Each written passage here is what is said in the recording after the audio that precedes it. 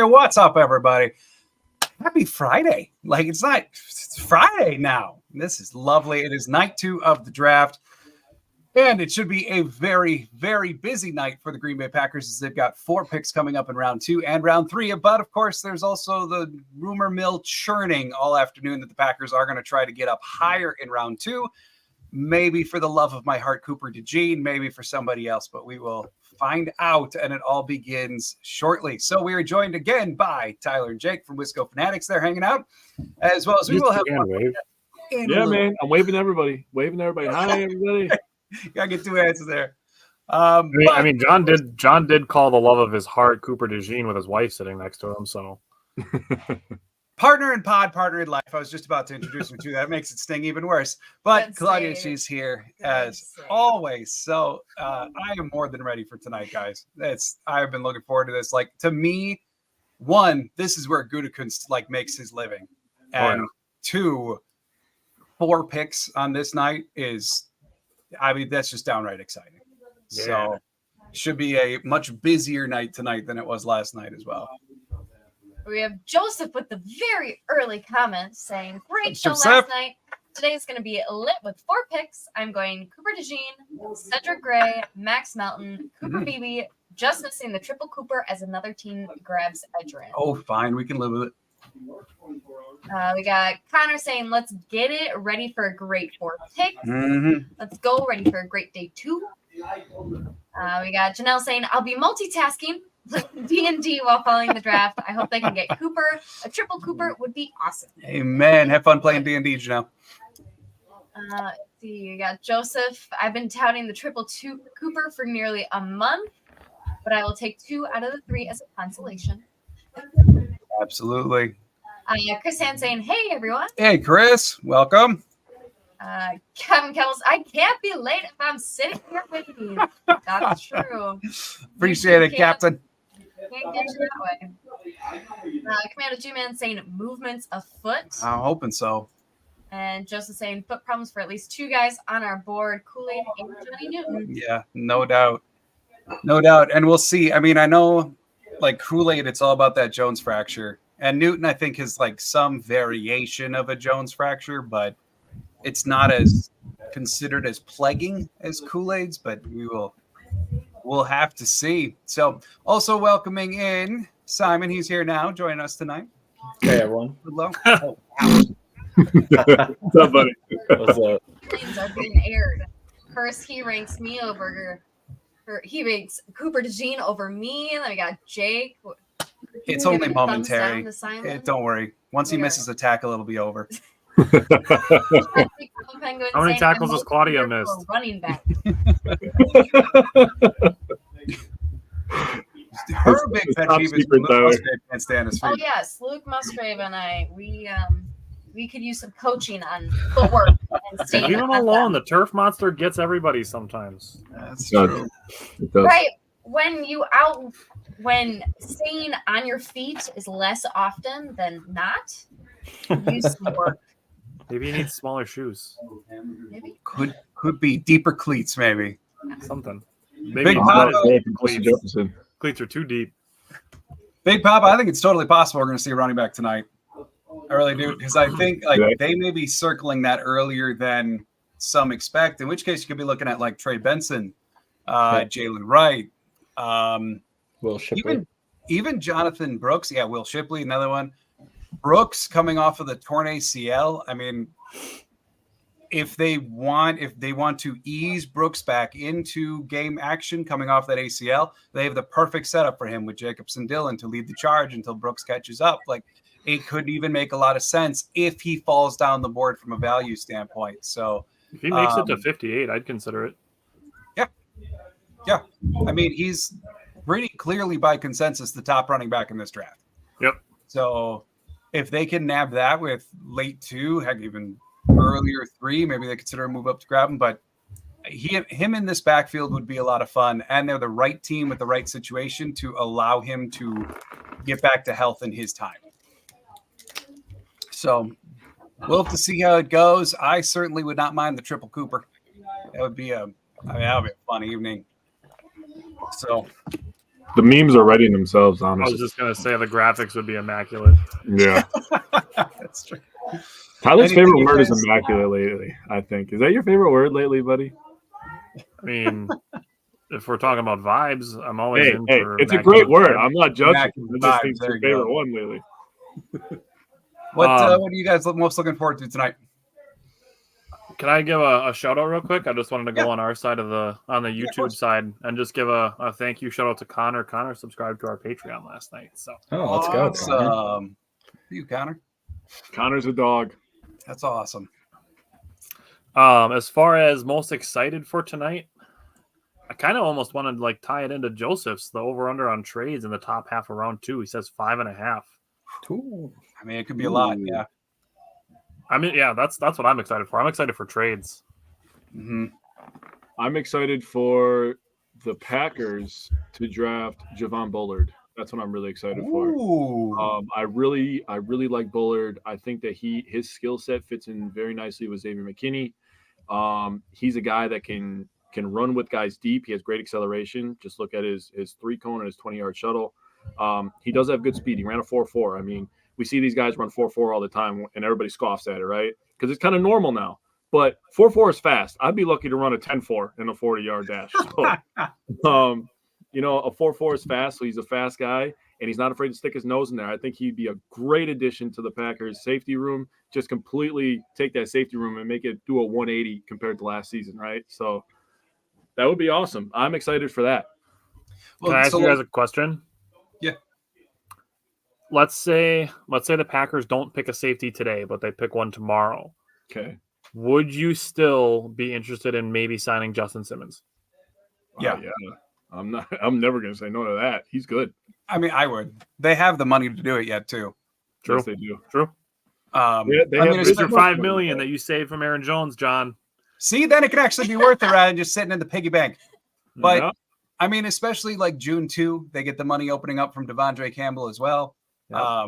Financially, they can take on Simmons and be just fine, as long as Simmons doesn't want like pay it where he was in Denver, because they're not paying for that future. But no, I 100%. If they don't pick a clear-cut starting safety in these next couple rounds, then I'd be for it. Sure.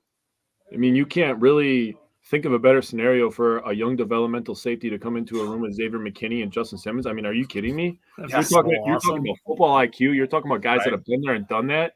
Guys that have got big paydays. They understand how to navigate the free agency. So they're going to learn everything about the NFL from these guys. So I think that would be tremendous. And I think Simmons is at the point of his career where maybe he can ring chase a little bit and take a little bit less on the financial side. He's been paid. So And I mean, as much as like the line between box safety and post safety between McKinney and Simmons wouldn't be like totally clear, which is what Groot wants anyway. But they're two very different styles of safety for a young one to learn from too. Yeah. Jake, I wanted to ask you, since you brought up Bullard, where do you see him playing best? Like, is he straight up going to be box safety, or do you think they play him at nickel some? see, that's the interesting part about him, and I'm glad you brought that up because he does have experience as a nickel corner, and he talked about that actually.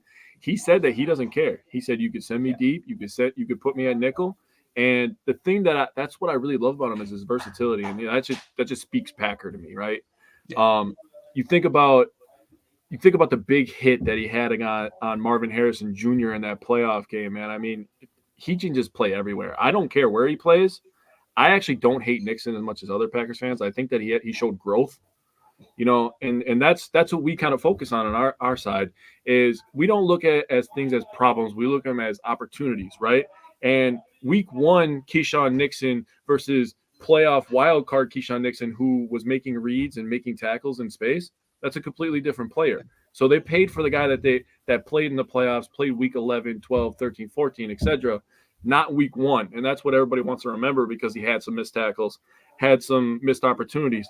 So I think that he's growing, and I think Hafley's defense will fit him. So I see Bullard more as a guy that can match up with tight ends.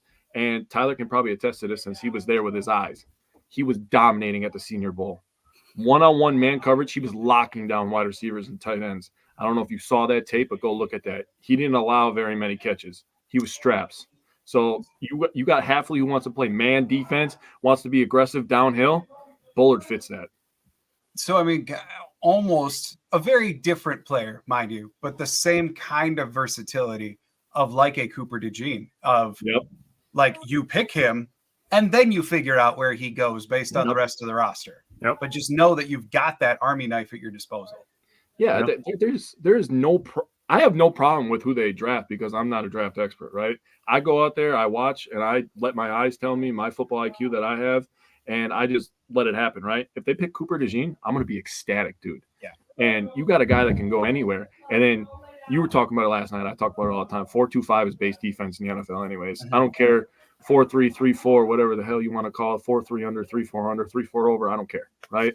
But 4-2-5 is the base defense. Yeah. That's what everybody runs. And you have a guy like Cooper DeJean or Javon Bullard, you're just putting a guy in there that can tackle and a guy that's willing to fly around and make plays on the football. Good ball skills is a thing that needs to be valued in Green Bay. We didn't force many turnovers last year. I want that to change this year. Yeah, needs to. Absolutely. All right, we got Steven Smith saying linebacker, cornerback, and edge. I'm down. I mean, because then you like in theory you could be looking at like even a Bullard for just defensive back, and then Edrien Cooper or Junior Colson, and then throw in Marshon Lloyd as well. Yeah, like that. Be just fine with a trio like that. Joseph adding on to that, plus a DL or all is my guess with a slight chance of wide receiver or running back. Yeah. Johnny Newton is still there. We got Cody saying that Simon get drafted to Buffalo. They call you, bro? No, that's not the draft that he was in. Simon got drafted. He's in a different draft, right? Good call, Tyler. Justin saying, day 2, baby. Let's go. Day 2. Welcome back. We have Gary saying, the more I thought about it, the more I think we should have made a better pick yesterday. But what do I really know? Nothing. None of us know. Nothing. We don't know anything. Well, that's true. But Gary, did you see my live earlier today? I talk about Morgan a bunch and the rationale behind the pick and where I think he's going to go in year 1 versus year 2. I don't know. And per the consensus boards, it really wasn't the reach a lot of people were trying to make it out to be either. I know the Athletic had him at 34. Dane Brugler had him late first, early second. Like, to get a guy like that at 25. Plus, it even came out today that Jerry Jones was talking about taking him at 24. Then they slid back, and they were still considering taking Morgan even after they slid back. Like, he was not going to get out of round 1. So, I get it. We got Peter. Bonjour. The pick is in with the number 41 pick. The Green Bay Packers select Joe Milton. Peter, we have guests from another channel here. You can't embarrass us like this. He did the same thing yesterday. I saw it too. And he did the same thing in the community mock too. It's Peter. Peter loves himself some Joe Milton. But bonjour. We got Commando G-Man saying it. Time to see if anyone wanted the first pick of day 2. Yeah, we're still sitting here. Still waiting on Buffalo. Though it says that the Bills pick is in. So we'll see. Yeah, it is. All right, let's do it. Wide receiver or Cooper DeJean? Probably a wide receiver. Where's Cooper? Like, because the ESPN just flipped over to his party, I guess, and he was just gone.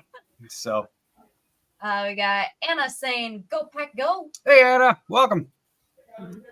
And then we got Bill saying Morgan had a 9.24 RAS and can play multiple positions. I'm okay with the pick. My thing that I kept saying about Morgan is if you are going to pay Jordan Love and just invested in Josh Jacobs, one of your main focuses should be to protect both of them. An offensive line with Jordan Morgan is stronger than an offensive line without it. Agreed. And so the offensive line got better. And at the end of the day, removing all things like position value, everything else, the offensive line got better, which is very much a net positive for the team. And I'll take that. You guys want to know a secret about, not a secret because I put it out in my video today, that there were a record number of offensive linemen taken in the first round this year? How many were there? 9. Yeah. Jesus. Did you call Previous that? record was 7. Did you call that? I think you said 8 or 9 a couple of I times. said 9, and I said there could be as many as 10. Good call. Good call. And what I was wrote that it? I think article it in February. was there like 23 total offensive players, which was a new record too? Yeah. That was just crazy. Well, I mean, they had what, 14 straight? 15 straight? Yeah. 14. Nuts, dude. Bill saying I'm getting Buffalo goes wide receiver. Totally possible. They've got an empty wide receiver room right now, so I'm actually going to go play wide receiver for him. I'm 6'6", put me out there. okay, why not? All right, here we go. It's in. Oh, God. Shit.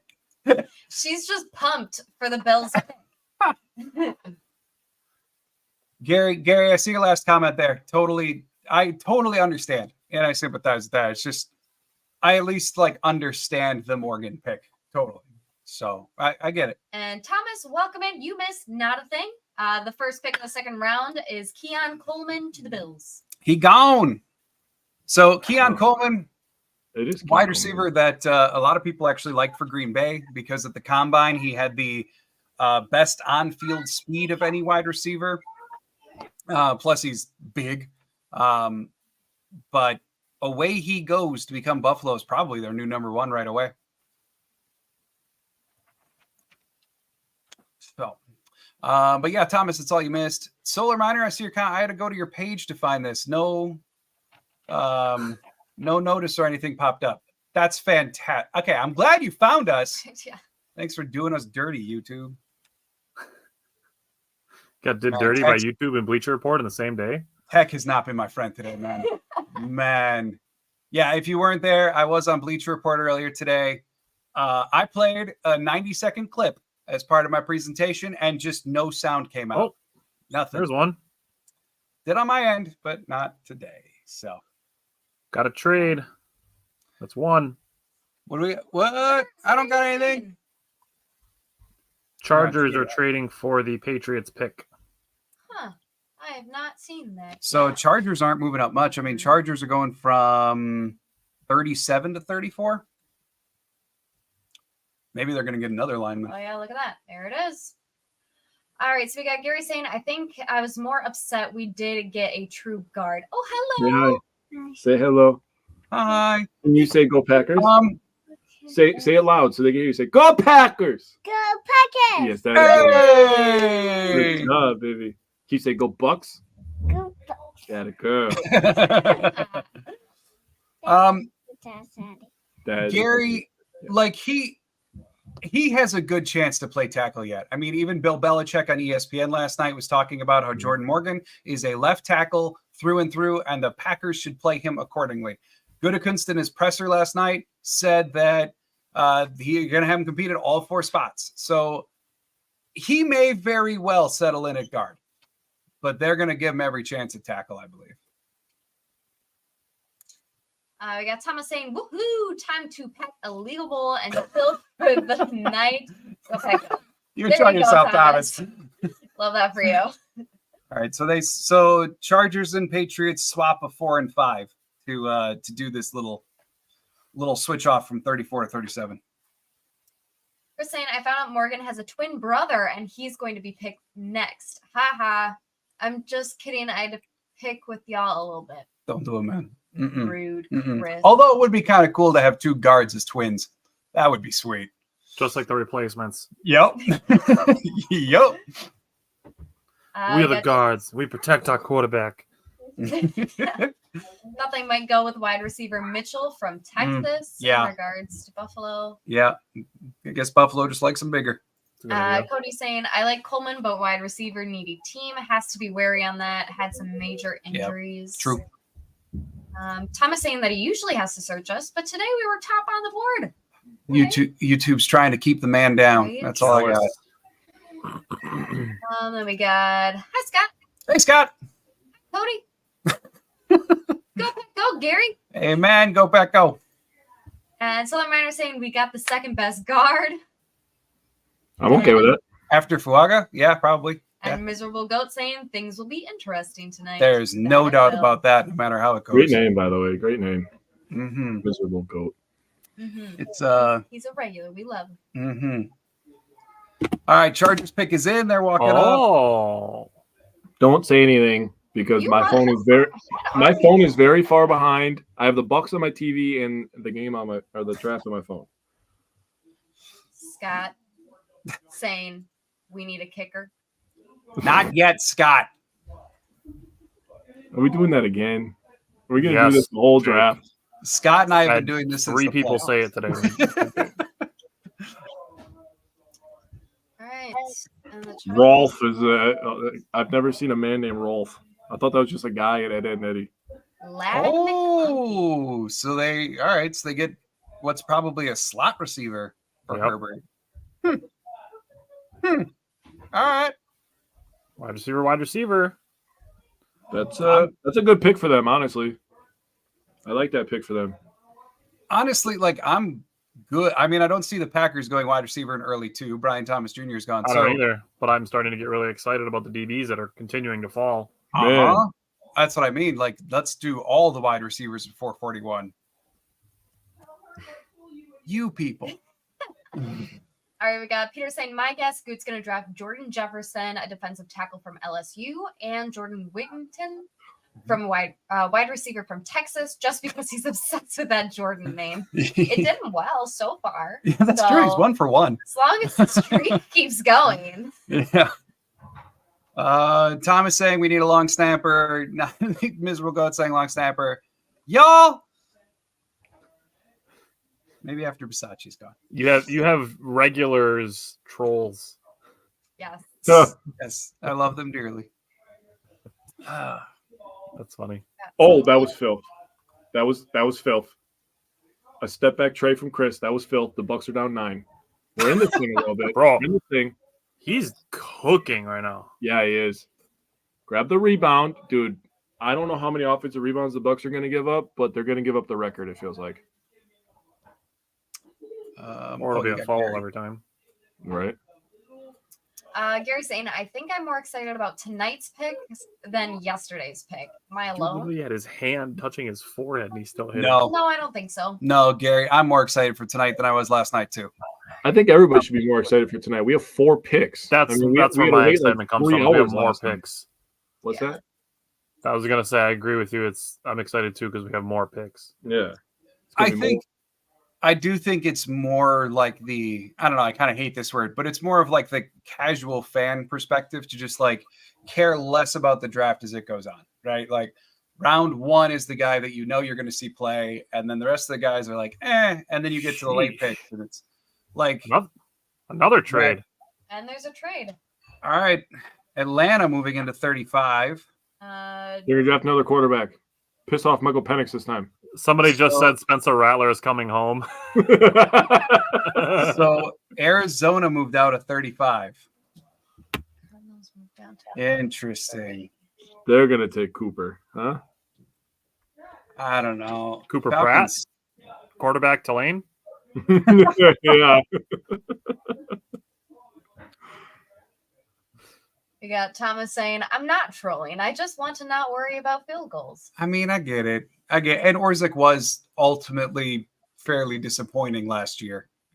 He was supposed to solidify the long snapper problem, and then he didn't. So I do get that.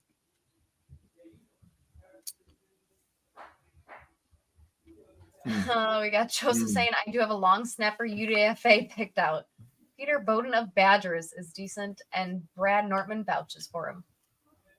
I'm okay with that. I'm not against that. In Wisconsin, I guess. Nobody thinks about the long snapper until they suck, right? So. Yep. I talked to Peter Bowden at the Senior Bowl, so I got that going for me if he gets drafted by the Packers. There you go. Getting all those connections. Yeah.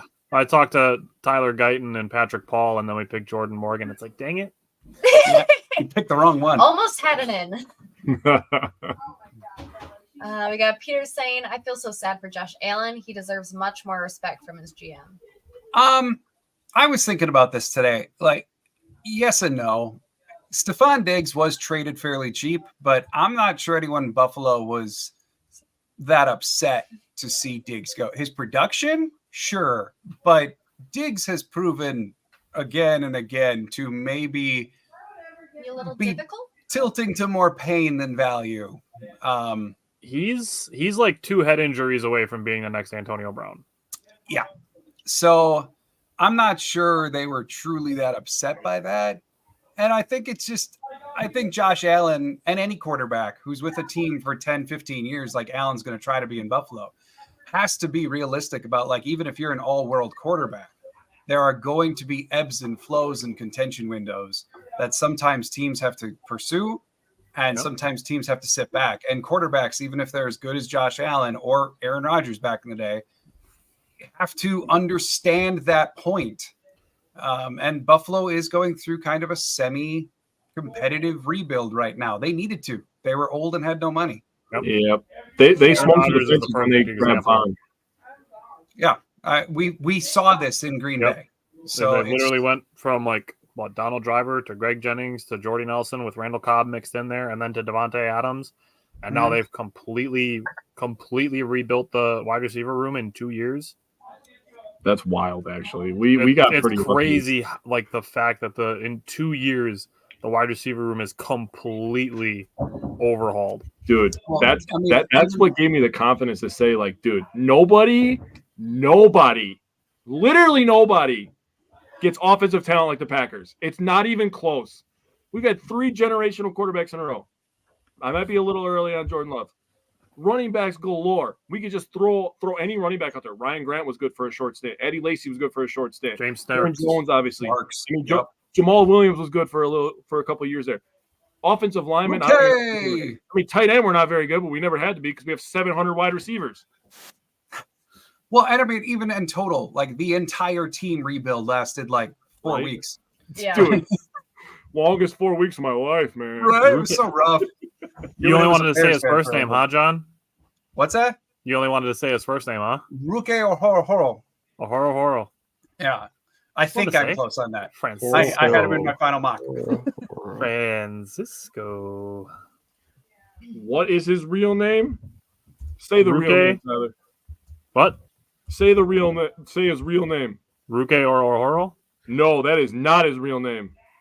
What is it? Dude, it's long as hell. It's Oro. It's all vowels, too. What is happening?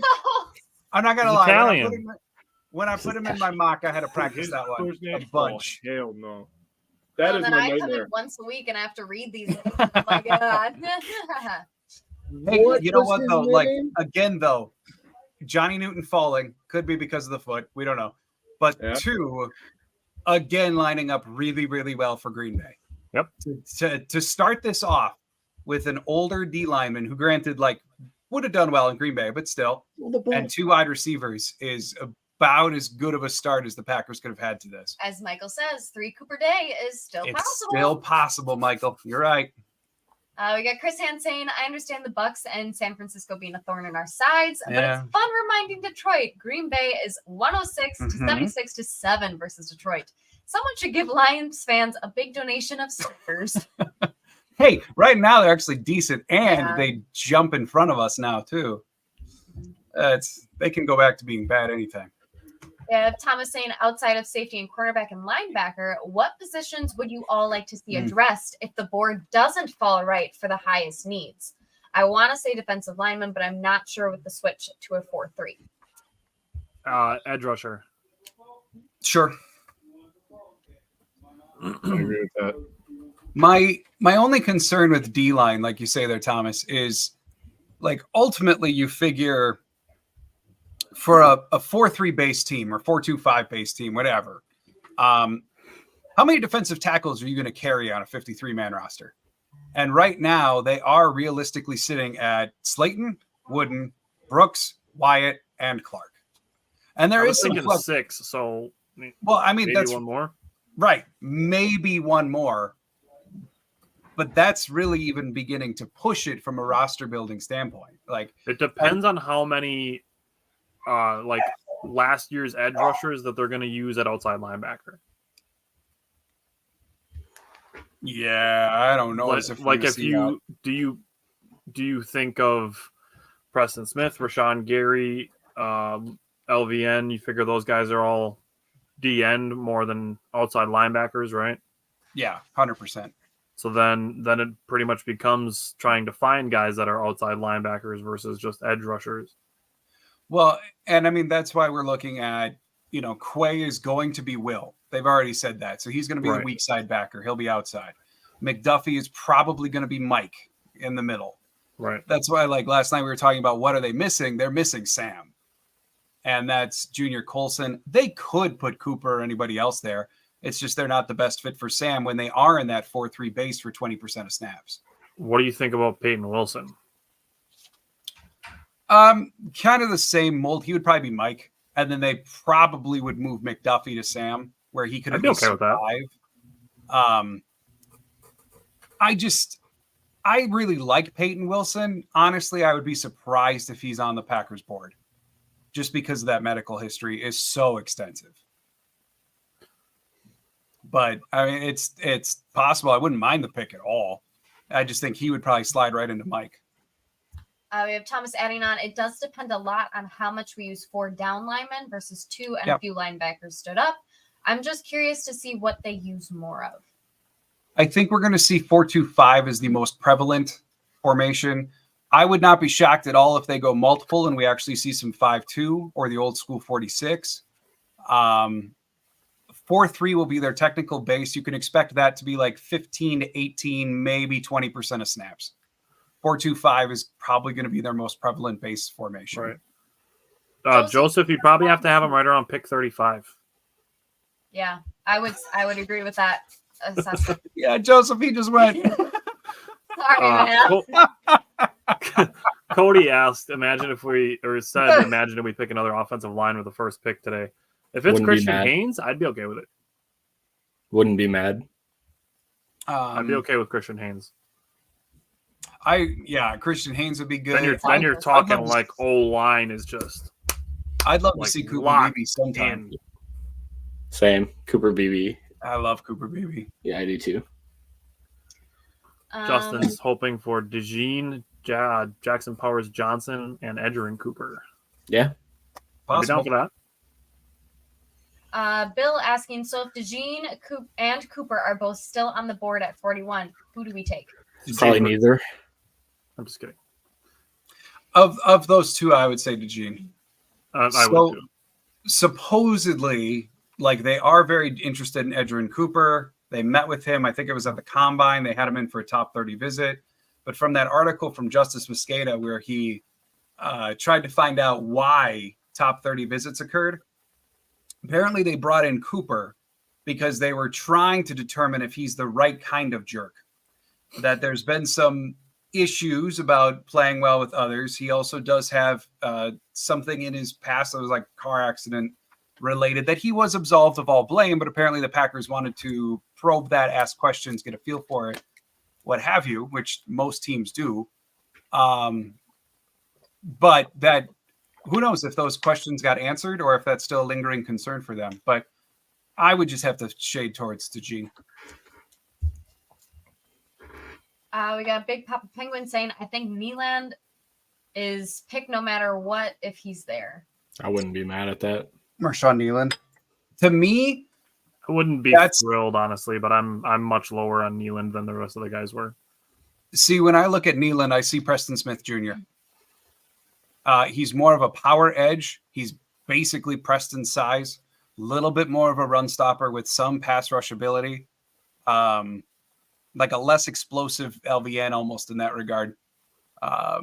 So when I look at Nyland, that's part of the reason he makes sense to me is because there's your Preston Smith Jr. replacement. Yep. But I like Preston Smith, so if that's how it ended up turning out, I'd be okay with that. Yeah, and that's what I see most when I look at Nyland. We got Joseph saying Roger Rosengarten, another day 2 O-lineman. I can do a name that I thought would be kind of picked in this area that I would be okay with at 41, 58, anywhere the Packers were able to get him is Kingsley Suo-Mattia. Mm-hmm. I'd be okay with him as well. Yep. Then we have Cody being a little impatient. Thanks for your service or whatever you did. Get on with it. They're retiring his number. Yep. Oh, okay. That makes sense. Thanks for your service or whatever. Thanks for your service. All right. And the Washington selects There he goes. Jon. Johnny Newton off the board for those of you who yell. No. It's a nice cat, Simon. I'm not about to say what I was going to say. Settle down. Yep, that.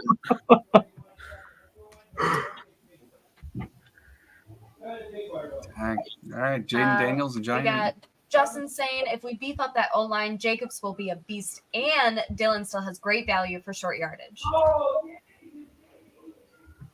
Yeah. I'm not going to lie. Like, Dylan, I think, has been maybe not as good as we hoped he would in short yardage situations. So I'm just going to cut it real quick. I apologize. They said last night that Morgan has left tackle feet, right? I don't know what kind of feet Dylan has, but he'd just be tripping on them. That's all I'm going to say. That's why he wrote that book, Quadzilla Finds His Footing. He just hasn't found his yet. Yeah, our Quadzilla's still working on it. He's just, for the size that he is, it's like Dylan sometimes forgets what size he is. Oh. And that's... I just saw the Patriots pick. I like that a lot. Frustrating. So... Wow, they picked already? Yeah. Holy. Wow. PFF is on it. That says that the New England's pick is in, and then the other one that just said that they're in. How are you so far ahead? Twitter. Ah. That's how he gets all the news out before everybody. I'm like, dude, how do you see this? And then he just reveals all the secrets, man.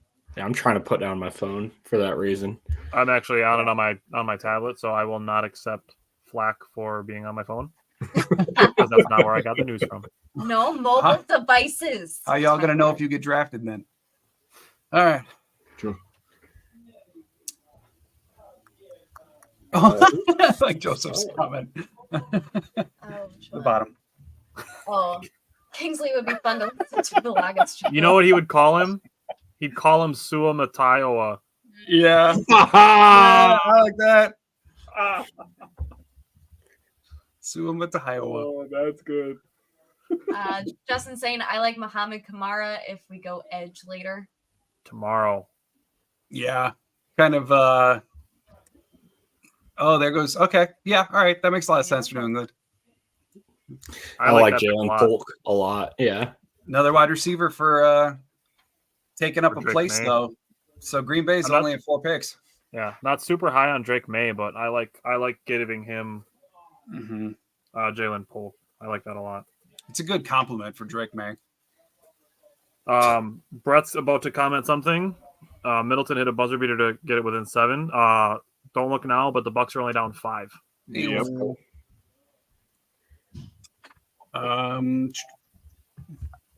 So we got Tennessee up next.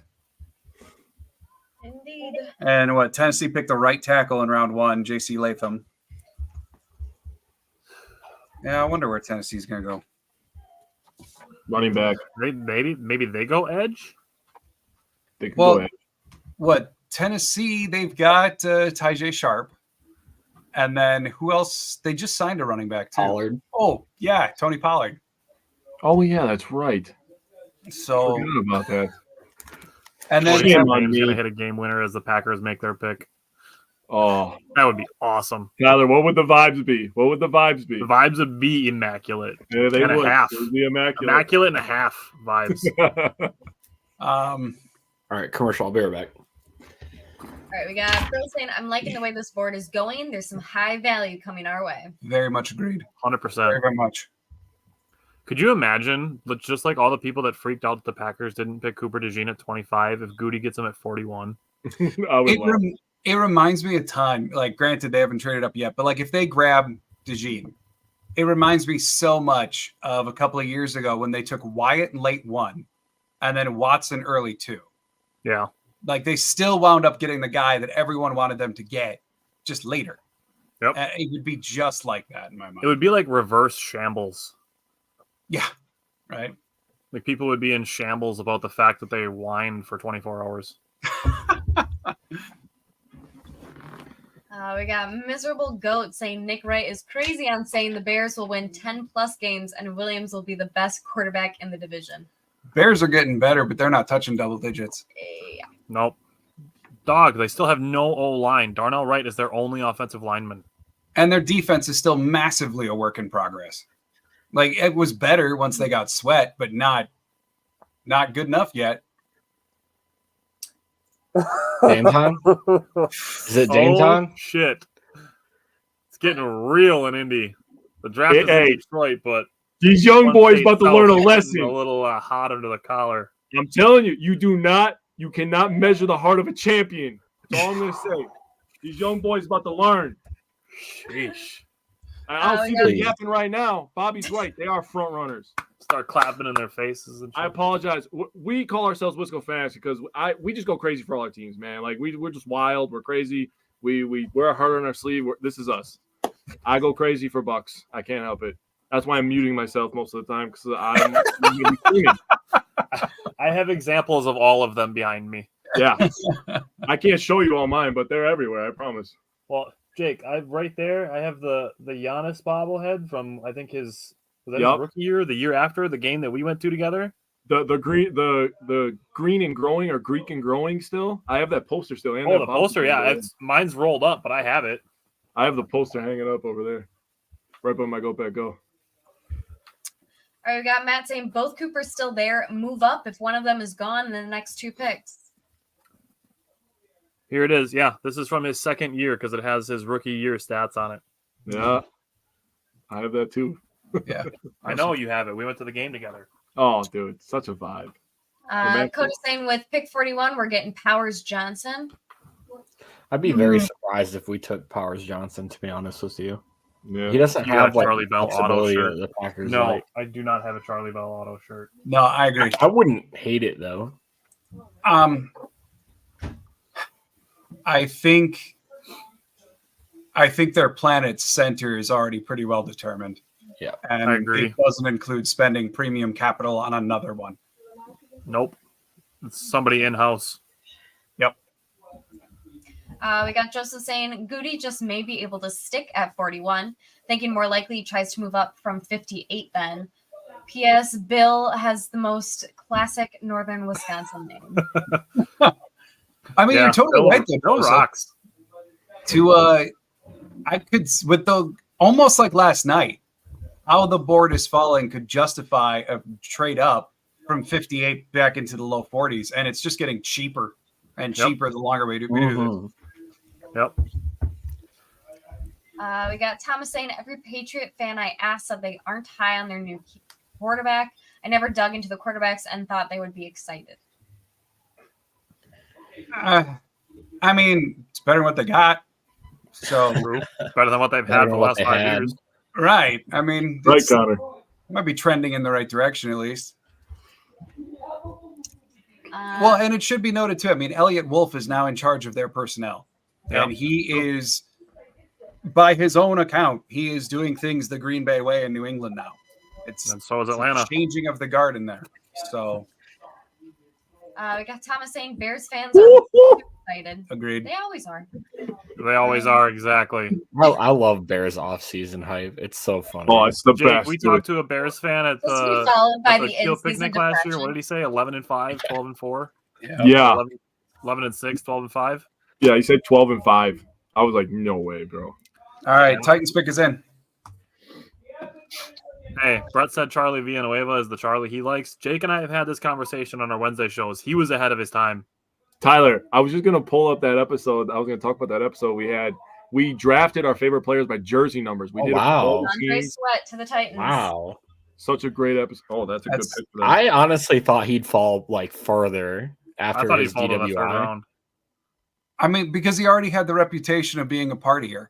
Yeah. And then he got the DWI, 3 weeks ago? I thought for sure he was going to slide. Yeah.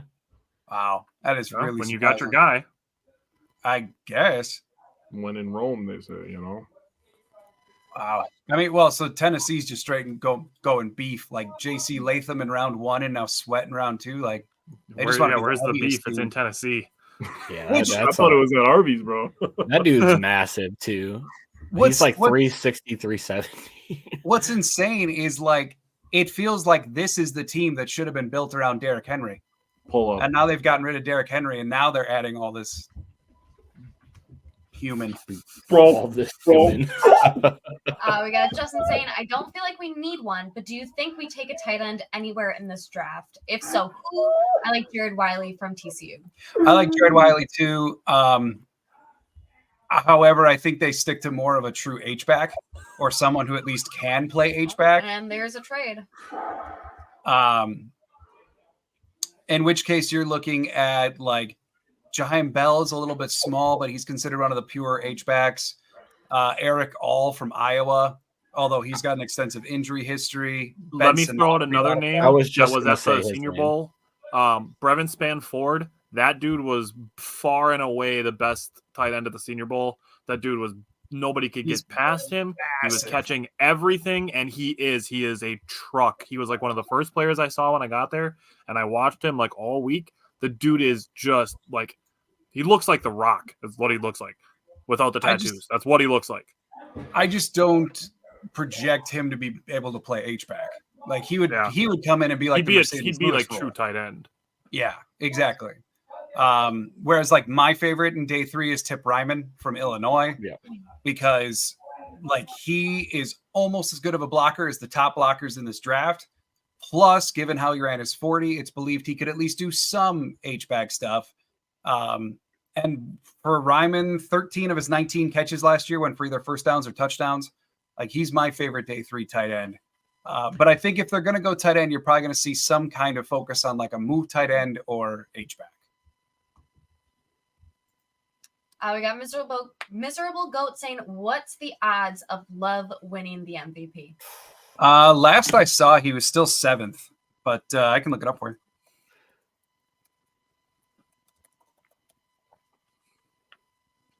What do you think the Rams are picking here? Yep, they are. Yeah, I like they Isaac played with Bruce. Carolina. Yeah, so Rams up to 39 now. Justin saying, I hope the Rams take Kool-Aid instead of DeJean. I'd be fine with getting either one of them after that. Ultimate. There it is, Braden Fisk. Another big one gone. Defensive lineman. You know, I like Fisky. I like Fisk a lot. He's just a little older. That was like his only real knock. I think he's 24. He's 24. Yeah. And for Green Bay, he is a little under. Like they like their DTs to be like 287 seems to be like their cutoff, but they like him to be more about 300. And he's more on the underside of 292. He's around 290. Yeah. All right. He's got good size though. Really athletic. Stocky. Yeah. Kevin saying, with what we have on the board, who do you guys want? I picked 41. So it's still DeJean? Philly just jumped. Yep, Philly just made a trade. Philly just moved into 40. But they picked Quinyon Mitchell, so do you really think they're double dipping here? They could. I think our secondary needs a lot of help.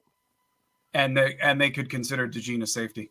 But Chris and Jenkins they could honestly go anywhere and on the defense and it'd be fine. There's a bunch of needs that Philly has, but they could be drafting Jackson Powers Johnson here too. Yep. True, replace Kelsey. But Gene would make sense for them. And that Fangio defense, he would do great. Yeah, I think so too. So if Philly picks DeJean, who's your 41? Kool-Aid. I don't want to. Don't give me that face. You know who I like a little bit, and I mean people would probably say it's a reach, but I like TJ Tampa a lot too, as like a fit for Green Bay. Okay. I'd like him at 58.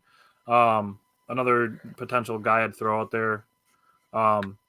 If we saw Newton fall, Michael Hall maybe. Like I think 41 might be a little too early, but I think if they pick somebody else at 41, that's where I'd trade into like the late 40s to maybe try to grab Michael Hall there.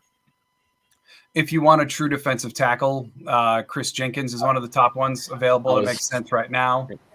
And he's very Packersy in terms of his traits and Raz and the whole deal. I like Chris Jenkins. He's got a mean streak in him. Yeah. I think we need a little bit more mean streak up front. So, Janelle? I mean, Hey, I Philly. could see it. Man,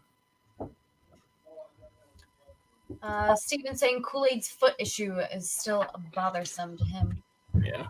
And that's like stuff we don't really get privy to, is how people feel about like past injuries and stuff and whether or not they're okay with it, which might be why Cooper DeJean's slide has been kind of unexpected. Who knows? Yeah, I think it's just because the NFL views him as a safety, and that's what they're saying right now. But yeah, I'm trying to see. Janelle, I hate Philly. Yeah, I mean, I was worried about Philly taking Get it. DeJean at 21 or 22. Yep. 22 was their pick. I was worried about it back then, and now trading up to 40 is just mean. Kamikaze saying the Packers took O-line at 25, could go D-line at 41. Good, yeah.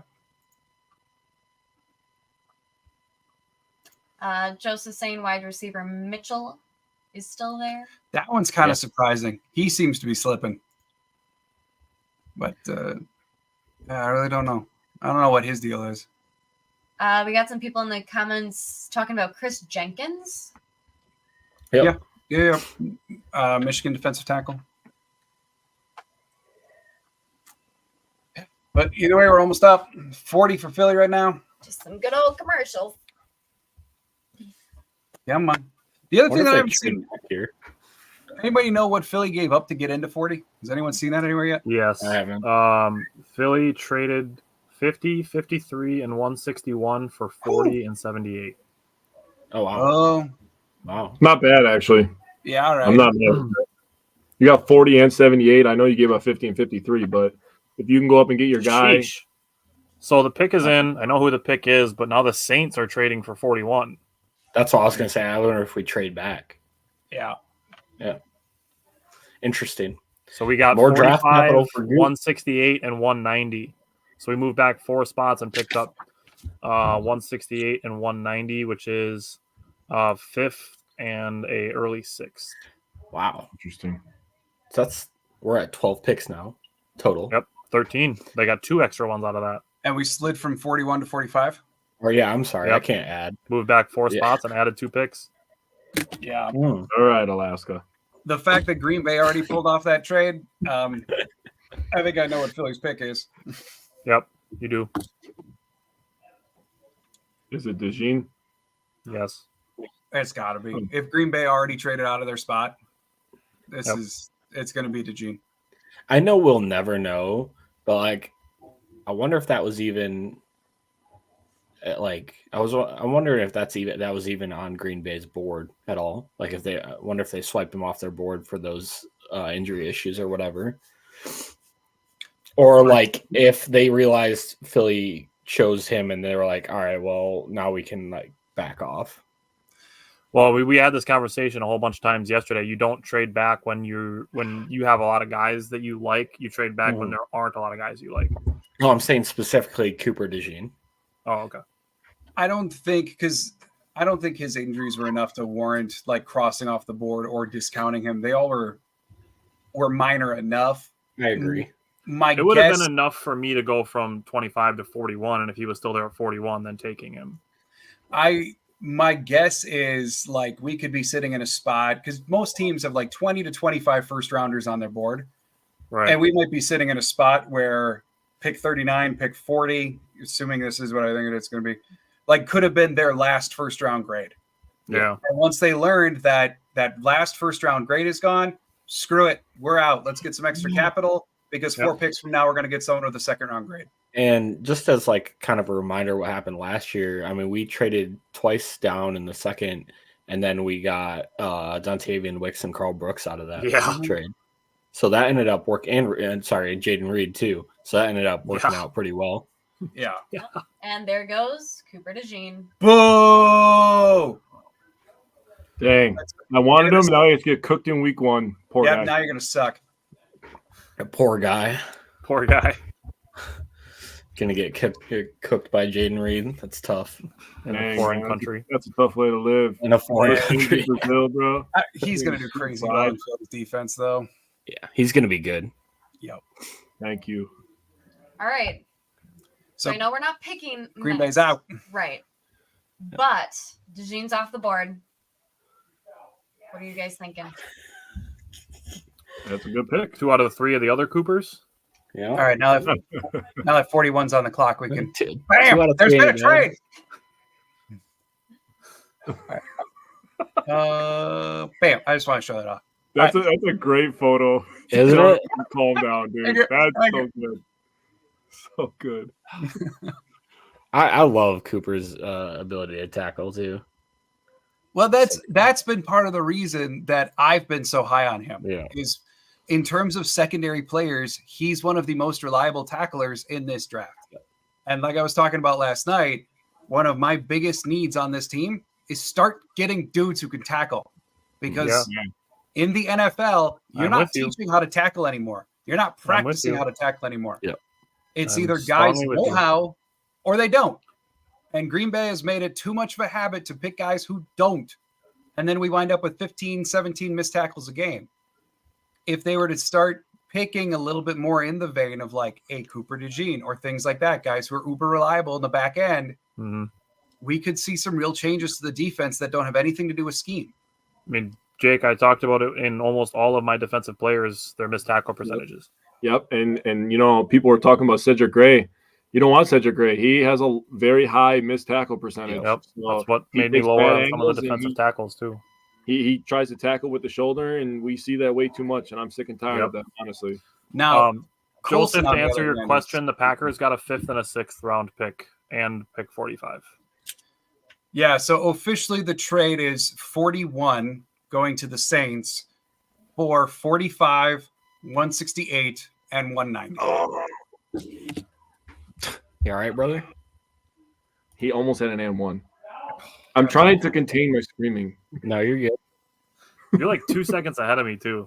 What else? I'm sorry. 190. Which Yeah, is so they goes got Kool-Aid. 45.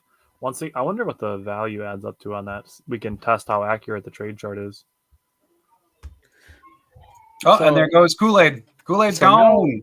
Now we start getting into, in my opinion, the second tier cornerback group, which is kind of interesting. To be honest, I think that to me that means that they're kind of leaning safety. Yeah. Still get Bullard. I'll be ecstatic if they get Bullard. Bullard, there hasn't- Hicks, DTD. Yeah, I think- Hicks.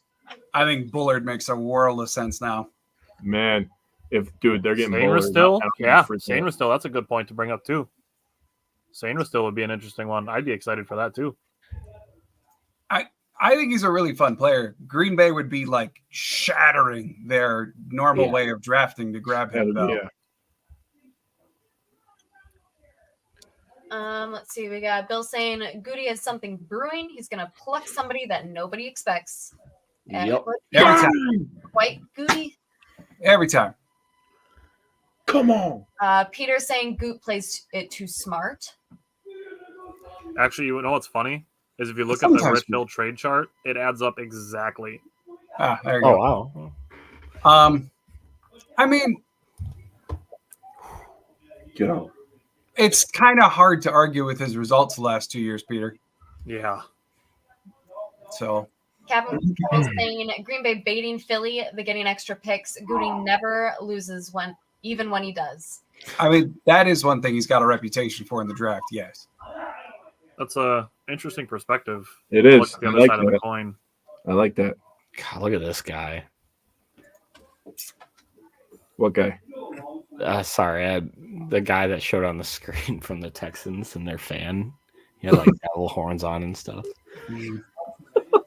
I'll say some out of Longhorns. pocket stuff, but Joseph saying I'm glad Kool-Aid is gone. We have enough injured cornerbacks. I mean, that's a big worry with Kool-Aid. I don't hate that. is what's going on with that foot and how bad is it? It is a legit concern. He's a great cover man, but that foot is concerning. We got Kevin Keble saying Good has no issues leaving some positions more bare to make sure others are taken advantage of in a strong part of the draft, Yep. like last year and safety. Yep. To that point, to Mari also just Lassiter. Did the you- opposite like perspective, the other side of that coin is that we are not going to reach just for the sake of filling a positional need. That is how you have bad drafts. Yep. Which, again, serves as proof of how highly they did have Jordan Morgan rated. Right. Agreed. Like Lassiter, that's an interesting pick. I didn't think he'd yep. be going in the early second round. I'm going to be on that all day, that they had Morgan drastically higher than people expected them to. Big Papa Penguin saying, I know he may be redundant, but I want Edrien Cooper. I get it. Yeah. Like 1,000%. He's a disruptor. He's hugely athletic. His tackling is not the best. It's not the worst. But you did hit it on the head, like next to Quay. You're going to have two very, very similar linebackers, of which if you're getting the best of both of them, great. But if on any given play you get the worst of both of them, you're cooked. Speaking of cooked, sheesh. Oh. Corey, the Packers got a 5th and a 6th, then they moved back 4 spots. And I just pulled up the Rich Hill trade chart. It actually, the value adds up perfectly evenly. Then we got Kamikaze saying Chris Jenkins is probably the next Packers pick. I'd be good with it. Scott saying Colson could be good too. I really like Junior Colson a lot. He slides right into that Sam role. He's the type of linebacker they just don't have right now. Oh my God. So, but we're getting close. What are we at right now? 43 with Arizona. How did that All right. fall out? So pick is in for Arizona at 43. I mean, other possibilities here, like Nealand probably is in the conversation right now at 45. Edrien Cooper. Maybe if they did want to look at interior line, maybe they like. I could see them liking Zach Frazier better than they like Jackson Powers Johnson. I like usually Mateo. Goody's sweet spot. Sue He's Mateo, doing yeah. something that we don't. Mateo. I think Goody just wants as many lottery tickets as he can get. And sometimes they work and sometimes they don't. Kind of been the name of the game the last few drafts. Sometimes they're Colby Wooten. Yep. It's going to be really interesting to see what direction they go now. Or Carl Brooks. Those two, I love both of those two picks. Christian Haynes. I'd love Christian Haynes too. I mean, right now, Jackson Powers Johnson is still available. My heart is pounding very fast right now. Kamikaze, I'm not even going to try and say that name. Could be the Suamataia. that one. Could be the Suamataia. Packers next right guard. I've only ever seen projections for him at tackle. He's big. Like, He's he's a a long kind of way. He's like 330 almost. He's a tackle.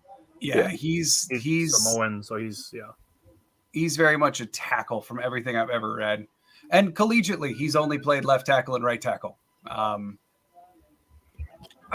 really high on him. He was the kind of tackle that I was campaigning for before the Morgan pick. So, Justin saying 2 names I want to mention at linebacker in later rounds: Tommy Eichenberg and Omar Speights. Eichenberg would absolutely be a Sam, just like Colson. You'd put him on the strong side of the defense and let him absorb some of those extra blockers, as well as running with tight ends. So he's probably just not quite as athletic as they look for, but Eichenberg I totally could get, yeah. Got Joseph saying, wonder if Bulaga can say Januszewski. Iowa. Who's the next Iowa guy?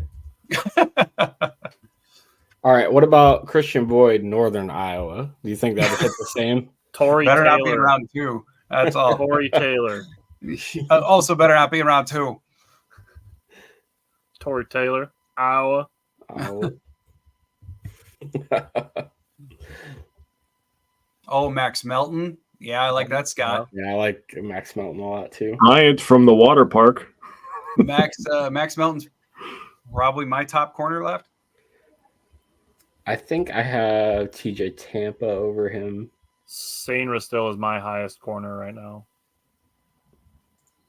We got Justin saying, I like Christian Boyd. Boyd's really interesting. I mean, they brought him in for a top 30 visit.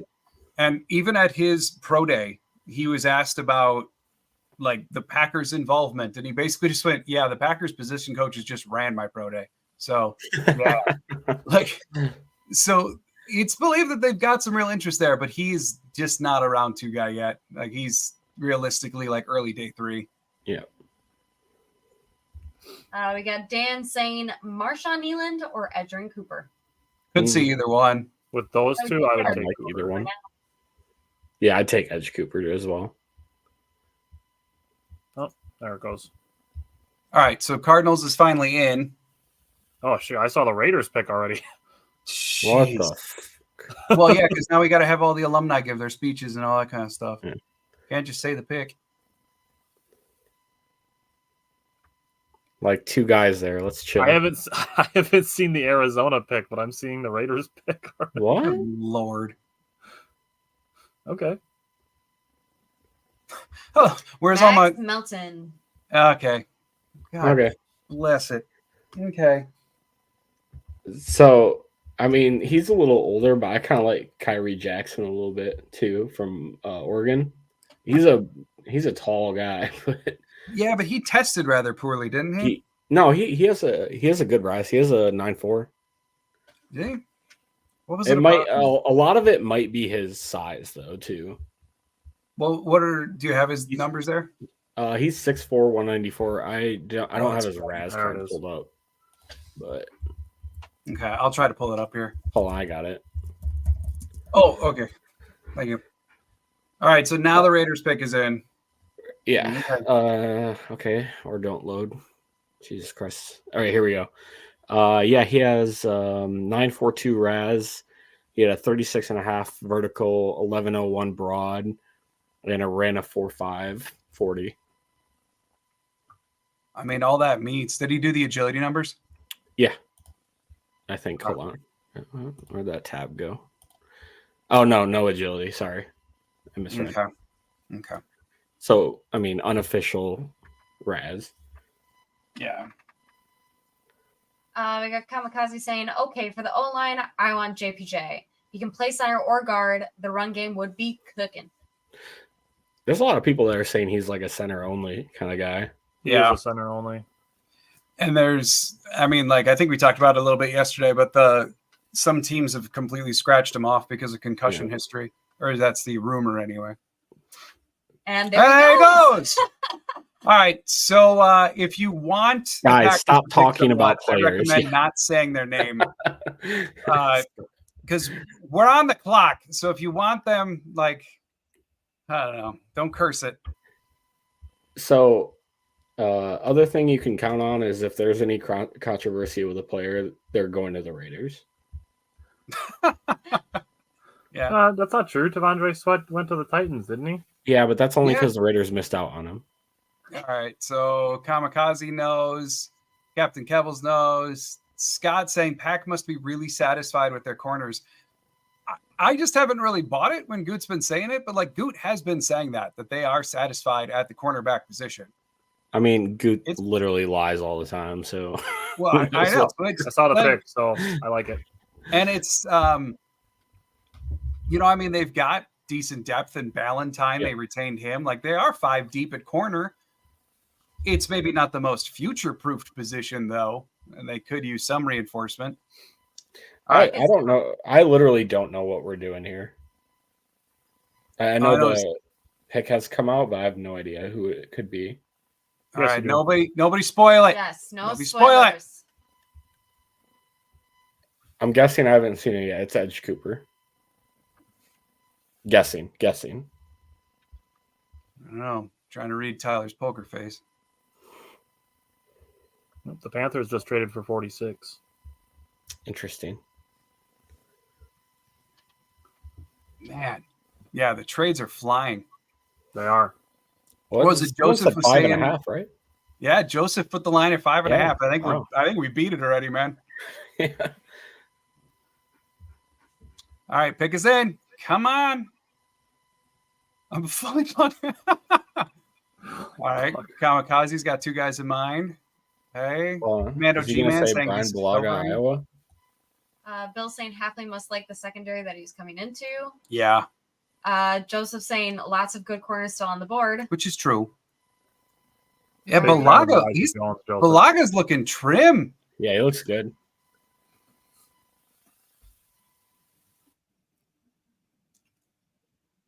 Kamikaze, that better not be a spoiler. Kamikaze, don't you spoil. Oh, there it is. Edrien Cooper.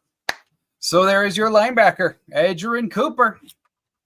So my take on this is, because I've been talking about like where different linebackers could go in different Good pick. positions. My take on this is they just don't care about like the traditional formatting of linebackers, and they're just going to trot out their guys. I will say I think Goody came out like a week or 2 ago and said something along the line. I'm paraphrasing here. Something along the lines of like they can like interchange their linebackers as well. Yeah. Like they'd like them to play anywhere. So Yes. like what was the word you just used? Traditional. Yeah. Like you're not gonna see a traditional 4-3 defense that people might be used to, and I'm totally okay with that. I think I would say the I don't want to say concern, but the consideration is like for me, I don't really care where they line up. Trait wise, you are winding up with some very similar linebackers. Yeah. You know, I would not want to march out Quay or Edrien Cooper. And I do like this pick overall. I don't want to sound negative, but I don't want to trot out Quay or Edrien Cooper against the strong side of a defense and get them to wash.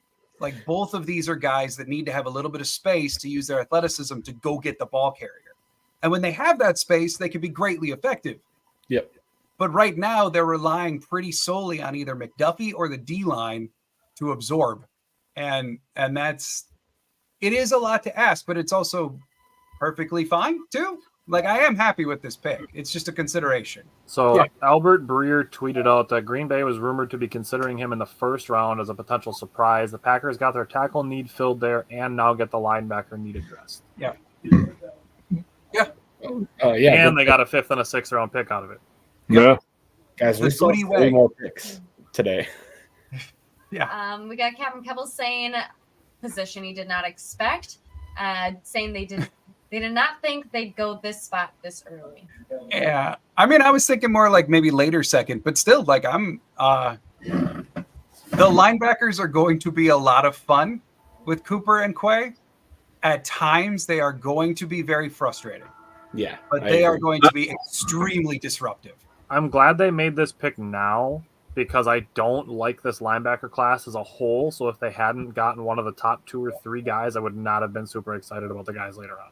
Yeah, I agree. That's true. I mean, if they would have left this round without getting one, then we would maybe be looking at like Ulo Fushio in like round 5. Yeah. There's a steep drop off in this class. Yeah. So, all right, we got one Cooper, one accomplished. Yeah, there's a lot of question marks after Edrien Cooper. Yeah, like Jeremiah, kind of like Jeremiah Trotter. Yeah, and he's like probably too small for what Green Bay likes, or you're really just adding him as another what's his name? McDuffie type player. Yeah, I think that's a good comp. Like Trevin Wallace, I probably would have been okay with. But other than that, see, and to me, Trevin Wallace is another one. Like he's another Quay, Edrien Cooper, like all in that mold of violent disruptor who at times there's some concern about like, are they assignment sure? What's their decision making like? Are they gonna actually make the play or run past the play? Yeah. Like they're all kind of in that same mold. Yeah. Good tie up by the Bucs too, with 1.4 left. Bro, I don't want to hear a single bad word about Chris Middleton ever again. Ever. That was exciting.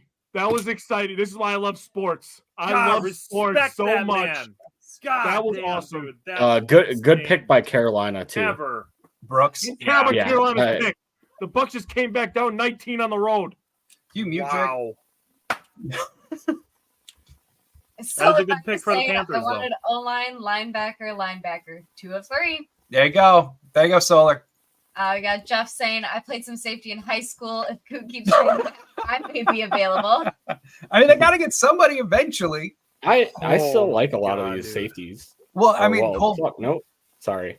No safety has been taken really. Well, a traditional type safety. right. I mean, but there is still like Cole Bishop. There's still Jaden Hicks, Jaden Hicks. That's what I was trying to think of. Javon Like, Bullard. Taylor Demerson.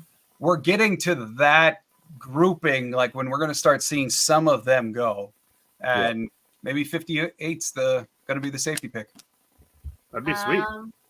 We got Joseph saying, I know Jarian Jones was a 30 visit. Was Green also?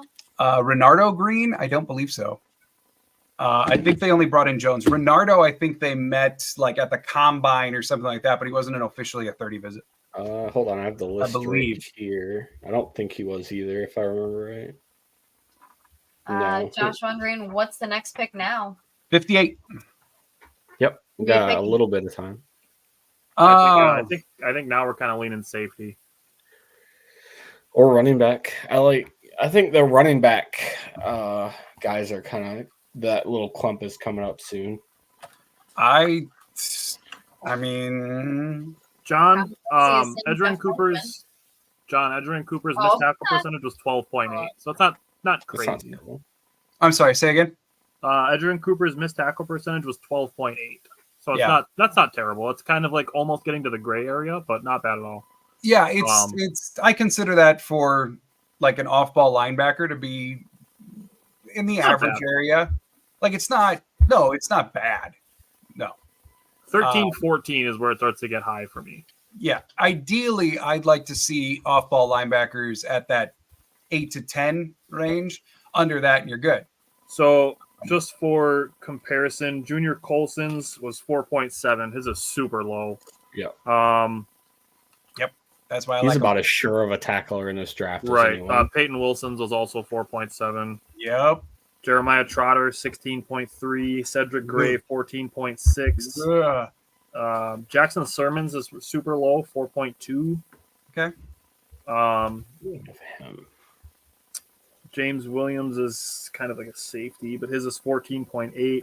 Tommy Eichenberg's is 8.7. Maris Liufau, his is 18.9. Yeah. That's tough. Yeah, that's nuts. I think Jordan McGee's was in the mid-teens. Steel Chambers is 9.7. Jalen Ford, a guy that I like kind of in the later rounds, is 12.7. Nathaniel Watson from Mississippi State, his is 5.4. And J.D. Bertrand from Notre Dame, his is 15.5. Okay. So it's a little high. To just answer a couple comments, Joseph, I see you talking about Colson. Colson didn't have a complete RAS. He didn't test. Yep. So it's true. He doesn't have the RAS juice that they like. He just doesn't have one. Kamikaze saying for running back, I like B. Corum. We could see that name sooner than later. We talked about him last night. I'm terrified how many touches he's got, and he would be shorter than ever. Justin's wondering what your thoughts are on Blake Corum and Bucky Irving. So I don't dislike Blake Corum, but what concerns me is, you look at his numbers and like from a fantasy football perspective, it'd be like, oh my God, he had 27 touchdowns. That's amazing.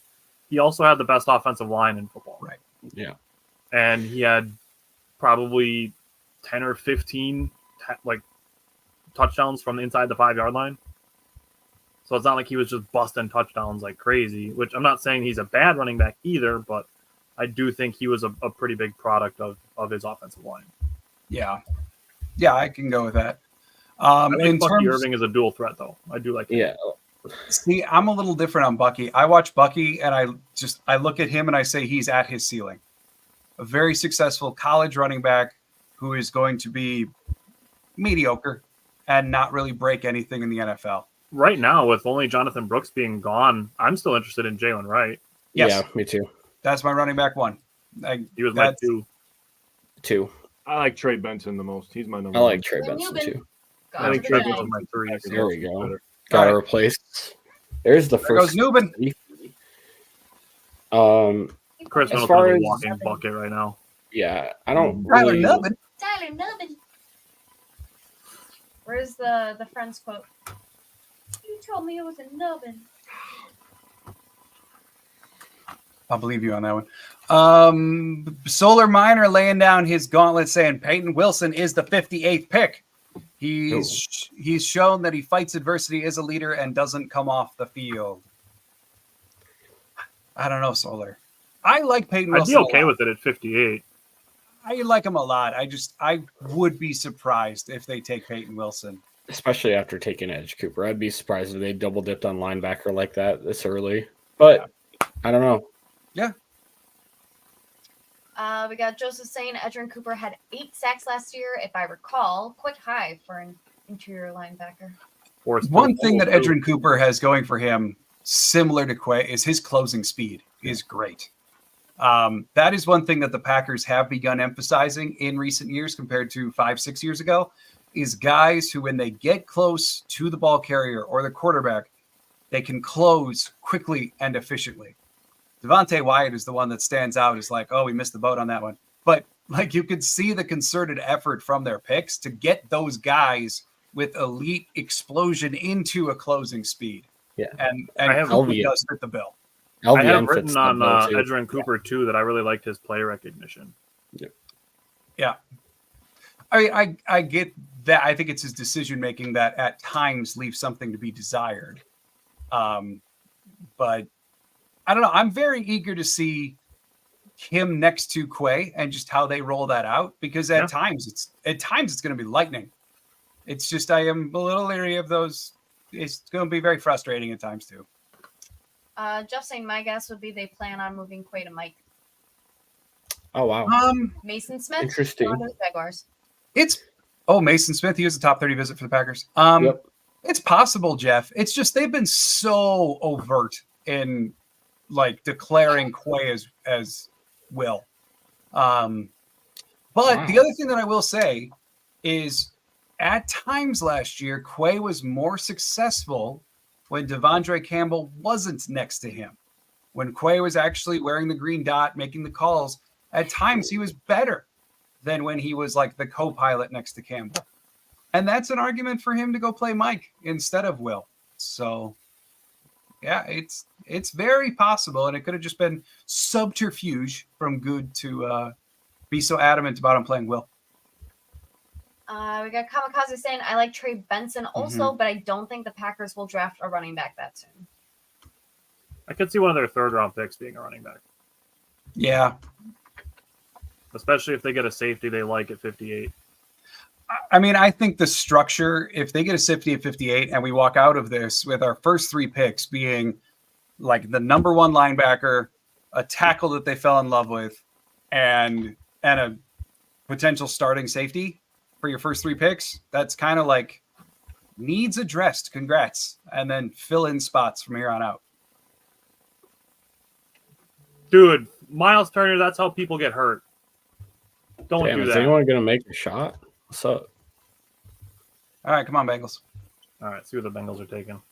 Justin saying Cole Bishop would be a nice pick at 58, but I'd also take Cooper Beebe. I would love Cole Bishop. I mean, I liked him at the Senior Bowl too, actually. If they take Cooper Beebe, just give him the right guard job right now and let Jordan Morgan learn everything this year. Yeah, let him be your Zach Tom 2.0, and then Play next, dude, could you imagine the 2025 offensive line if they did that? Well, I mean, the thing, like, almost like they do it with Tom, like, just let Morgan learn everywhere and have him be the 6th lineman. If there's an injury play him if you anywhere, need him somewhere. Morgan goes in. Just like they did with Tom. Yeah. On board. But they got to take Cooper Beebe for that to happen. Or Christian Haynes. Or That would Christian work too. Haynes. I mean, I'd he would be- also I'd be just very get okay with that handed the also. starting right guard job. Haynes is my number 1 guard. I like Haynes a lot. I think he's just on the old side, isn't he? Like, he's almost 24. He's got a lot of snaps on his body. Here. No. He's about to be 24. Okay.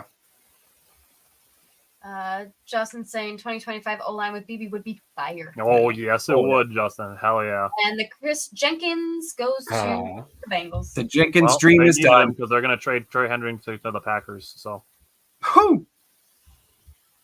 Bold statement. I love Trey Hendrickson. I've loved him since the 2021 playoffs. I'm really curious to see what it's going to cost to get him in a trade. All right, so who do we got next? We got Washington again up next. And then Green Bay's in 1, 2, 3, 4, 5, 6, like 9 picks.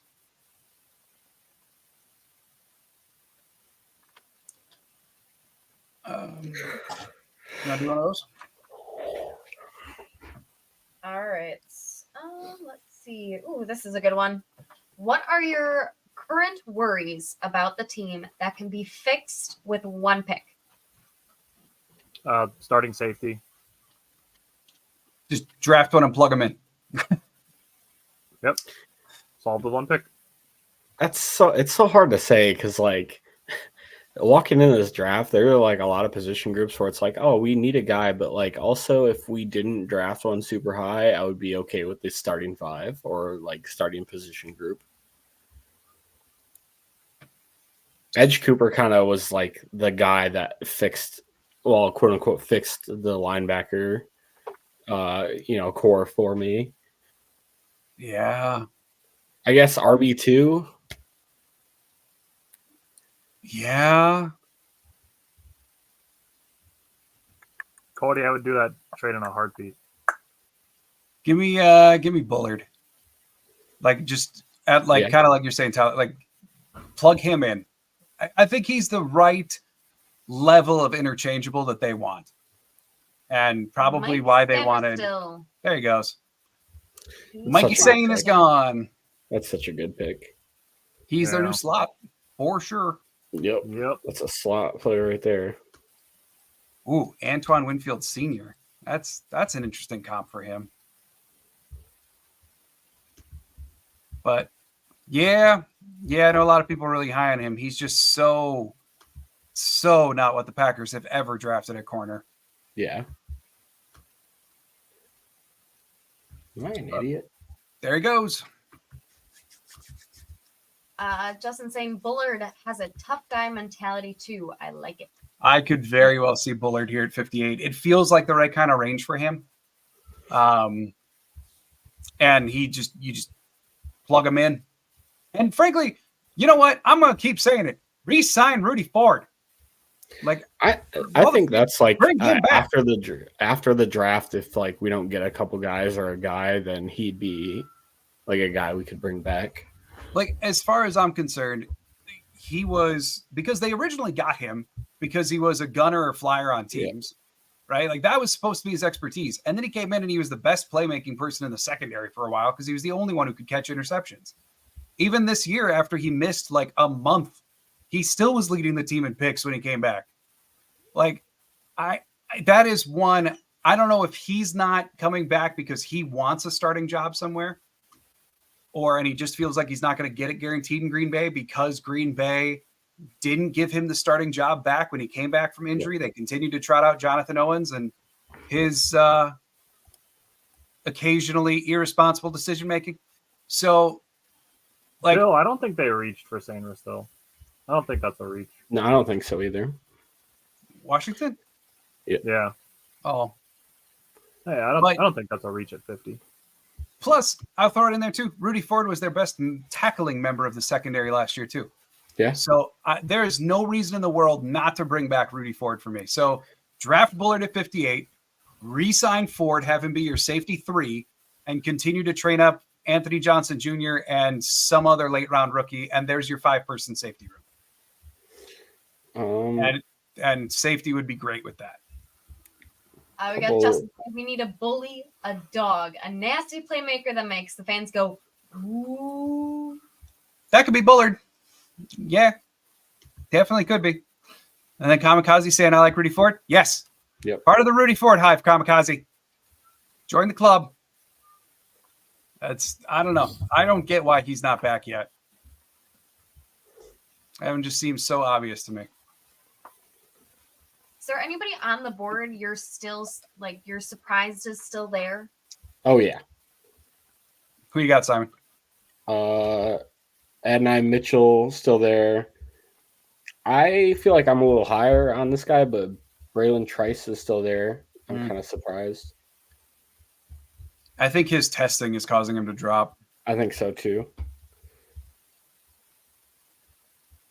I think Mitchell is like my clear cut, like no one's nabbed him up yet, and that's surprising. Yeah.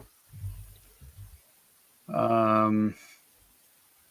don't know. Other than that, everything kind of feels like we wound up in a place where it feels like everything's falling where it's supposed to now. Yeah.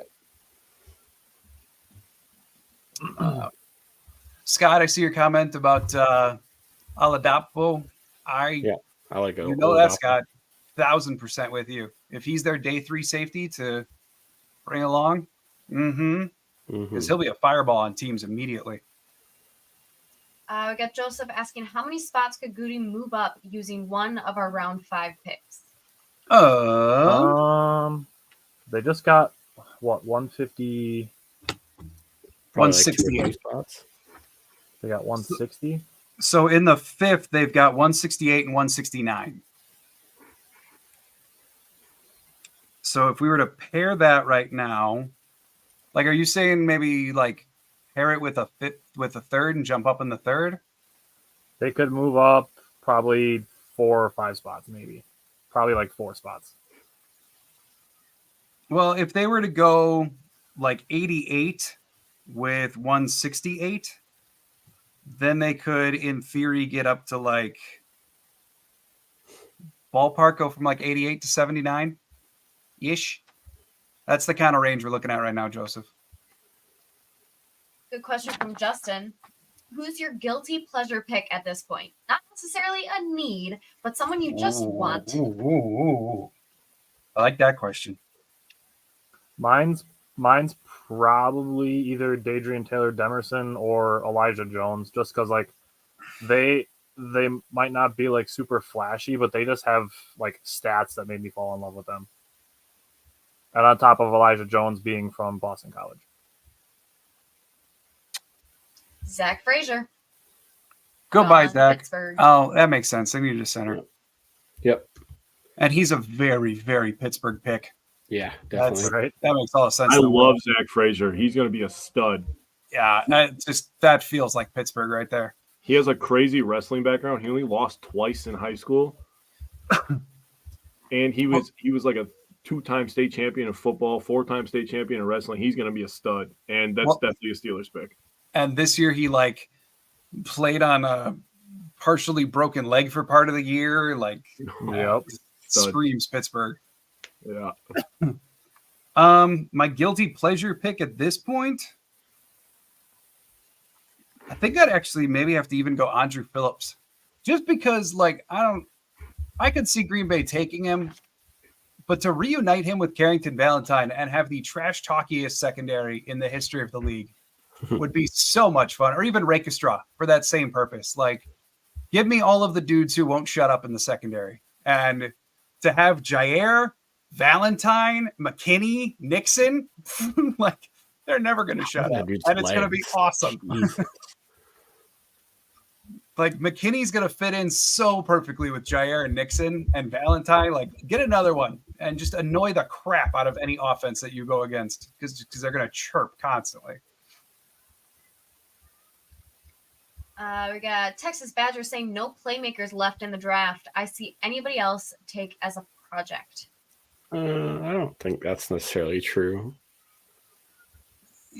Yeah, I mean, like two running backs immediately come to mind, like Trey Benson and Jalen Wright. Yeah. Both of them can be home run hitters in the right setup. Damn. But even if you're looking for like defensive playmakers in the secondary, Hicks can be, Bullard can be. So yeah, I think maybe after we get partway through round 3, then that is going to feel better. Yeah. Joseph saying 88 to 79 might be helpful. Could very well be. And basically would cost you nothing since you just got that extra 5th. Yep. Kamikaze saying my pleasure pick is B. Quorum. I keep talking about. You're giving away the secrets, Kamikaze, there. Who you talk about is who you want. And then we got Scott saying, I'd like to see Peck get the Wisconsin center. Bortolini. Tomorrow. He's pretty tall for a center, to be honest with you. Well, and I know like the rep, and granted, I don't really watch the Badgers, is put him at guard or emergency tackle. Like I've read a lot of stuff from a lot of Badger people that don't want him to play center in the NFL or for the Packers because his snapping because he had snap issues early in the year. Yeah. Right. So, but I mean, one of the highest RAS offensive linemen in the draft. He meets all of the Packers thresholds. I could very well see him being a day 3. Dude had like replacement. I think it was the fastest 3-cone as a center and like the fastest, like the third fastest as an O-line ever. Yeah. He's a great athlete and he's really good at pulling. So I could definitely see him moving the guard. He's definitely, for me, like a project pick. Like he'd be great as like a guy that has a lot of upside. Well, and you could do way worse as backups. Yep. I would take Bortolini and plug him in instead of Royce Newman right now.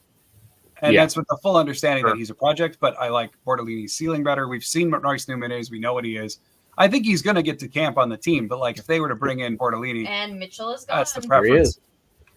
Oh, to the Colts. That's a strong pick for the Colts. Who was the first pick? I forget. Latu. That's right. Yep. Thank you. Yep. Josh Myers is 6'5". Oh yeah, Josh Myers is pretty big. It's like 6'5", like 307, isn't he? People. So yeah, Bortolini is almost actually the exact same size. That's Peter, right. in round 5, he might. In round 5, he might. Yeah. Patrick Paul was my number either 10 or 11. I think he was my number 10 tackle. He was like my number 10. I had him number 12. Like he just missed my list. I suppose I could open my notebook, figure out where he actually is. There we go. Yeah. All right. So we're at the point now. Washington is on the clock, which means 10. Green Bay's in 6 picks. Let me take a look at the board here. 5 picks now. Okay. He would be very redundant with Jordan Morgan in a way. They could use more than one though. Dominic Pooney is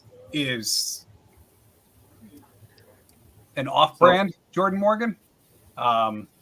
He has the versatility too. Yeah, he's just not as refined as Morgan is. Doesn't have the strengths that Morgan does. There's a reason there's like a round difference there, but Pooney is a guy that very well could play in Green Bay. Same with Brandon Coleman. He's another one if you're thinking continuing like depth O-line. Those are 2 guys that might be coming up here in round 2. That they've gotten some real round 2 talk as of late that could be Packers linemen. Yeah. I think a lot of the guards are going to start flying off the board now too. Whoa, that's not a pick I expected. But I mean, like Cooper, BB, Christian Haynes. Yeah, those guys. We're in the range for sure. What did I have? Michael Hall Jr. That's still not at hanging all out what I there. was thinking Commanders were going to do. We are on commercials. Edrien Cooper was just on some outlet, but they were talking to him. He said, when I went to go visit there, I felt a lot of energy from the coaches and love and support from them. Sometimes you just know a person is really interested in you, and that's the feeling I got. So Edrien Cooper is going to be super excited to be a Packer. Good. That's awesome. As he should. Wait till he gets here and eats at Culver's. They must have felt he was the right kind of jerk. We'll take it. I love Hey, that. Joey Ortiz just hit his first career home run. Nice. I want did Lassiter go? Lassiter went, right? Yes. Yes. 42 Houston.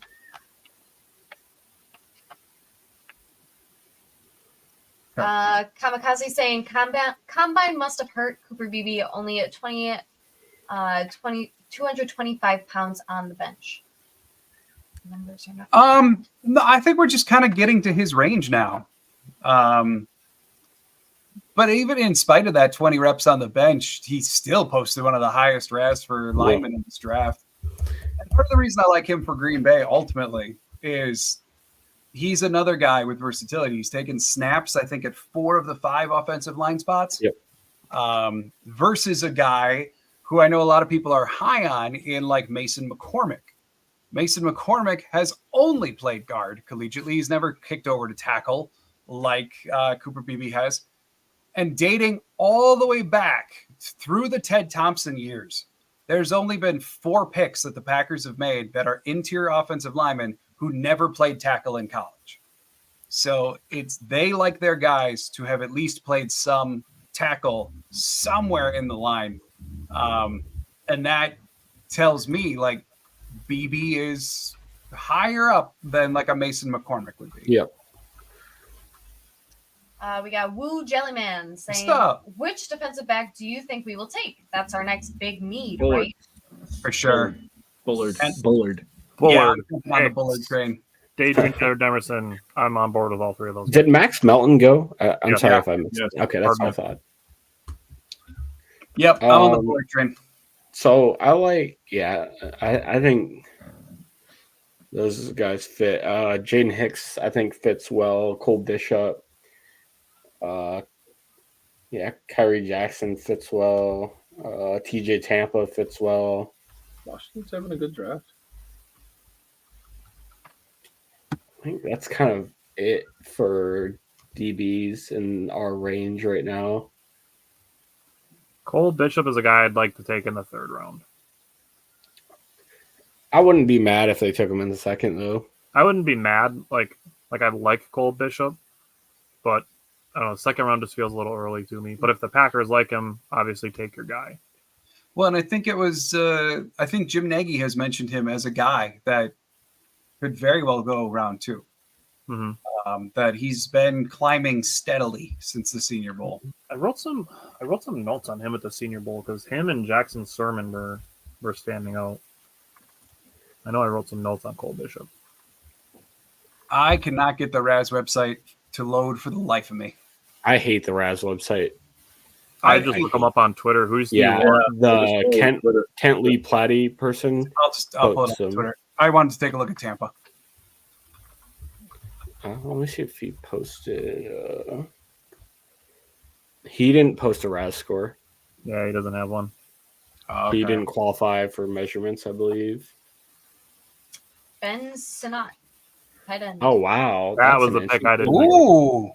Well, that's fun. An interesting pick. All right. Almost 6'4", 250. Pretty good size. That's the 2nd tight end, right? I think. Yep. For my... Yeah, what's his name? Powers was the first one. Powers. Yep. Yeah, Powers. Yep. I like Sanat a lot. Damn. Like smoke on that dude. Tampa does have a Raz. He does. It's from He his must pro have day. had a pro day. Yeah. Okay, this is what I'm remembering now. His 40-yard dash is right on the Packers qualifying line. Okay. So his overall RAS is 6'3", 5. Okay. He came in at 6 feet tall, 189, which like Really? 6 feet is good. 6'2". 189's like, I don't know, a couple cheese curds from where they like them. Culver's, baby. Let's go. But all of his speed stuff was poor. 4.58 40, 2.65 20-yard, 1.64 10-yard. Interesting. And then his agility, a 4.07 shuttle was good, and then 6.97 3-cone was okay. So I think like that might rule out Tampa. Yeah. This early, yeah, probably. Yeah, like he's got the length. There's some things to really like about him, but yeah, now I'm remembering why it's unlikely in Green Bay. Yeah, when I looked at it, I think he just hadn't done his pro day yet. Yeah. All right, we got a couple more names off the board. Pick 58's closing in. Who are we thinking? Safety is what Michael Lauer's saying. He's good with Bishop, Hicks, and Bullard. What is your opinions? I think this is safety, and yes. Yes, I was yes, going to say All yes. of the above. yeah. I would love any of those players. Yeah, like my favorite's probably Bullard. He feels like the Packers would like him a whole heck of a lot. And not that they wouldn't Just Bishop keep and the Hicks. G going. Just switch the colors on the G. Bro, I really think Right? that Packers fans would love Bullard. I really do. Yeah. So I would probably rank them, those three there. I would probably rank them from the Packers' perspective in a way that goes Bullard, Bishop, Hicks. In my opinion. Mm-hmm.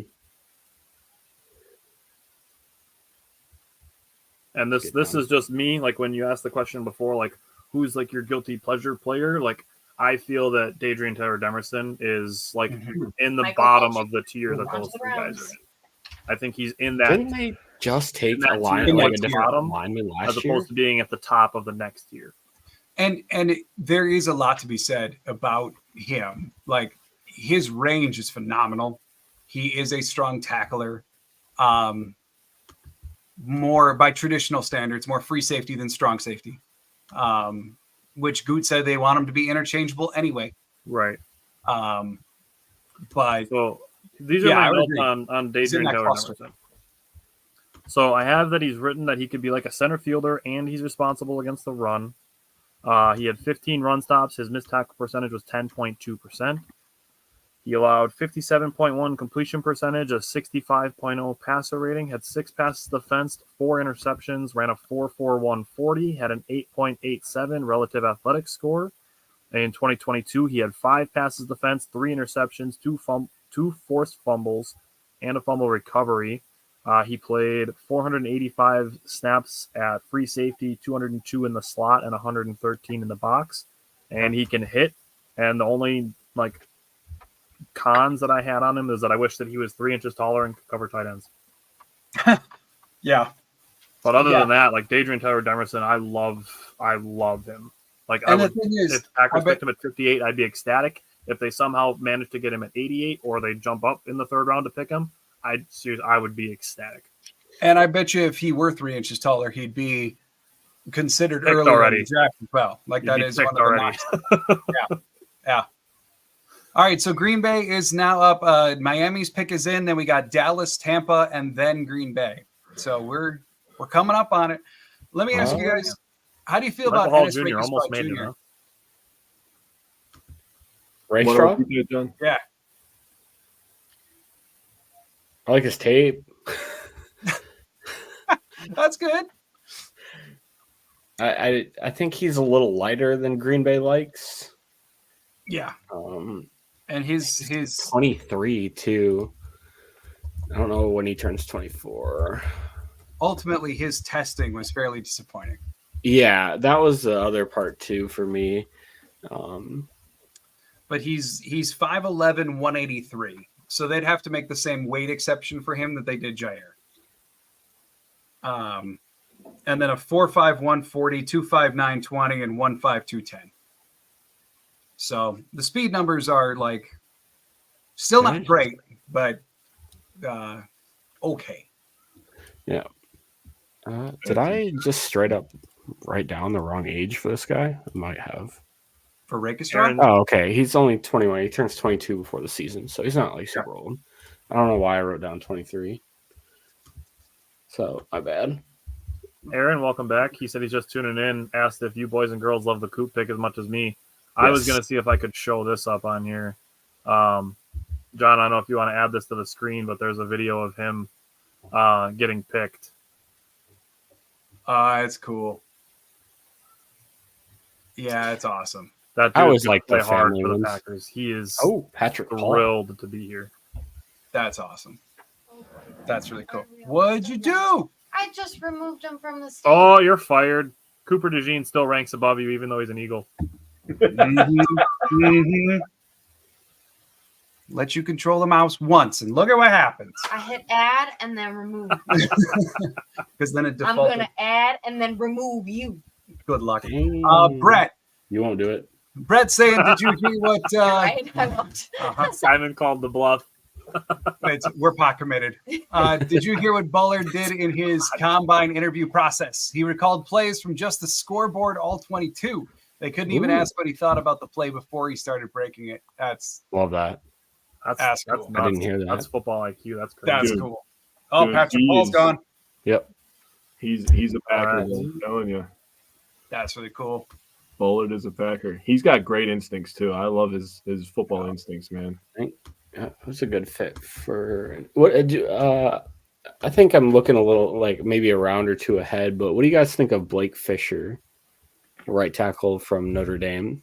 Any interest? Yes. Kind of I like would say him the way that too. the draft is going, like looking around ahead, like I'm hoping that Kingsley Suamataia is still going to be there. Shit, right? He's falling harder than I thought he would. I thought he would have he's been a- gone like he's 4 a or 5 super picks ago. athlete. I mean, Um, I thought Patrick Paul would have been around 40, so for him to go at 55, like Yeah. Suamataia could fall to 60 or later even. yeah, to me, it's surprising that Paul went before Suamataia. I had him ranked that way, but like I had him close. Like I had Big Al, Suamataia. we're at Dallas is on the clock at pick 56. And then But- Green Bay's up at 58. I would not even let Jerry Jones be in that room. Brett Bullard's DUI make him fall to the third. Devondre Sweat's DWI didn't make him fall past the 30th pick. So From what I recall, that was a little earlier in college, wasn't it? Like it wasn't like super recent. And Green Bay has shown like over the years that they will discount a player for a DUI if they believe it's part of a character / behavior trend or problem. They've shown before that like if they believe that a guy is really high character but has one DUI on the record, they generally don't allow that to ding unless it's part of a large trend. So I don't know if it would really discount him from Green Bay's perspective. Big Al's wondering, are any cornerbacks available like Max Melton? can I offer you Elijah Jones stats just because I love reading them? Yeah. Mhm. Okay, so Elijah Jones is 6'1.5", 185 pounds, obviously from Boston College, so there's the familiarity with Halfley. I might be biased because I talked to him and he was really cool to talk to, but listen to these stats. It's just insane. His stats are just stupid. So he had 8 pass breakups, 5 interceptions, forced a fumble in 2023. He had 13 passes defensed and 2 interceptions in 2022. His missed tackle percentage is 9.4. He allowed a 32.5% completion percentage. His passer rating against him in coverage was 18.1. That's ridiculous, dude. Yeah.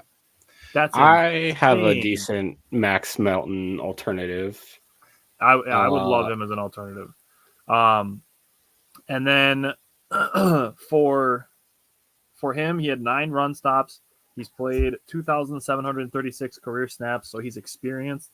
And like we said with the Boston College thing, he's been familiarity with Halfley. So Just I to would not, love Elijah Jones. not to counter, I also would really like Elijah Jones. Just to point out a few things, though, I think one, the rate of catches, the few catches he did allow, how many of them went for 15 plus and 30 plus? Like that was a bit of a knock on him even last year, was that when he gave up a catch, he gave it up in style, and it was a very large play for the other team. And I know that that's still a concern translating it to the NFL, because they felt as though a lot of those big plays happened because of overhandsiness, over aggressiveness, etc. Well, that's Halfley's defense. So you better buckle up this year. So my alternative to Max Melton is Jerrion Jones from Florida State. Mm. It's an ultra athletic dude, about the same size.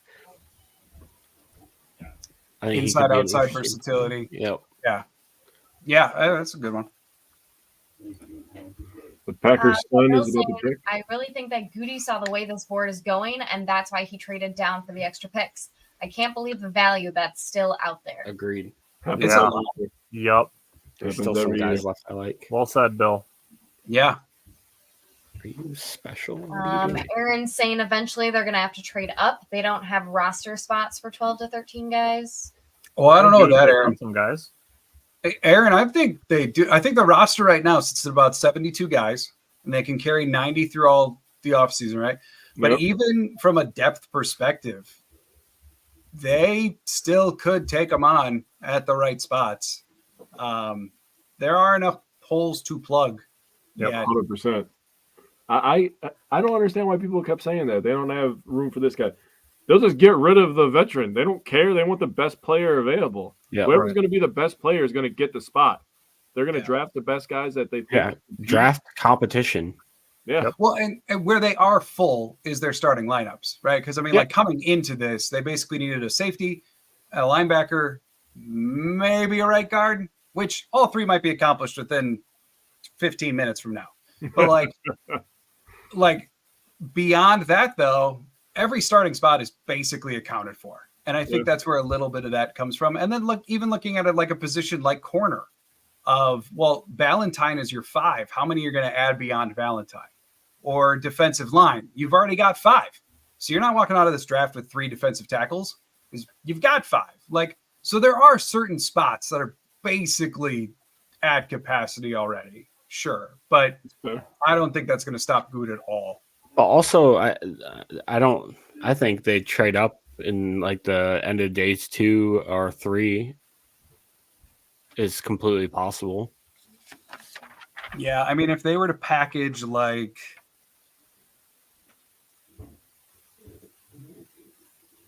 if they were to put together like 126 and then one of the 5ths that they got, it would put them up to like early round 4. Yeah. So still day 3. But like it's a way to get into get into night 2 from day 3. They probably would have to do Marshon Lloyd goes to Dallas. Oh, interesting. That's a good pick. That's a real good pick. Okay. He could feast opposite freaking Micah Parsons, man. That makes a lot of Was sense. another top 30 visit. So if we're talking edge, I would throw out Austin Booker too. I like him. Bryant likes Austin Booker as well. Yeah. Yeah, he was another top 30. Yep. Kevin Keble says, if you ever think the Packers don't have space for guys, remember, Good said he wanted more picks this year if he calls. He did at his pre-draft press conference. He said he'd love to walk out with 13, 14 picks. Man, Nealon felt like a Packer, man, at 270, 6'4". Yeah, he's like the size they look for on that. Yeah. edge. Everything about him was edge. Yeah. Yeah, Goot talked about it, man. He said one thing he doesn't want to do is get small. And Yep. when I saw Nealon's size, I was like, that sounds like he likes you, Marshon. That's a Packer right there. He likes the big boys. Yeah. That was Well, I nice. mean, now Dallas just got their Preston Smith opposite Micah.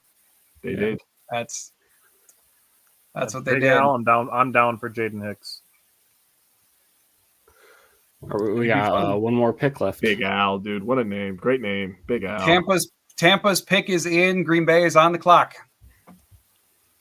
We just got to wait to see what Tampa's pick is. So Yeah, don't worry. It's going to be I'll 15 tell you minutes. so we know. They're going to bring out everybody in the freaking community to say the pick. So it's fun. I love this.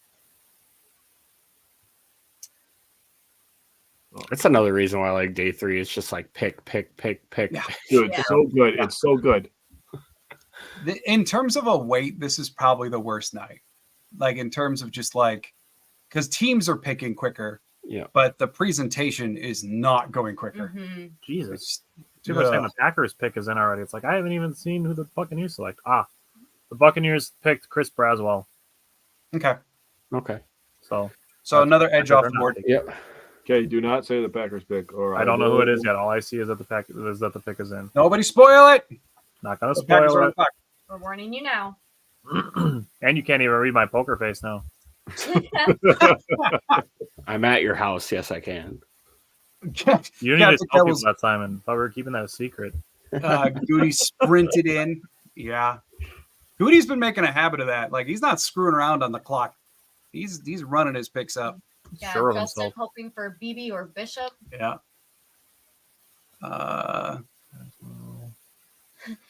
Joseph saying Bulaga got off easy with Edrien Cooper. So pick 58 will be a hard to say name. Yeah, what'd you say, Todd? Suamata, Iowa? Yeah, Suamataioa. Yeah.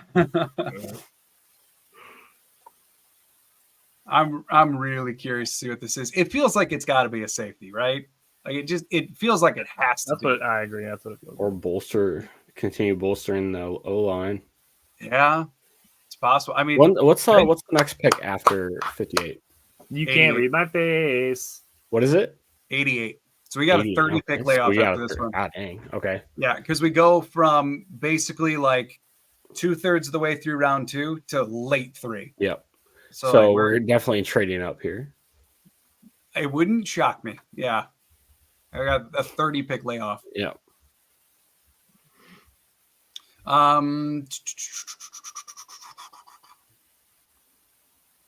Man, I don't know. It just feels like it's got to be safety. But eventually, the value on Kingsley Suamataia, Yeah. eventually, like he's going to fall somewhere. It's 100% a safety. There's no way they're gonna wait another round. I hope not. I mean, Kamikaze we've been agrees. talking about safeties since 45. So Yeah, they're not waiting. Please, for the love of God, if God is real, let it be Bullard. I want this so bad. I mean, the thing, like, Bullard's probably my top, but I'm good with Bishop. I'm good with Hicks. I'm like, there's the collection of safeties right now are all appealing in kind of different ways. Or even like Tyler was talking about earlier, DTD. Like, I'm good. We'll double up. I would double up. Yep. I think it's Bullard. I think it just makes sense here. Yeah. Keep the G going. Joseph saying, remember how we thought they would draft safety last year? Yeah, look at how that turned out, Joseph. So they just Joseph. added 11 of them in free Right. agency instead. Joseph, again, we don't know anything. Nobody knows anything. We're all dumb, and we're just talking, okay? We're just talking. And Hey, speculating. Jake, give us a little bit of credit. We got Edrien Cooper right. Hey, that's fair. I got what's his name No right? spoilers. No spoilers. Don't let anybody do it. I'm not even going to look at the comments right now. I'm just going to watch the TV. I haven't even seen the Buccaneers Just pick. look at my face. No, we haven't even. Look at my face. Shh. God, I hate him right now. Who invited this guy? Like, why does round 2 have to take so long? What the hell are they Dude, doing? they're Not- clearly like, why are they milking this so bad? Like, come on, dude. Because the city of Detroit never has any nice things. But like, I get it God with the gave green them room. Eminem. You That's guys it. got to walk up to the green room. This is like, I mean, What they are got we Big doing? Sean too, but like you got Eminem and Big Sean. Like that's it. William Eminem. Golston. Oh, that's great. Now he's going to tell his life story. Oh, here we go. He's on a Yeah. pick with the 57th pick. He knows. Chris Chris Braswell. Braswell. Oh, we didn't know that. Shocking. I do feel like like the guys that just go told up you there like and 15 minutes they ago do now. the pick. Right, like they know that Yeah. nobody cares about what their life is. Nobody I already spoil know who it. the Packers picked. Who And they're who still was it? announcing the Buccaneers pick. Who was it like 2 years ago? Like some Eagles fan or something. He sat there and talked for like 2 minutes, like just Josh crapping Rosen. on the Cowboys.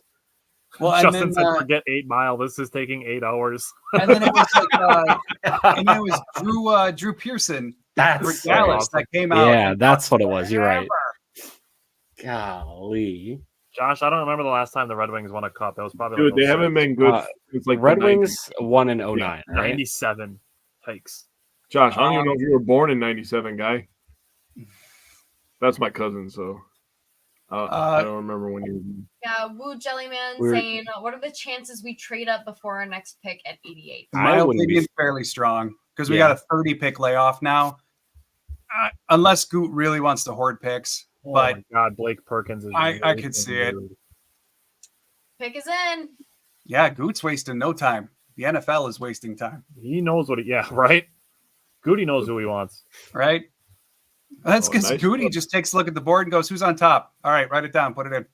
Good. Nice job putting the Packer logo in there, by the way. That was a nice touch. Nice touch. Thank you. I'm not gonna lie, I was kind of proud of that when I did it. Hey, I would be too. I don't. Hey. That's why you invite other content creators on here so they notice. All right, here we go. Exactly. Brian Balaga, what do we got? Come on, Balaga. I mean, technically, I invited him, so That's true. I mean, we are Balaga. streaming through his Balaga, site there first. we go. There we go, Jake. Hey, there we go. let's go. Come on. Woo! He's a Packer. That's a great pick. Oh, 5, man. 10.5, 198, 447. Love it. I love that pick. Here, I got Brugler's beast up. I had it on Bullard because I kind of had a feeling. The summary from Brugler on Bullard is a 2-year starter at Georgia. Bullard played the field safety role in head coach Kirby Smart's 3-3-5 base scheme, and he also saw reps in the box and the slot.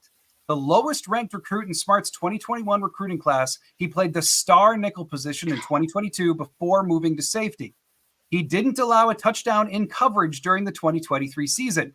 With his swagger fitting up the run, Bullard is assignment sound as a down safety where he can quickly diagnose, drive, and make plays at the football. He has the eye balance to rapidly read routes, although his timing will need to be pristine to cover NFL receivers and tight ends. Overall, Bullard does not have the ideal size or length, but he's ultra instinctive and makes his presence felt at all 3 levels of the field.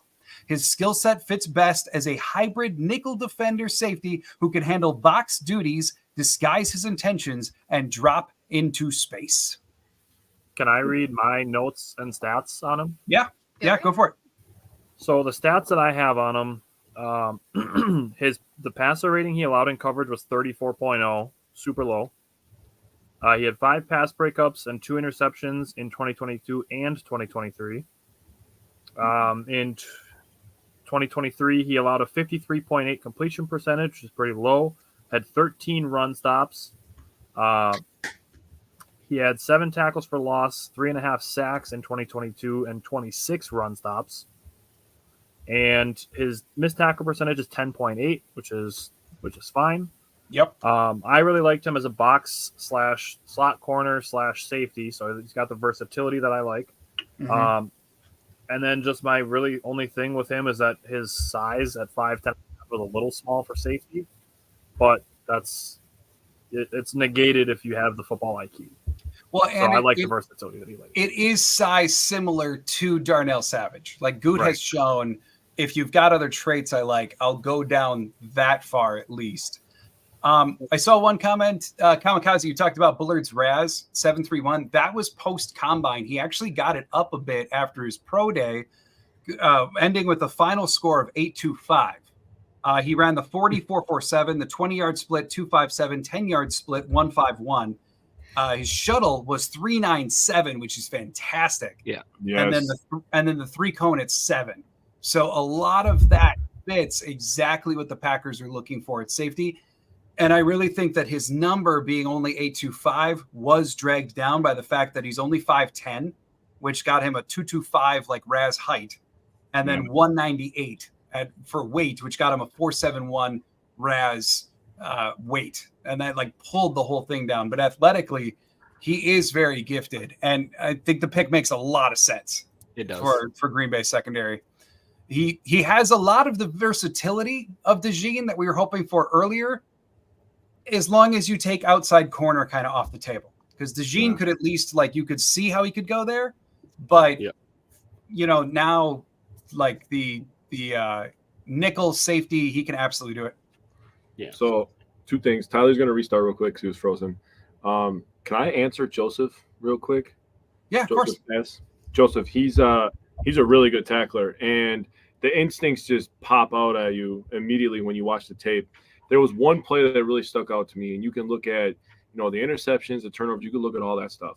The one play that really stuck out to me was they were playing Alabama, and he was actually the deep drop safety. He's supposed to be taking, the middle wide receiver running a deep post, and he sees that they're running an underneath route on a 3rd and medium, and he immediately books it, leaves this guy wide open because he anticipates the quarterback throwing it there, goes and makes a tackle, gets a big 3rd down stop for the Bulldogs, and it's just like, that right there sold me. I was like, yeah, dude, I want this guy. I want a guy that's going to get us a stop on a third down that's going to get me freaking jacked up, man. Yeah. And again, like he does fit into that mold of like Jair, Valentine, McKinney, Bullard, Nixon. They're never going to shut up. Oh, They're man. going to be the handsiest group of D-backs who are never going to shut up, that every single team is going to hate, that we're going to love. Oh, man. We used to have like 9 Pat Bevs on the Packers. Like, I mean, that's going to be awesome. I agree. All right. We got Michael asking, which guard fits best now for us? Haynes, BB are my top two on my new wish list. Yeah, in my opinion, BB. Yeah. Christian Haynes is still my top list. I have both. I mean, it was just so close for me. I would take either one and be happy. Yep. Nick, I see your question. Like, what is Raz? I know other people explained it, but it's basically just Keith LaPlatte started a few years ago. It's basically a calculation that takes all of a guy's size measurements plus their athletic testing, and then assigns them a score 0 to 10 based on the formula. 10 being like the most perfect athlete at that position we've ever seen. 1 being they need to stop eating cheese curds and work out more. That would be me if I was doing this. Mine's hovering around a 0.5. Yeah. But Nick saying Walker, Cooper, McKinney, Bullard. Yeah, that's a fun quad group that they've added at defense this year. And I mean, perfect for Hafley's play style too. Like, they are going to be so aggressive defensively this year. Man, it's going to be exciting. Can I preface something? Because there's going to be times it's going to happen, like just acknowledging the amount of plays that they're going to play. The Packers at some points will give up some long touchdowns. Yep. Yeah. But they're going to be aggressive. The fact that they haven't registered more than 5 turnovers in the last 4 or 5 years. I mean, it's been a long time since they've had double-digit turnovers. No, they were good in 2022 or 2021. Maybe. I feel like it's been a good while. I think 2020 they had a decent. They were good. They were good in the last 3 years, I believe. I think it's just part of the nature of this scheme switch, though, because I mean that was the whole purpose of Joe Barry's defense was It was don't give up don't the big play. Like, we don't give a crap if you can complete it for 7 yards, but we will not give up 20. And then a lot of weeks they gave up 20 anyway. There goes Cole Bishop. Yep. Oh, okay. That makes a lot of sense for Buffalo without Poyer and Hyde. But Hafley, we're going to see a lot more negative plays, but we are also going to see an increase in big plays. I think you're totally right. Good. I don't know about you, but I don't really like my safeties being my leading tacklers. That's not really a good thing for you. Yeah, Jake, we've talked about that. Usually your linebackers get a lot of tackles. Yep. Really, if you're going to look at something, look at the missed tackle percentage. That's where it really matters. As long as he tackles well when the opportunities come. And at safety, you really are the last line of defense, and you're going to get a lot of open field opportunities with these guys that are just cat quick, right? Or a big giant tight end or a big giant wide receiver. So if you could tackle one-on-one, you're good with me. And is everything that I've seen from Bullard, he tackles. Well, and you mentioned earlier that his missed tackle percentage is about 10%, right? It's 10.8. 10.7, I think I said. Totally will take that for safety. A lot of safeties in the NFL hover in the 17 to 20 range. Good ones are generally 12 to 15. Xavier McKinney was best in the NFL at 4%. Yep, I was going to say we have 2 of the best tackling combo now. We literally did a 180 with some names. I mean, Javon Bullard was 10.8. Tyler Nubin was 9.4. Cam Kinchins was 13.7. Makes sense. Bernardo Green is 12.8. Kalen Bullock 13.5. Sione Vake 14.3. Dadrian Taylor Demerson, his is I didn't write his down. 10.2.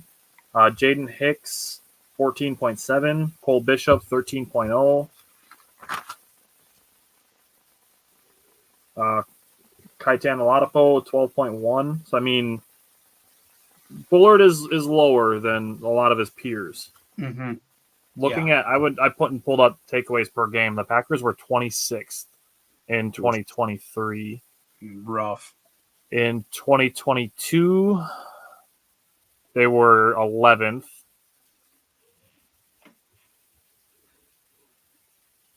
In 2021, they were 8th. There goes Rick Straw Jr.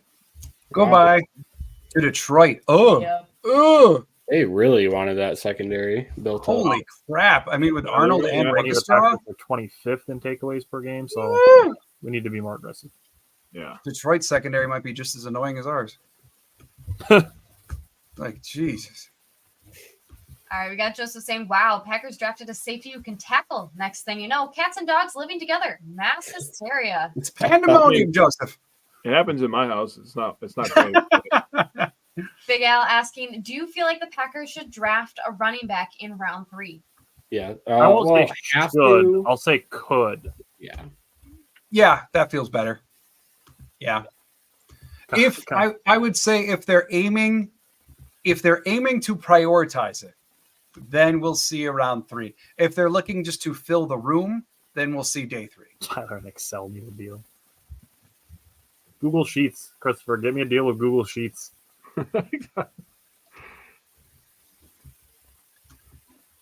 Or Amazon, because I have my Amazon Kindle Scribe. I got myself a digital notebook, so I wasn't killing trees with using regular notebooks. I killed the trees. I've filled up a bunch of notebooks. No, I know. We've had that conversation too, man. All right, we got Justin asking. That NIL deal.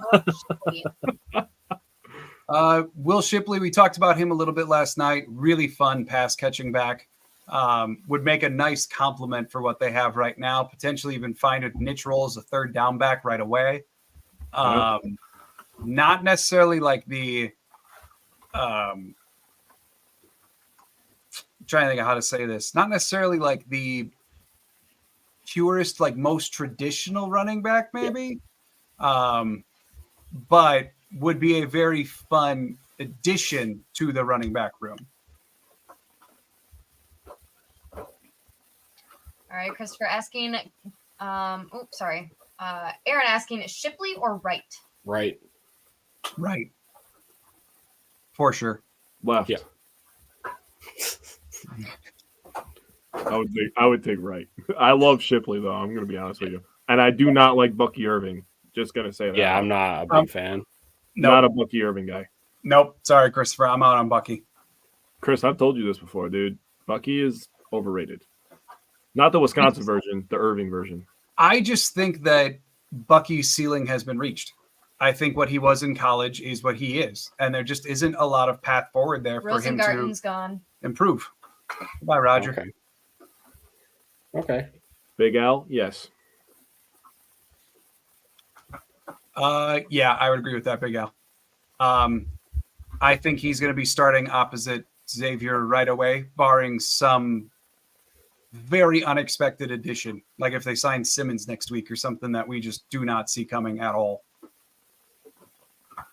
Dude, that guy has a Baltimore Ravens last name. That makes a lot of sense to me. So I've got I pulled up the UK Packers draft guide. They do a nice job every year. They put out a free draft guide. Their analysis of Bullard, I'll read it off exactly what they got here. Bullard is a slightly undersized but experienced defensive back with a great attitude and physical, aggressive mindset. Bullard has some versatility, having played both as a strong safety and as nickel corner. While he continues to be listed as a safety, Bullard is perhaps at his best as more of a slot than a true safety, similar to the Lions' Brian Branch when he was drafted out of Alabama last year. Utilizes his speed and quick feet to enable him to stay with receivers in short and intermediate patterns. Will get his hands on receivers and disrupt their routes. Plays strongly against the run, is smart, and will quickly diagnose running plays and will get up to make the tackle. Really likes to hit. Can occasionally miss or fall off a tackle when trying to put the big hit on the ball carrier. Is a team leader type who sets an example to his defensive teammates by playing with a nonstop motor, going all out on every down. Also, Bullard appears to play at his best in the biggest games. Sign me up. You guys want to know what Louis Riddick said about the pick? What? Said I'm going to tip my cap right now to GM Brian Gutekunst. Jordan Morgan, Edrien Cooper, and now Javon Bullard paired up with Xavier McKinney, an absolute heat-seeking missile. Interesting. Right on. Kansas just Dude, moved Right this is on. the best draft so far, in my opinion. K-City just moved up 1 pick. They gave That's up, or they switched to 6th and a 5th. Swapped, excuse me. Switched. Okay. Just some awards that Bullard's won. He was 2023 second team All SEC. And then in 2022, he was the College Football Playoff National Championship Game Defensive MVP. And he was MVP the game before against Ohio State to get to the national championship. So he's got that going for him. And he's only 21, turning 22 during the season. Yep. And Packers fans are going to love him, I promise. That's awesome. Jamal Charles, dude. Holy crap, I feel like a grandpa. Ooh, Jamal Charles.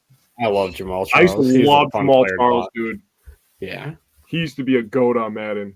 Yeah, he did. He was so fast. What was that one game? He had like 200 yards receiving and like 10 yards So rushing. fast, dude. Yep. Oh, there it is. Good pick. Oh, that makes all the good sense in the pick. world for Kansas City. Yep.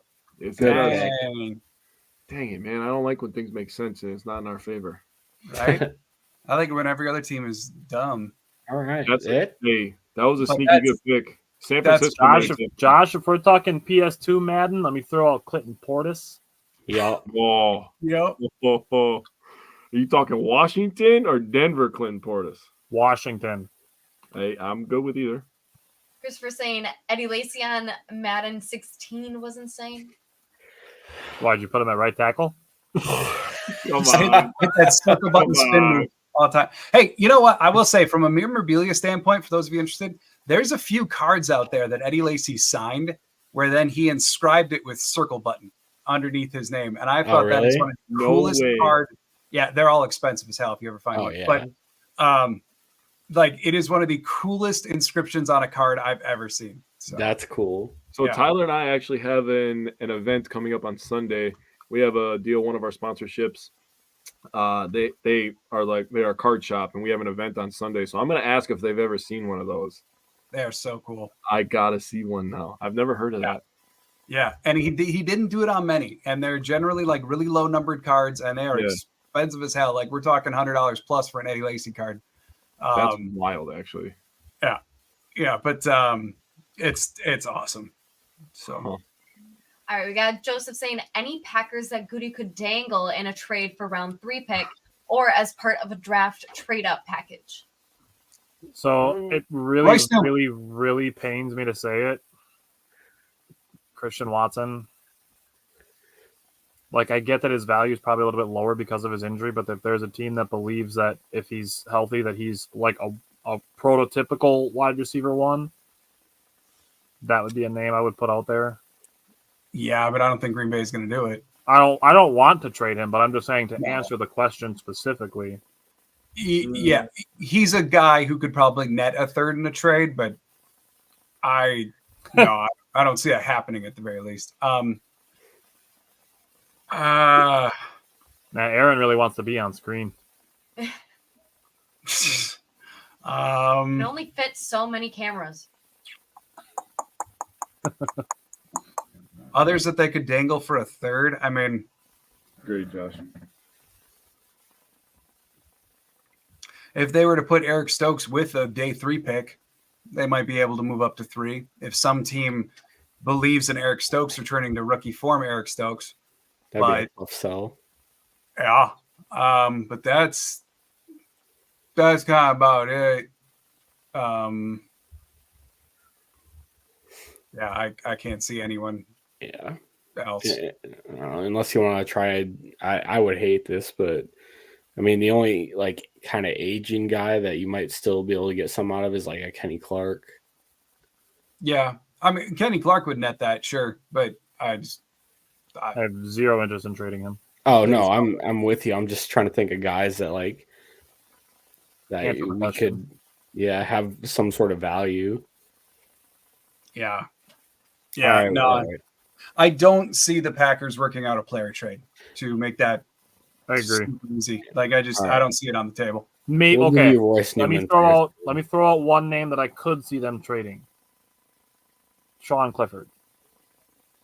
Not For yet. what? Because there are rumors that they're interested in drafting a backup quarterback. Yeah, what are you Well, yeah. really gonna get for Clifford? I don't know, but I'm just saying, like, could Vegas do worse? No, I mean, Goot said that he wants to get back to drafting a quarterback every year, which is just straight out of the Ron Wolf school. Right. So, But we're talking guys that are gonna be like day 3, like competing with Alex Magoo, not necessarily a backup, unless they happen to fall Simon, how into many that. times did people ask for Sean Clifford to start last year? Oh God, don't get me started, please. Hold on. Please don't do that to me. We frequency of need to asking do an is IQ test on those smart people, ass. Tyler. Time They for need another an IQ intervention. You want to see a room Haven't had temperature one yet. IQ? No, I mean, Clifford was picked for every intangible reason in the world too. Yeah. He is their cheerleader. I can't believe that Aiden O'Connell went before Sean Clifford. I think if Clifford is in the preseason next year, plays a bunch, balls out, then we might be talking about this next year. Sure. Then some team who blew their quarterback pick might, want him, like we used to see the Packers do all the freaking time when they would trade their backups to be starters temporarily on other teams. If he balls out next preseason, then it's an option. But this early, no. Oh, you didn't see that 37-yard pass to Bo Melton? That was a dot. Yep. So, all right, we are in we're in the depths now. Green Bay doesn't go again until 88, which is 24 picks from now. About to cross into the third round, though. Huh? About to cross into the third round, though. Yep. That's right. This is the last pick of the second round. Getting there. When Tyler, you looked up the timing of picks last night. When does it change in round 4? Or when does it go down again? I think it goes down 3, right? Well, hopefully 7 minutes. Let's see. Hold on. 7 minutes to pick round 2, 5 minutes for round 3, okay, 5 minutes for 4, 5, and 6, and then 4 minutes for round 7. All right, so we're gonna start moving now. There goes Renardo Green. Jerry Jones out there though. I like Renardo Green. Oh man, look at that guy. He's doing his homework. Holy crap. No. I like that. That's impressive. Nice. I like that. I respect that. What do you guys think for the next pick? Even whether trade up, stay at 88, like what position is next? Probably Interior O-line. Yeah. If you want a straight interior guy, I don't know. It's hard to say. Running back. Yeah, it's an option. Corner may be an option too. Yeah, corner. Especially if Jerry and Jones is still chilling. Or Elijah Jones. Yeah, I don't know. I think he's going to be more of like a 4th round type. I think 3 is going to be a touch early for him. Yeah.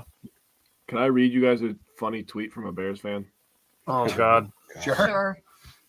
The entire division is drafting defense to stop Caleb. Laughing. Yeah, that's the reason right there.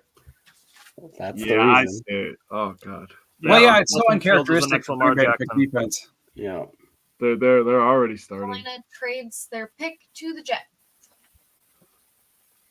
Oh, wait, who just traded out? Scott saying edge. Yeah, I can see that. I can see edge. Yeah, give me Austin Booker.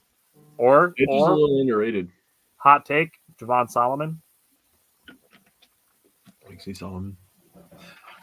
The Jets get 65. The Panthers get 72 and 157.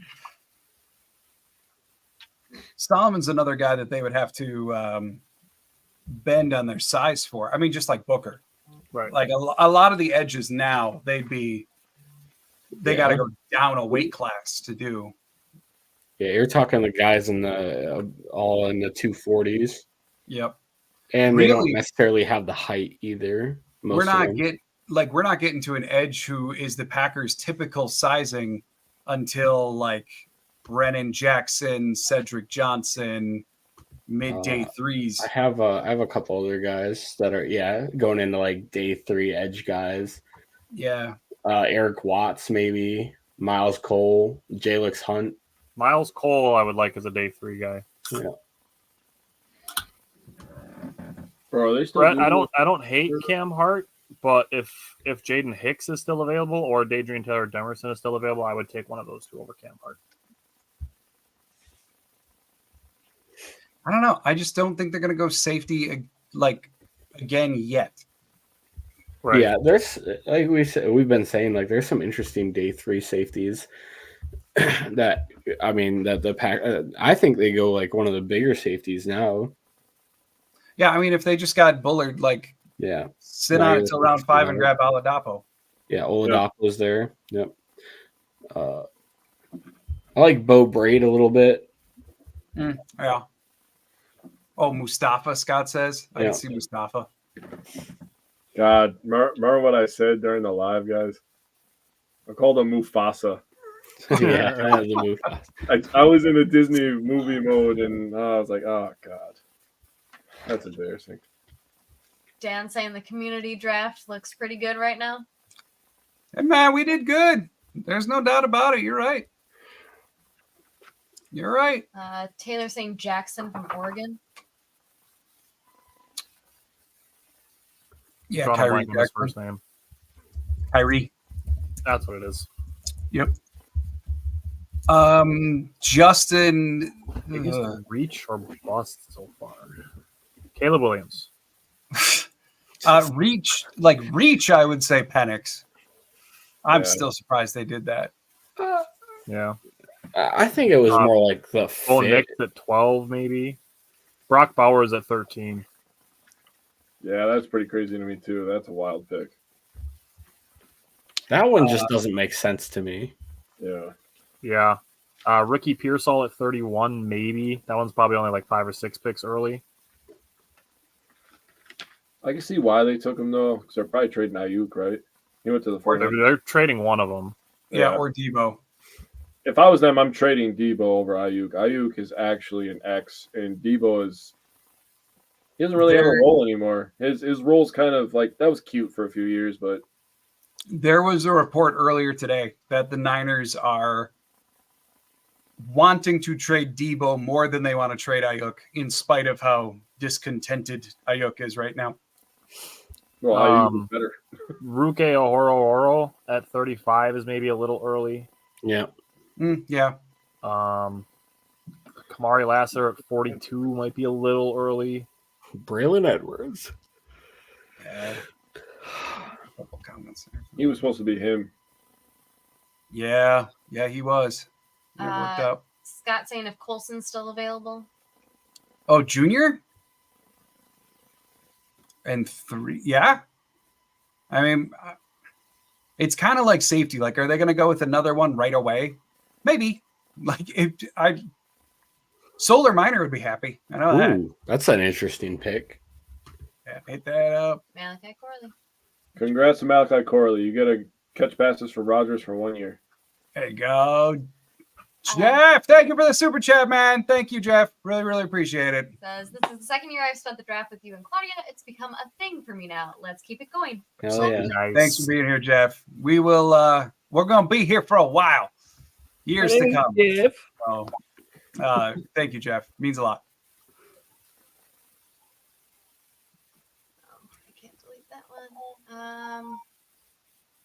Let's see.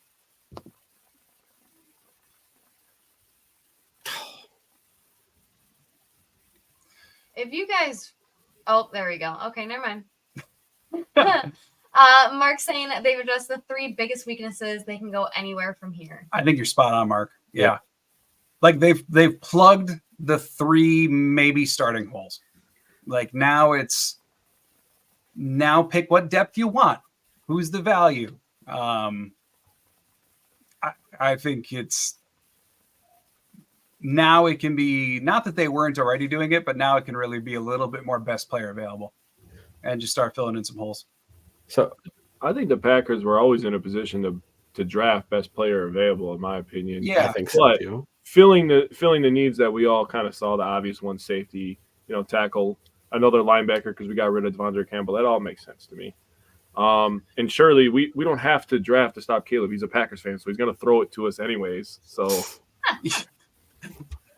Yeah. I'm with Shirley. Like, And Good actually talked about that last night. He was asked in his presser, like, is there anything to like watching the Bears load up and then you get guys to respond? And he basically just kind of went, no, like we are worried about putting the best team we can on the field, regardless of who we go against. I love that comment, Shirley. Exactly what we want to hear from him. Wait, bring that back up. Sorry. Very good. That's a great comment, Shirley. Mm-hmm. Right on, Shirley. I don't know if people actually believe that when they say stuff like that. Really trade Benson. Dang. Bye, Trey. No! That's smart for Arizona, though. It is. He's so fast for how big he is. It's illegal. Him with James Conner's fun. Yeah. Look at him, bro. He's just get off me. Okay, bye-bye. This is the end zone. That's what I do. I score touchdown. Oh, and his stiff arms, too. Brett, to go up to 70. God, he's so good, dude. Dude, monster. That's a good pick for them. Damn, man. He's one of my I favorite love the players. Bears. It guarantees us 2 wins a year. Clockwork. Free 2 dubs. Yeah. So, to answer your question about trading up from 88 to 70, would math-wise, at least on the Rich Hill trade chart, would be like they'd have to give up 88 plus 126, their 4th rounder, and then chuck in one of their later day 3s, like a 6 or 7. So it probably would take their earlier 3rd, their 4th, and then a 6 or 7 to round it out. That's probably what it would take to get all the way up to 70 from 88, at least per the trade chart. Is that the second running back taken? Yes. Yes. The only other one was Brooks. Yeah, where did he go again? I forget. He went to Carolina. Yeah, that's a good pick for them too. Yeah, I agree. Interesting. Also, Washington's having like a really good draft, and they had they've had a pretty good offseason overall, honestly. Mm-hmm. Yeah. I mean, they're in a also really, really, really tough division. We Except got for the Giants. cornerback Cameron Richardson. I do like him a lot as a day 3 corner. Yeah. Hey, he's got coverage skills for days. I like Cam Hurd out of Notre Dame. Did they say who was announcing the Green Bay's 3rd round picks? Because I think Bulago is only doing Me. Huh? Oh, you? Oh. Me, I'm announcing it. As soon as I see it on Twitter, I'll announce it. Okay. No, I only saw Bulaga as well. I did, but I thought it was only for. I might be wrong about this for round 2. No, that's what I saw as well. Okay. Brandon Coleman. There goes Coleman. Ooh. Dang, Washington. Oh, interesting. They're having a good draft. Yeah, a very Packers O lineman, like one of the most in the whole draft. So, yeah. Wow. Right, now everybody's going to try to be like the Packers. That's What's Connie got? Kind of just says, I hate that pick. That's a good pick. I don't remember which one that was in reference. Which pick? Oh, I like Double's question. Who we get? Oh. Are there Okay. even 5 GMs better than Goody right now, especially over the last 3 years? I don't think so. So round 3 is Troy Vincent. Oh, okay. He just does it all himself. Yeah. Okay. Oh, Benson was the pick that Connie was talking about. Can I answer Captain Kebbles? Sure. If you really, that was an interesting question. You got the wheels turning, man. Only one that I want to throw out there. I want to throw the Texans GM out there. That's a good one. But I'm just gonna say, going through trading, Devontae, trading Rodgers, dealing with all the stuff with Jordan Love, rebuilding the wide receiver room. I mean, and the drafts he's had the last couple of years, it's really tough to say he's not in the top 3. And honestly, you got to put John Lynch in there. He's a good GM. He's built. Brad Holmes is up there too. Who? Brad Holmes. Well, he's done it with the Lions. Yeah. Well, and same really good. with Roseman from Philly. Yep. I mean, Roseman's work in trades is fantastic. I'm comfortable putting Goody top 5. Yeah, I think Goot's in that tier. Yeah. Like in that top tier with 5 guys, 6 guys, whatever. But I mean, I would agree. But Goot did have a couple of years there. I mean, look at the 2020 draft. He nailed Love, which is bailing out that whole draft. But that draft was pretty bad. Like, You look at the first round of the 2020 draft. Well, right, but just in its entirety, like here we are sitting, getting ready for the 2024 season, and loves it. I think now from that draft. Yep. And Dylan.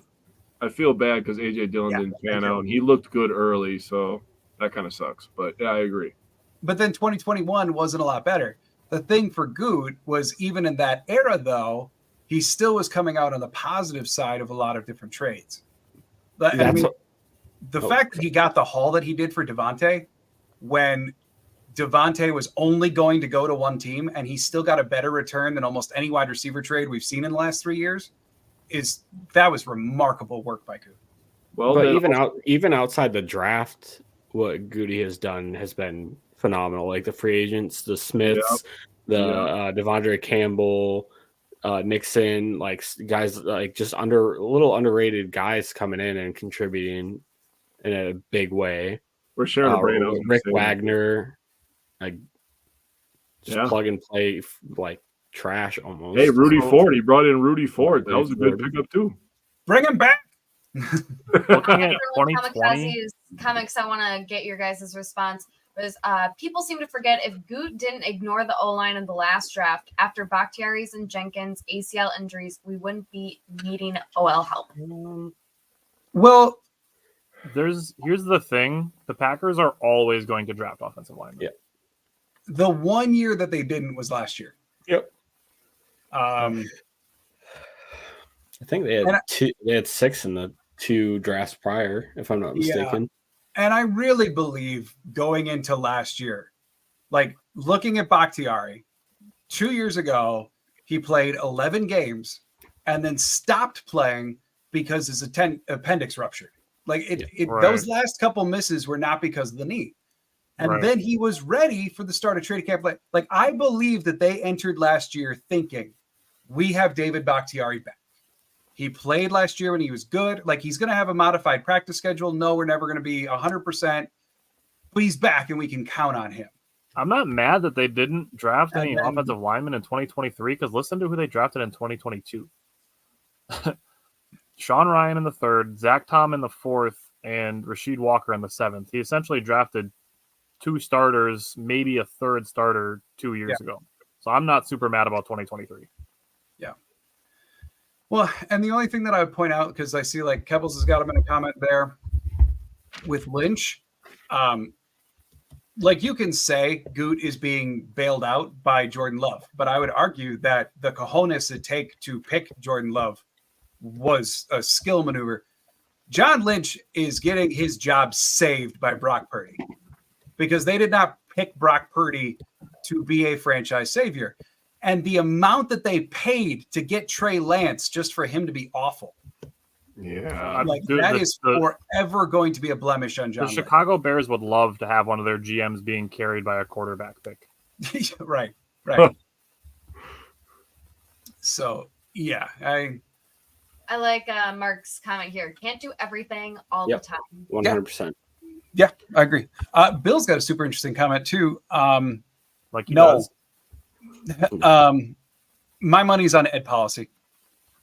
So, like, they're already bringing in the hiring firm. Gutekunst is a football man. He's going to stay in charge of football. Yep. The president of the board for the Packers is like their pseudo owner and is in charge of all business aspects. And the guy that they've been grooming for a decade for that is Ed Policy. How about that? And Ed Policy has been in charge of the Titletown development. Mark Murphy handed that project years ago and said, run with it. Basically, I think as a test, and Policy passed. And I think it's going to get handed right over to Policy unless they go with an external hire. I'm just going to trust you because I haven't looked into it at all. Can I answer Taylor's question? Because I have the answer to it. Taylor, the O-line class this year is leaps and bounds better than any class there ever was. This year, there was an NFL record of offensive linemen taken in the first round. 9 offensive linemen taken in the first round. The previous record was 7. I believe it was in 2008 was the last time that there was more than 7 offensive linemen taken in the first round, and this year there was 9. So absolutely, this year's O-line class is better. Yeah. Caden Wallace goes to the Patriots. Bye, Caden. We got Captain Keble saying Chiefs are number 1 to me. They rebuilt their team 2 times or in their Super Bowls so often anyway. Goody jumps to a number 2 if they get division game this year, in my opinion. Yeah, and what that would be Brett Leach for Kansas City. Yeah, I suppose. I mean, we didn't mention him, but when you win 3 Super Bowls in 5 years, you probably should be in the conversation. After trading away Tyreek Hill. I think Kansas City is kind of getting the rap that Green Bay did for a few years, right? Because even when Goody was making great moves in his first 2 years, it wasn't because of Goody that the Packers were good. It was because of Rodgers. And now, like with Kansas City, like Leach isn't thought about as this great GM because it's Mahomes. That's why they keep on winning. And it's Andy Reid and it's Kelsey. And like, it's that kind of like they forget about the front office guys when the players are playing so well. Can I put another Go for it. tweet on screen? Yeah. Just don't let her be in charge of removing it. Jake, nobody asked you. Jake's coming off the screen next. Let's go. Quay Walker said he got his partner in crime. Hey, you see the hashtag? Who do you get that from? Who do you get that from? What does it say? Put cheese on everything. Hey, that's Rashawn. Let's go, baby. That's awesome. That sounds really good right now. If he would have put hashtag dinner for 2, I would have had some questions. I wouldn't. I'll allow it. I mean, that's Bach's thing. I got Rolf up there again. What the heck is going on? What else we got? All right, we got Michael asking, okay, do we need to move up to get either Haynes or BB? I see Coleman was just selected. Maybe Giants would want more picks. What is the cost to move up 20 picks in the 3rd round?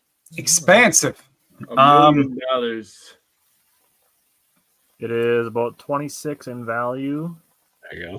There So goes that's your surprising. if they did 88, 126, and Probably a 6th. 169, they could probably do that and get like a 6th or a 7th back.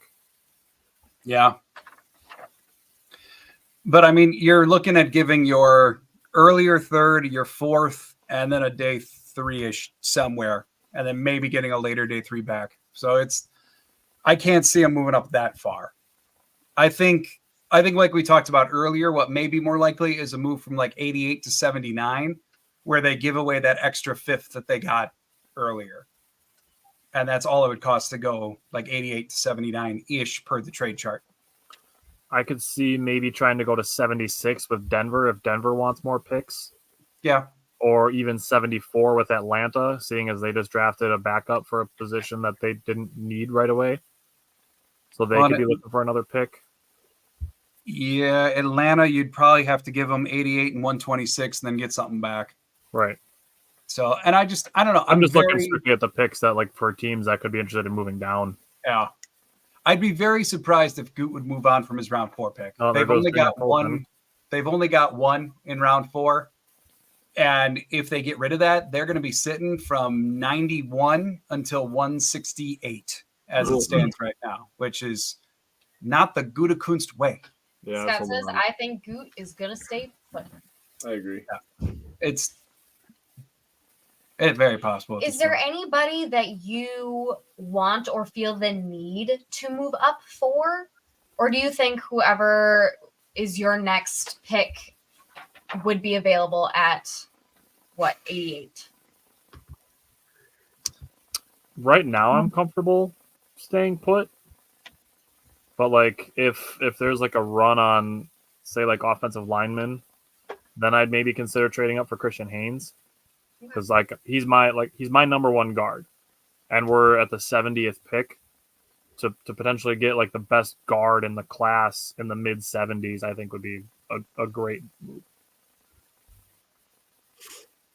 Taylor asked if we can trade our last 3rd for another 4th. I mean, they could. Yeah, like kick it back from 91 into 4th and get an extra day 3-er. Yeah, they could do that. I don't know. Yeah, I think I'm kind of in the camp of like let it fall to him at this point. Like there's no one Christian Haynes would be really good. I mean, there's no doubt about that. But there's no one that I look at right now and go, gotta go get him. Yeah. Right. Like, Yeah. it's just there's options right now. Yep. No, there goes Andrew Phillips. And I think I wouldn't be shocked at all if this is going to be a corner coming up in 3. Moved him over. I don't know. I mean, we still got 18 picks to go. The board is going to look a lot different in 18 picks. So Jeff saying this point of the draft is above my pay grade. We're getting into the nitty gritty, Jeff. Hey, Javon I'll tell you Bullard's though. quote. Javon Bullard quote, we're going to bring a Lombardi back to Green Bay. Hey, Yeah. like that. Like that. But, like you and I were talking, Simon, yesterday, like day 3 is just fun. Like when you get into the lottery tickets, the super detailed guys, like dealing with the 47th corner on the board. Like, You know what and it's I like moving. about day That's 3 fun. is where you get guys from like smaller schools that just have insane stats. Yeah. It's like, This what? is, That guy had 69 sacks last year? How did he pull Right. that off? Trucker Nice. Johnson ran for 47,000 yards. Yeah. It's the new FIBA League 5 record. Like, okay, cool. That running back had 72 touchdowns? How did he do that? Oh, he played at Eastern Carolina. That's how. Yeah. Yeah. I mean, that is a cool part of day 5. Game. We got Taylor saying, I'm set staying put, but I would like to somehow get another 4th. If they were to get another 4th, it would offer them a lot more flexibility. Isaiah For Adams, sure. Arizona. Because that's like looking over the whole draft, that's kind of a gap right now, is going from 91, Love Isaiah. 126, and then 168. Like He would have been a good it's pick. spaced out here. Damn. Javon Bullard. Another quote from Javon Bullard.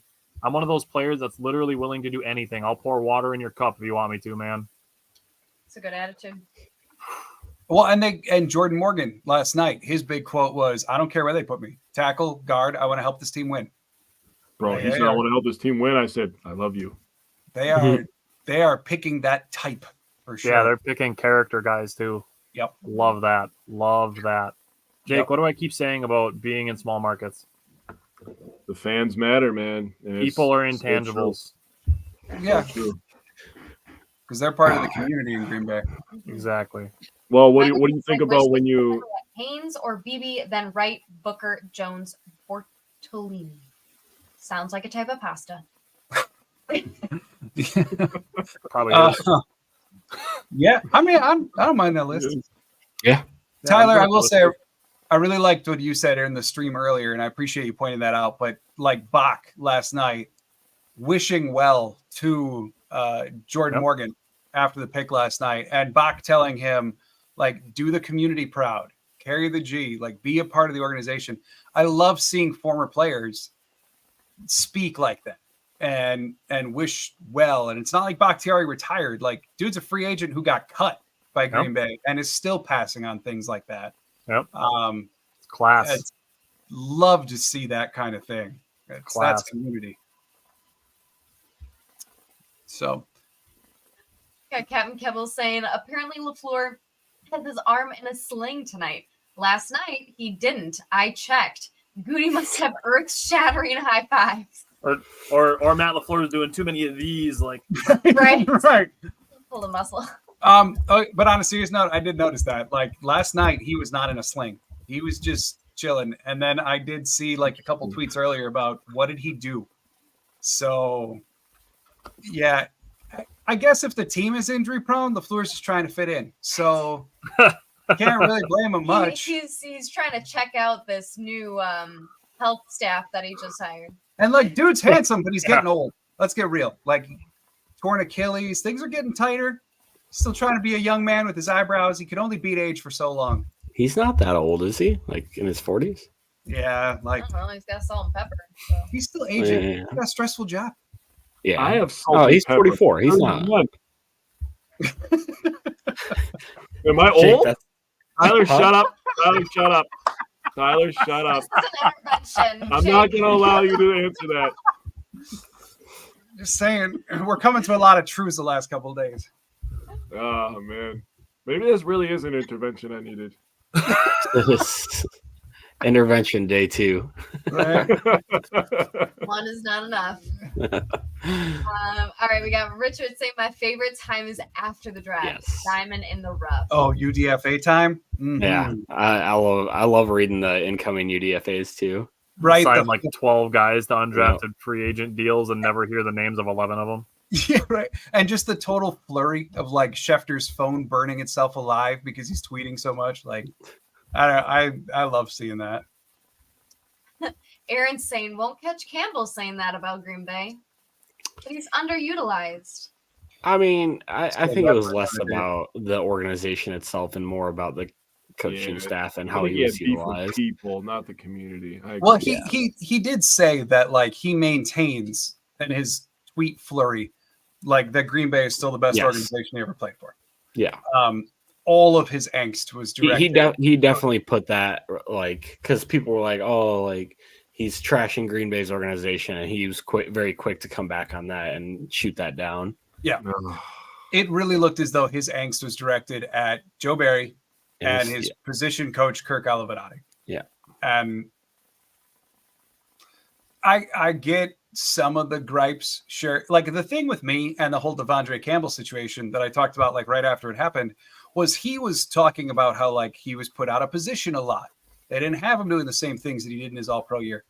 But the thing that got me and the thing that I will always default back to on the defensive side of the ball is like, okay, I appreciate that. You were not put in as successful of a position as you were. Your missed tackle rate also went from 2% to 10%. Maybe bring it back down to 2% and then talk about like, it's not just that you were put out of position. It's that you did actively get worse as well.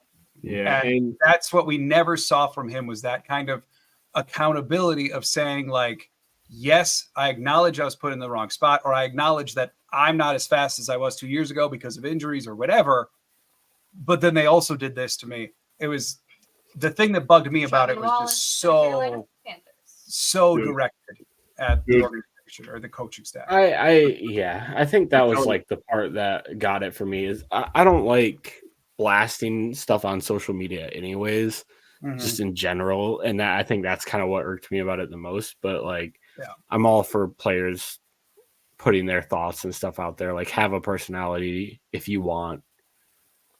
Yeah. No, John, I love what you said, man. Accountability is my favorite word in life. I grill my son with the word accountability. You know, every time he talks about, oh, this happened, I'm like, well, what did you do? How did you handle the situation? Because that's real life, right? And, you know, we like to take sports, and we love sports, and we like to correlate it to sports, real life. We don't care who knows. Yeah, that's true. But we also like to correlate it to real life, you know, and that's real life accountability. And I love that you said that, honestly. I respect you a lot more now. So, Jake, I know you'll like this quote, too, from Javon Bullard. This is a little more attitude. But Javon Bullard was asked how many spots in the secondary he thinks he can play.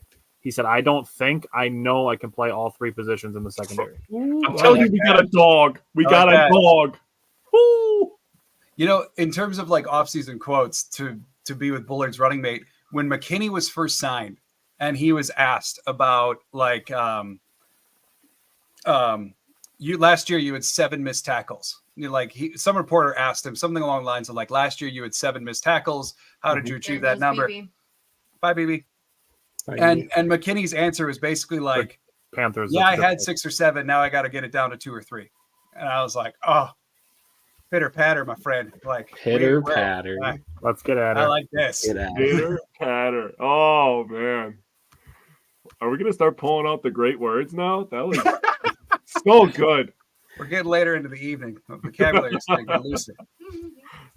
All right, we got Justin saying, won a Campbell signed full-size helmet, and he left 2 weeks later. That's really bad luck. Yeah, that's rough. Hey, if you want a bobblehead to go with it, they're on sale for $9.97 at the Packers Pro Shop. They've been there on that price for a couple months now. Just throwing it out there. Justin said he'll have a puppers. Hell yeah. Scott asking, why puppers. did the Pack pass on DeJean and Kool-Aid? I mean, simply put, in my opinion, they had Morgan at a higher grade. Yep. And what about in later picks? Same. Well, I mean, Cooper, they didn't get a chance at in round 2 unless they would have traded up because Philly jumped him for him. I think if Cooper were there at 41, it still is entirely possible that they would have taken Cooper. Yeah. But in terms of like in round one, I think it's because they viewed DeJean as a safety and they didn't want to pick that in round one. I think they probably had a higher grade on Morgan.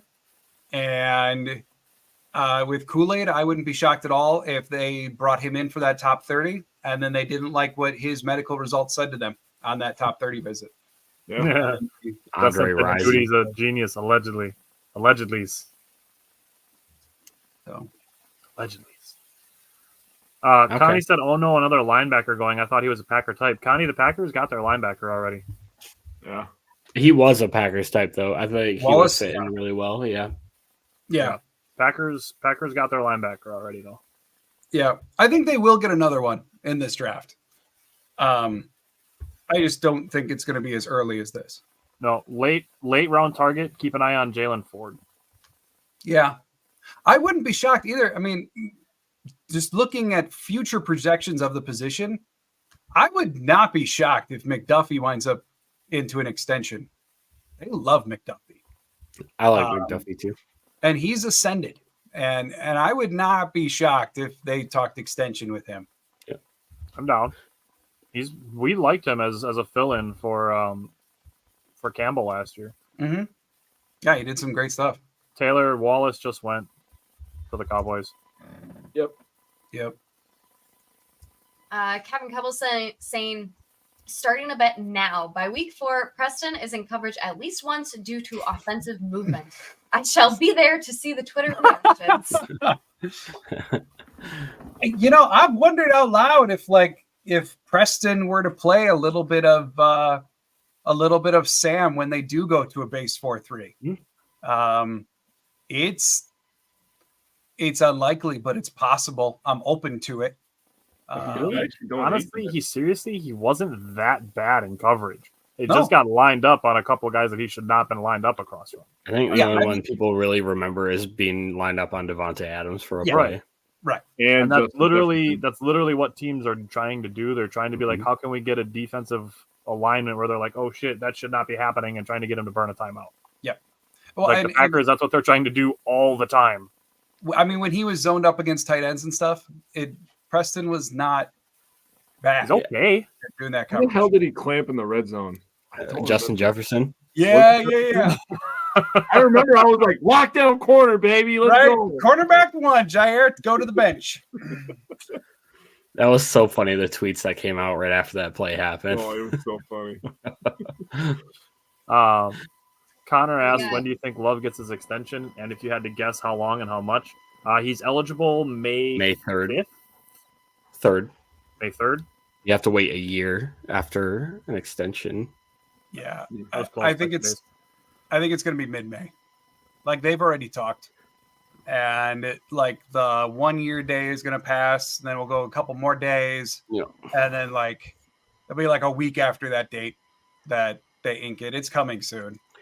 What do you think for numbers? I mean, his agent is David Miguletta, who is known for he's not going to let a dollar left on the table. What do you think about 5 for $250? I think that's reasonable. I think it's going to be around there. I don't know about 5. I was going to say 4 for 200. Because I think his agent's going to try to line him up to get one more contract at 29. Sure. In which case, then you're looking at a 4-year deal. And so I could see something 4 years, 2 with 110 guaranteed.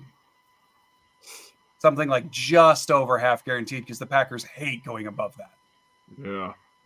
And then they'll soup it up with a bunch of workout incentives and stuff to get that guaranteed number a little inflated. And the thing to remember is, I know people are going to freak out. They're going to be like, oh my God, he had half of a good year. How are you paying him that much already? They're already doing that. We really, really, really need to keep in mind, and I know we had this conversation on Wisco Fanatics last summer, that the NFL cap is going to explode. Yep. My thing that I had researched into is that the NFL salary cap could hit $400 million by 2027. and it's still on pace to be able to reach that. Yeah. So, and the other thing, so a $50 million quarterback contract isn't going to be crazy 3 years from now. Well, it's already not crazy. I mean, it's not like he's going to sign for $50 million a year and then be in the top 3 of quarterbacks. They're going to pay what a starting quarterback costs. Unless you're Baker Mayfield, but he's obviously later in his career, so he kind of different. Right. But I mean, like the Daniel Jones thing did skew quarterback salaries a bit, but they've been ascending anyway. And $50 million is for a 25-year-old quarterback who is coming off of a 9-game stretch where he had 21 touchdowns versus 2 picks. Like, that ceiling alone is going to get you $50 million. The other thing too are people are like, oh, let him play out his year this year because he's technically under contract, and it's like, why would you want the contract to be more expensive next year?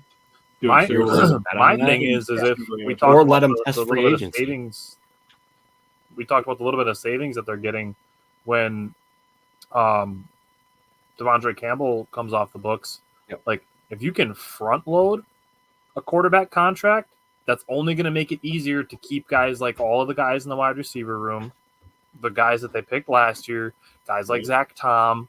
That's only going to make those things easier 3, 4, 5 years from now if you have your quarterback making fewer millions as his deal goes on, as opposed to going up and up and up and then having to constantly restructure. There you go, Tyler. Yeah, Amagaji gone to the Bears. I love that for them. I love that for us. I'm not super high on Omega G. I'm glad they picked him. That's the offensive lineman they got, so I hope that does not solve any of their problems. Yeah. Hold on. You want to catch up on comments? Yes. All right. Captain Kevin saying, so to remake a bet we had last year, John, does J-Love have more rushing touchdowns than interceptions? I know I said interceptions last year. Can I offer a thought? Yeah. I think it'll still be interceptions this year, but the gap will be closer. I can get with that. Because I think he had 11 and 4 last year. Interceptions by rushing touchdowns. I could see it being more like 9-8 this year. I was thinking 8-6. Yeah. 30 yeah. Visit. So I'm still going to go picks. Gabbles. Ken Gabbles also saying Jordan Love is not as bad as people remember either. A lot of his interceptions were Watson not fighting for the ball, and you are screwed no matter what passes at the end of the game, versus the Steelers. And the Raiders. The Raiders game was similar as well, where he was just trying to chuck balls up to make plays at the end of games. Yep. The Broncos game was the same thing. Right before his interception that he threw on 3rd and 20, there was a holding penalty. So then they were at 3rd and 20, and then he tried to chuck a ball that got intercepted. And they were playing back on the goal line, so he literally just had to throw the ball. So I mean, who is this guy? Shut up. Tony Scheffler, apparently. Dude, that guy. I'm gonna mute myself to say what I want to say. Okay. So that's how I feel about him, because he was the first dude that was reporting that Aaron Rodgers to Denver was 100% done deal. Okay. And they picked This goes Ellis. Okay. Okay.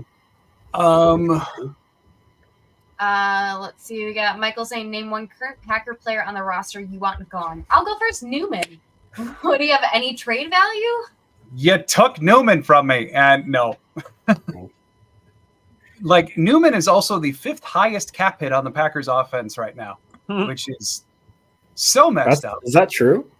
Yeah, because he hit some escalators from playing time earlier in his career, so his cap number is now $3 million, which, given their offense is basically all on rookie deals, he's the 5th highest cap number right now. It's messed up. But that would be my answer. I don't know. I don't really want to wish anyone gone. There's a few I wish would get better. But that's kind of where I'm at with a lot of players. it is for me personally. It's very rare for me to look at a player and be like, "I despise you. Please leave." My Newman thing has with a- players is that I would rather look at how they can hit their ceiling than to try to analyze how close they are to their floor. Tyler, you see who's in the comments, bro? Steve, Steve I Steve don't like the died, offensive bro. lineman you just drafted. So Steve gonna start talking slick. Here I we go. don't Here like we go. him. I guess the way that I think it could be phrased is, who would you want to see replaced with someone better? Because that's kind of like the name of the game with the draft. Oh, and Justin's free agency and stuff. asking the question that I asked way earlier too. I would say my take on that Just saying, let's go Bears. is I would say Keyshawn Nixon. Yeah. Like, he is, like, at least of the starters, I wish Green Bay over the last 2 years would have handled that position differently than they have. That's a fair point. Taylor, Steve is a Bears fan. I think the other thing too is, like, this team's so young that it's hard to see a player that Green Bay has just kept in the position so long because they're like forced to, other than them being like pretty young. Yeah, because I mean, a lot of guys are still finding their ceilings. Yep. You know, even on the defensive side of the ball. So I'm going to say this. This is not me saying that I want this guy caught or I don't like him or I hate him. But to strictly answer the question, one I would say is A.J. Dillon. Okay. Yeah. But like I've said, I've come back to the running back thing. It's just I really want a RB2 who can be really good in short yardage. That's my only gripe with A.J. Dillon. Yeah, we're coming up on our pick pretty quick. So Yeah, 10 more to go? 10 picks. The thing I said about a running back is, for the last couple of years, we've had a thunder and lightning, and that's been a thing for like 15 years in the NFL. I want a guy that when our starter goes off the field, we don't have to change the offense for the backup. Like, I'm sick and tired of that. You had to run different plays. You had to run different personnels with A.J. Dillon because you couldn't run them outside on stretch runs, right? Yeah. So I just want a guy that could do it all. Like, give me the best package for a guy that can catch the ball, a guy that can block on third down, a guy that can run powers, run stretches. Like, I don't want to have to change the offense for that, because look at how it worked for the wide receivers in the tight end room, right? We don't really have to change it for the wide receivers and tight ends. What do you think about Bucky Irving then? I think that he is overrated, but he did catch a lot of footballs. I will say that. Steve, come on, man. 11 games, really? What happened? Steve. Oh, he's predicting the Bears. I think you better start worrying more about what color nail polish your quarterback's wearing before talking about 11 wins. That's all I'm going to say about that. All right, let's go with Scott's question. I don't give a crap about the Bears at all. Yeah. Scott. What grade do you give Goot on the draft so far? A-? B+ is what I was thinking. Not quite willing to go to A yet, because I think it's a very, very strong, very, very good draft, but I'm not, like, it feels close to expected, not like a holy crap, he maneuvered around and dominated the board. So I like the fact that we were still able to address needs and pick up 2 extra picks. Yeah, I mean, that's good rationale. I don't know. I like. Yeah, I don't know. Like, to me, I think the boards fell in our favor on guys that fill need and also are like top tier picks, in our opinion, of course. So I mean, I don't know. I'm not very good with like grade stuff, especially going like into the draft and stuff. I mean, we're trying to. I really like. Years into the future on the day of these guys are being good. But yeah, so I'll just say I really like what the Packers have done and what Goot's done so far. Can I throw something else out there too on the post picks? The characters that we've gotten so far, that I really love. Seeing the way that Edrien Cooper, Jordan Morgan, and Javon Bullard have reacted to being picked by the Packers, I love that. Yeah. Yep, I can totally agree with that. All right. Let's go with Connie here saying, who are you hoping to see Green Bay with 88? We got a while to go, but I'm still really hoping that Christian Haynes makes it. Yeah. I wouldn't even care if they double dipped and grabbed Jaden Hicks here. I really wouldn't. That was kind of the answer I was getting to, actually. Because then I don't think they're going to do it, but the versatility that you can get then with Bullard can just straight up go play nickel. Yeah. Or by adding a box safety like Hicks, I can get with that. I like Dominic Puny a little bit, Christian Haynes. Or Christian Mahogany. Yeah, Mahogany was another guy I was taking a look at. One of the Jalen Wright would be fine with me. I don't think this is going to happen, and I know people would lose their shit, but I think Johnny Wilson would be hilarious. Yes. I think it'd be funny, and he's probably the top wide receiver for me. Yeah, he's like a really cool wide receiver to watch. Well, I mean, he's 6'7", 235 pounds. He's like if Alan Lazard knew how to play wide receiver. Yeah, I like. Packers could use that. Hey, Alan Lazard was a 99 overall. If all you had to do is throw him slants where he could fall down past the first down marker. Mm-hmm. Big down driver. Wilson could do more. But that's what I look at when I see Wilson. The physicality, the great run blocking, the size. I wouldn't mind it at all. Yeah, He's probably TJ Tampa is still out there. Yeah, TJ Tampa's still out there. Justin bringing up the question again that I love.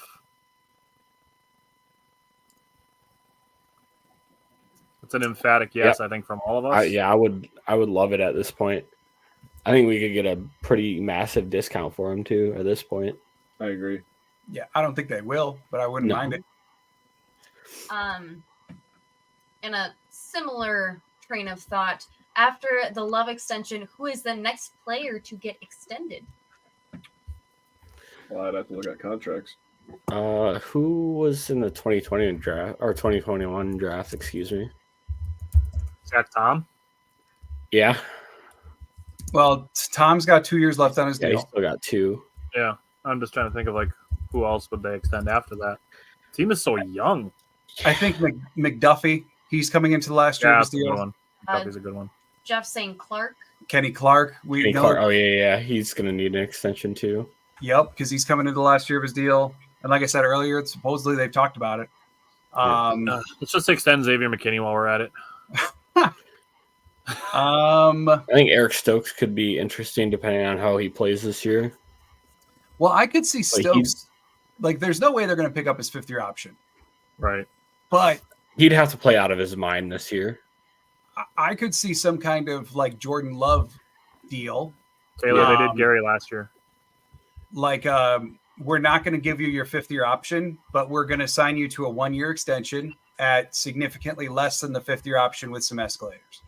I could see Stokes doing that. Yeah. Yep. Taylor, they took care of him last year. Bro, we're still paying Sammy Watkins? Probably from Are we? Yeah, they added Void. He's on here for $1.8 million. Oh, yeah. Yeah, because he had Voyer's years attached. So we're probably coming up on the end of that.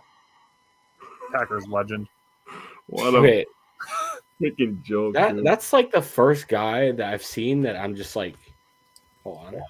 Am I dumb? Man, we were talking about players we don't like, man. He's pretty high on the list. Whew. Dude's got nice handwriting with that notebook, too.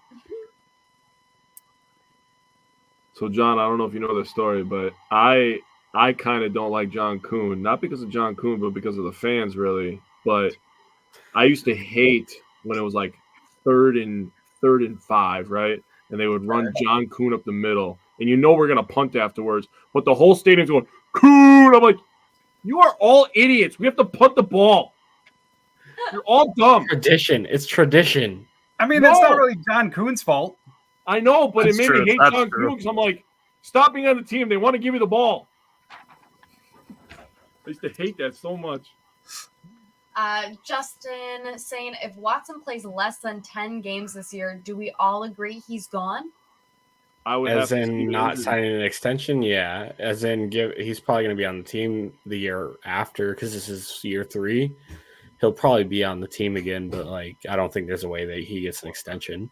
Okay, but we have to see how he gets hurt. What if it's an unlucky situation? He breaks his That's leg. true too. Yeah. I mean, we have to see how he gets hurt. It brings up the Chris Middleton thing in basketball. Like he That landed TJ on Who's Your Mama? got hurt. Yeah. Jermaine Burton's gone. He was a top 30 visit for the Packers. Yeah, that's a good pick too. I like Jermaine Burton. Have they picked any of their top 30 visits? Edrien Cooper. He was the Cooper top was 30? one. Okay. Yeah. Bullard and Morgan were not. So, yeah, just Cooper. I saw a thing that they don't draft a lot of their top 30 visits. No, they do. Oh, they do. The last 2 years they have.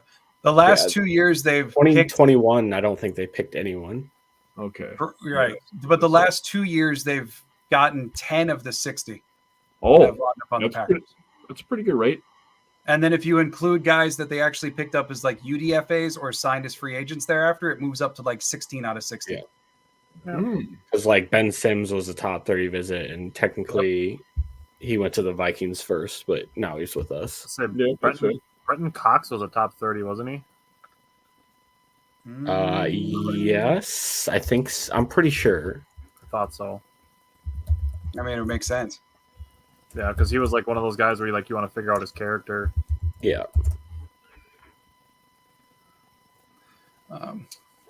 We got Joseph saying, besides wide receiver Johnny Wilson, tight end Jatavian Sanders at 88 would cause chaos in Packer Nation. Yeah, I'd be really surprised by that pick. He's like a really bad blocker, I think.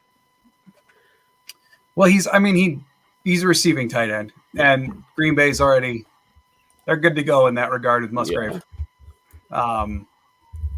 Like I was saying, like I think if they go tight end, it's going to have to be someone who can fill into that H-back role, someone that they don't have right now. And Somebody to teams. take Josiah DeGuara's place, basically. Yeah, exactly. We got Captain Kevel saying, Bo Melton and Sims, Goody having someone else draft them, then steals them. He just kind of sits back and just waits. Yeah, but people will be like, oh, but he also drafted this guy, and that guy that sucked. But, we'll ignore things like Bo Melton and Ben Sims. Yeah. Oh, Love no, is Bo. such a vibe. Dog. I love how pumped he gets after he catches the ball. That's my He favorite. just loves being there. Yeah. Yeah, dude, he's a vibe. That's what I'm saying, man. He's like Andrew Monasterio. Exactly how I feel about him. Like Jake, last summer when Andrew Monasterio came up, and I noticed that he's just smiling all the time because he's just happy to be here. I like that. That's how I feel about Bo Melton. I'm with it. Connie asking your thoughts on the cornerback Kareem Jackson. No. I say that from the standpoint of I'm assuming you're talking about the vet. I think. Unless I see Joseph's comment about Kyrie Jackson. Yeah, I was gonna ask if he meant Kyrie Jackson. Okay, Connie, if you meant Kyrie, okay. If you meant Kareem, no. Kareem is the guy who's been suspended for dirty hits consistently. Yeah, that's the dude from Denver. Yeah. Hard no on Kareem Jackson. Kyrie, I could be talking to that one. I'm not as high as I think other guys here are. I'm not super high on him, but I would like it if I'd rather pick him tomorrow. I think he'd be interesting. Taylor, yes, it would be 4 tight ends on the roster, but it would be one of them is kind of like a tight end / fullback. I guess is kind of the way that it would be. Like. That's why if they take a tight end, I think it's going to be later in the 6th, 7th round to right. Battle and out at that Tyler point, Davis. At that point, I think it's going to be a player that you're going to have in there to challenge or to compete with Tyler Davis. No, not Tyler Davis. Sims. Nope. Yeah, I agree, Tyler. Oh my God, the practice squad guy who came up at the end of the year, Henry Pearson. Henry Pearson, that's what it is. No. Yeah, he's a little. Oh bit yeah, I see what you're fullback. saying. Okay, gotcha. I kept wanting to say Ricky Pearsall, but I'm like, that's not who I'm thinking of. Well, the thing with the Packers tight end room, it wouldn't shock me if they don't take any and then try No. Tyler Davis at H-back or. Yep. I agree. Because they are still very high on Tyler Davis. And, we shouldn't forget how incredibly valuable Bisaccia, loved him on special teams. We've been very vocal on that on our show about Tyler Davis's impact on special teams. If you go back, all the way through Bisaccia's special teams career, the decades back now, almost every single year, he's got a tight end in the top 3 of his total special team snaps. Mm-hmm. And that guy was Tyler Davis. And Yep. I think he's become forgotten since the ACL tear, but the fact that they re-signed him, that tight end room might already be done. Yep. Yeah. I can see it. I liked. I felt bad that he Bill. tore his ACL last year. Oh, dude. Because it felt like they had a role for him. Yeah. Like they were hyping him up. He was the team's guy. They talked about the special things he was going to do in offense. Like he had a role. Yeah. And then it happens. Yeah, that There sucked. goes Haynes. Bye, Haynes. Bye, Haynes. It's a good pick. I agree, Janelle. I agree. Have a Talked good night, about him Bill. a Thanks lot. for all the comments. Yep. Have a great night. Yeah, thank you, Bill. Janelle saying Tip Ryman would be a good tight end on day 3. Great blocker that can play inline or H-back. Agree 1,000%, Janelle. That's why I've been talking about him so much. I would love to Like see him. I just Janelle and he would totally fit. Like he would fit the character guys that they're going for right now. There's some guys left. What's Captain Kevin's there? Melton posted. Before deleting about how sad he was not playing before his breakout game. He posted a picture of the field and said, I got to be out here soon, man, or I don't know what I'll do. And then he did. Yeah. It is kind of a bummer he's not going to get to play with his brother. That would have been cool. Yeah. He can just cook his brother. I like that. That's better. Did I? Yeah. All right, we're on 82. Green Bay's still sitting at 88. We got about 5 picks to go before Green Bay's up. Connie says, I dislike Seattle even more. Pete Carroll's not even there anymore. Yet they're still, yeah. Mike Man, McDonald. Seattle's having a really good draft because I like the Christian Haynes pick and I love the Byron Murphy pick. Sorry, Janelle, you're not going to like this.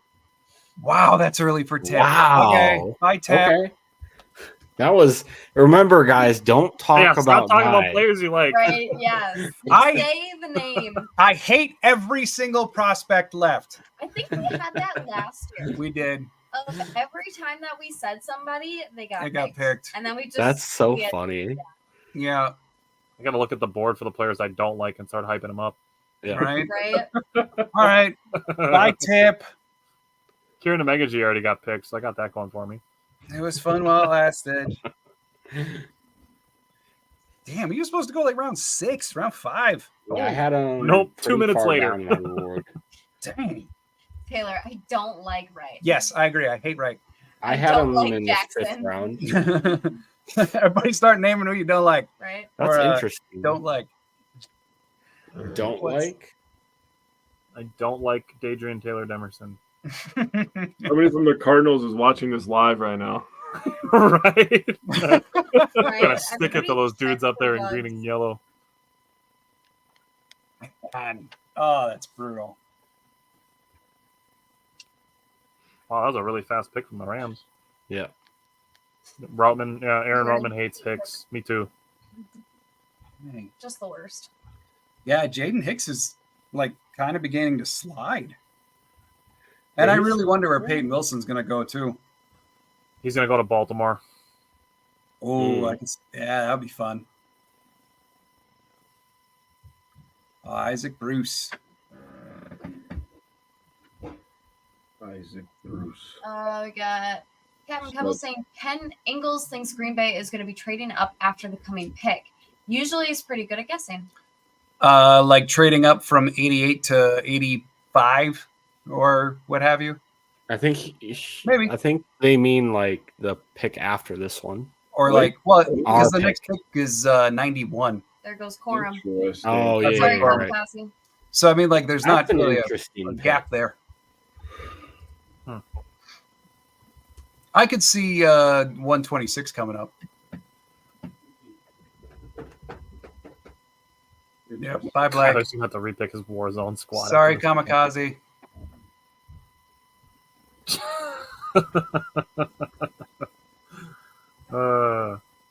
Justin said Arizona will just take the tip. Oh my god. Well played. Well played. Game Aaron's recognizes game. wondering if the Rams pick for Blake was a bit early. Not really. Yeah, I Late don't. third round. I mean, that's kind of where you start to pick them. Yeah, Yeah, I like think we're really we are really getting in like the running back range. Yeah. We're going to see like Wright, Lloyd, Braylon Allen, Estemago, guys like that. Yeah, Yeah. we could probably Like see that another next 2 or 3 year. running backs yet tonight. Yeah. 2 or 3. 2 or 3, 3 or 4. Okay, Charlie Barons. That's immediately what I thought of as well. I got my bobblehead right over there. Like Charlie Barron. You got Charlie And my Barron signed mini bobblehead? helmet. You don't? Why Right? would I do that? Are you a true Wisconsinite if you don't have Charlie Barron's memorabilia? I have a bobblehead of myself. That's how much I like myself. Tell you what, That's I am a wild. true Wisconsinite because I have a That's junk some drawer. deep personal issues, my friend.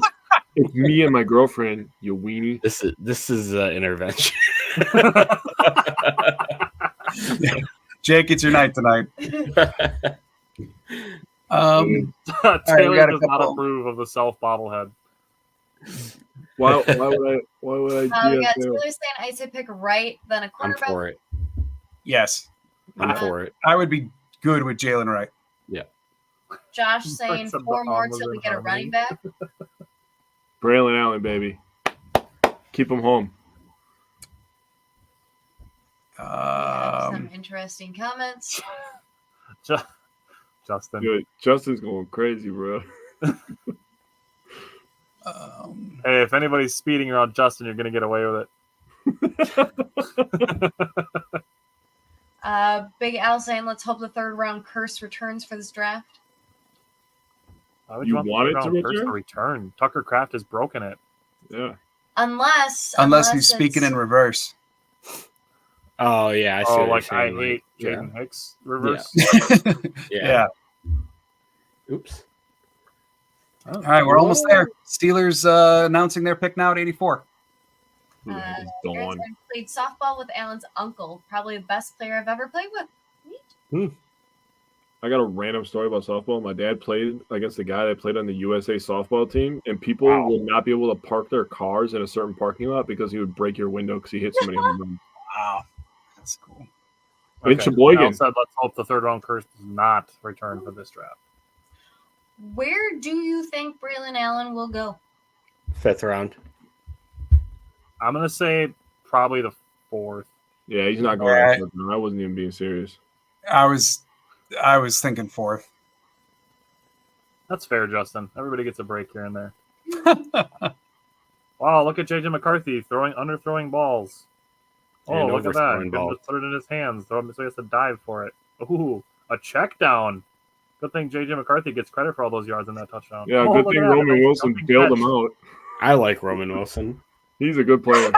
No, another underthrown ball that he had to go back for and make a contested. I will. catch. Roman Wilson's a gamer. I like him, Yeah. dude. He's a dude. What's up, Steelers? You look so thrilled. Right? They are just ecstatic about their pick. Or they've known they were going to get him for like the last 8 picks or something like that. So Yeah. like, yeah, we've had him bend in since '78, Yeah. Yeah, nobody else was taking this guy in the 3rd round. right? We're geniuses. We got Michael saying lost out on our top guards, maybe Zinter or Wardolini in the 4th. 3rd, like the possible double dip of Hicks or Wilson, maybe both, or Booker and Wright. Michael, if you're still looking at guard, you could throw out the other Christian and maybe look at Mahogany. Christian Mahogany. Yeah. And Big Al Blake Corum is gone. Well, I mean, Mahogany fits right into that Mason McCormick thing. Sure. He would just be an anomaly from the standpoint of he's never played tackle. Yeah. Oh, I'd be drafting him as a guard. Right. But I Right, mean, but even the the Packers guys like that they've drafted at guard Oh, okay. have played tackle with the Yeah, exception of 4 in the last 20 years. Let me see, because I was just looking at that not too long ago. See if I find it. And my opinion is that is where Jordan Morgan is going to go in year 1, is right guard. And then year 2, we see Myers not re-signed, Tom kicked in, Morgan switch out to tackle. Like that's how I see Morgan's arc going as of right now. Morgan's So, gonna be the next guys- TJ Lang, man. Hmm? He's going to be the next TJ Lang. TJ Lang was drafted as a tackle, and he got kicked inside and was tremendous in there.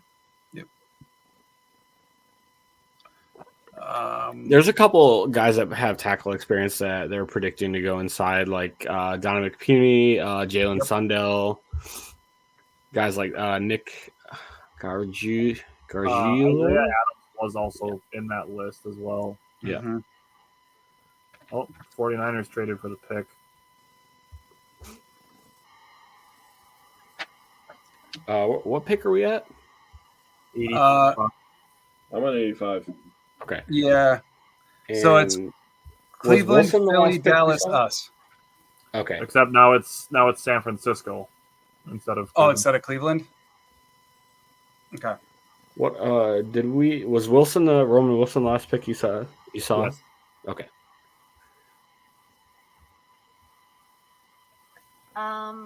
We have Big Al saying the last time the Packers selected an O-line in the first round was Derek Sherrod. Yup. Yep. I kept saying that's what we have to do it. And before that, if you're looking at interior offensive linemen, it was like 1994. I think it was Ross Burba. I looked it up one day because we were asking. Yeah. It was a long time ago. Yeah. Aaron saying, did you have Creed higher than Myers that year? I would say that was a head scratcher when they picked Myers over Creed.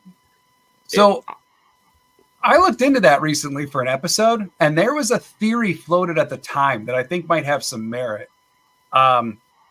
One, Myers was apparently considered a little bit better in pass pro at the time, but also Creed snaps the ball with his left hand. And that's weird. And apparently there had been some issues in practice the year prior where Rodgers had made it known he didn't like getting snaps from left-handers. Oh, interesting. Now, I don't know if that's true, but I went back. I found an article from the time that those picks happened, and that was the theory at the time. And then I was like, oh, that actually makes a lot of sense. So that's a possible reason. I think another reason, too, is like the Packers really valued Myers' ability or his athleticism a little more than Creed Humphrey as well. You could see why they drafted Myers. Like, it made sense. Well, I mean, they thought they were just getting Corey Linsley again. Yeah. Like, Myers followed him at Ohio State, and then Myers was going to walk right in after him in Green Bay. And it just hasn't. And again, There goes Zinter. By Zinter, he was the top pick. Yep. But the thing with Myers was his ceiling has still been pretty good. Yeah. The issue with Myers all along has been his consistency. Yeah. Oh, 49ers traded for the 46th pick or the 86th pick, not the 85th. Okay, so they're on the clock now, Philly. and then Dallas, and then us. Yeah, Zinter just went to the Browns. Yeah, that's weird that Tom Pelissero had the trade for 86 before Schefter had the announcement for the 85th pick. Connie's saying, I don't like teams jumping in front of us. It's usually bad news. And it's been a freaking trend this draft. Yeah. Like, more so than I remember. Justin saying, can we just have the Browns play the top XFL and USFL team, and winner is in the NFL, loser goes to the other? Get some relegation in here. I think the Browns would kill them. Yeah, the Browns are actually good. The Browns would, yeah. But if you have them play Yeah. like the Panthers or something like that, like it's a weird thing, but Carolina that's would how put it. like soccer in Europe works. Like the lowest team from the top league plays like the top team from the second league. Yep. And if they beat them, then they interchange. I still That's think how they kill them. Ryan Reynolds' team moved up. Mm-hmm. Oh, right? yeah. He was like Yeah, a defense. that's how it works like that. Yeah. I still think they'd get killed, though. Yeah, you'd have to have a really, really, really bad NFL team. I mean, to I lose think to a bunch better of guys that are like fringe NFL players. matchup would be the national champion in college going against the worst NFL team. They'd even still that, get they'd killed. get But even then, It wouldn't be close. It wouldn't No. be close. Carolina would have destroyed Michigan. but they would stand a better chance than the top XFL team. That's Sure. what I was saying. Sure. Joseph asking, San Fran needs O-line, right? Yep, there goes Pooney. Well, there he goes. Bye, Pooney. Rip. So San Francisco hopped in front of Green Bay, and they very well might have been doing that on purpose. Justin I'm not saying, mad at "Thanks, SpongeBob, watching Like- this draft. 4. I'm not mad that the Packers can't draft Puny now. I liked him. I liked him maybe a little too, bit but more. he wasn't on my big board of guys that I wanted to draft. I like Pooney. I think he's just, you've already got a better version in Morgan. Yeah, and he's a guy that I've seen that some teams might view as a guard. So he's a guy that could potentially be kicked inside. I think he is inside, yeah. I think so too. We got Big Al saying this year is really important for Josh Myers. If he's inconsistent again, Zach Tom might be moving to center. Yeah, possibility. We're kind of penciling Tom in at center already. The only thing that I would say in regards to the center position that I think people shouldn't lose sight of is the communication calls for center are so important. Yeah. And Stenovich, LaFleur, this year they made it very intentional to speak glowingly about how Myers had improved on his calls. And that is such a big part of the center job and a very underrated part that I think has bought Myers a good amount of runway before that change happens. And I think we shouted it out a couple times last year in a couple of games where you could see Myers shifting the protection and making the right calls.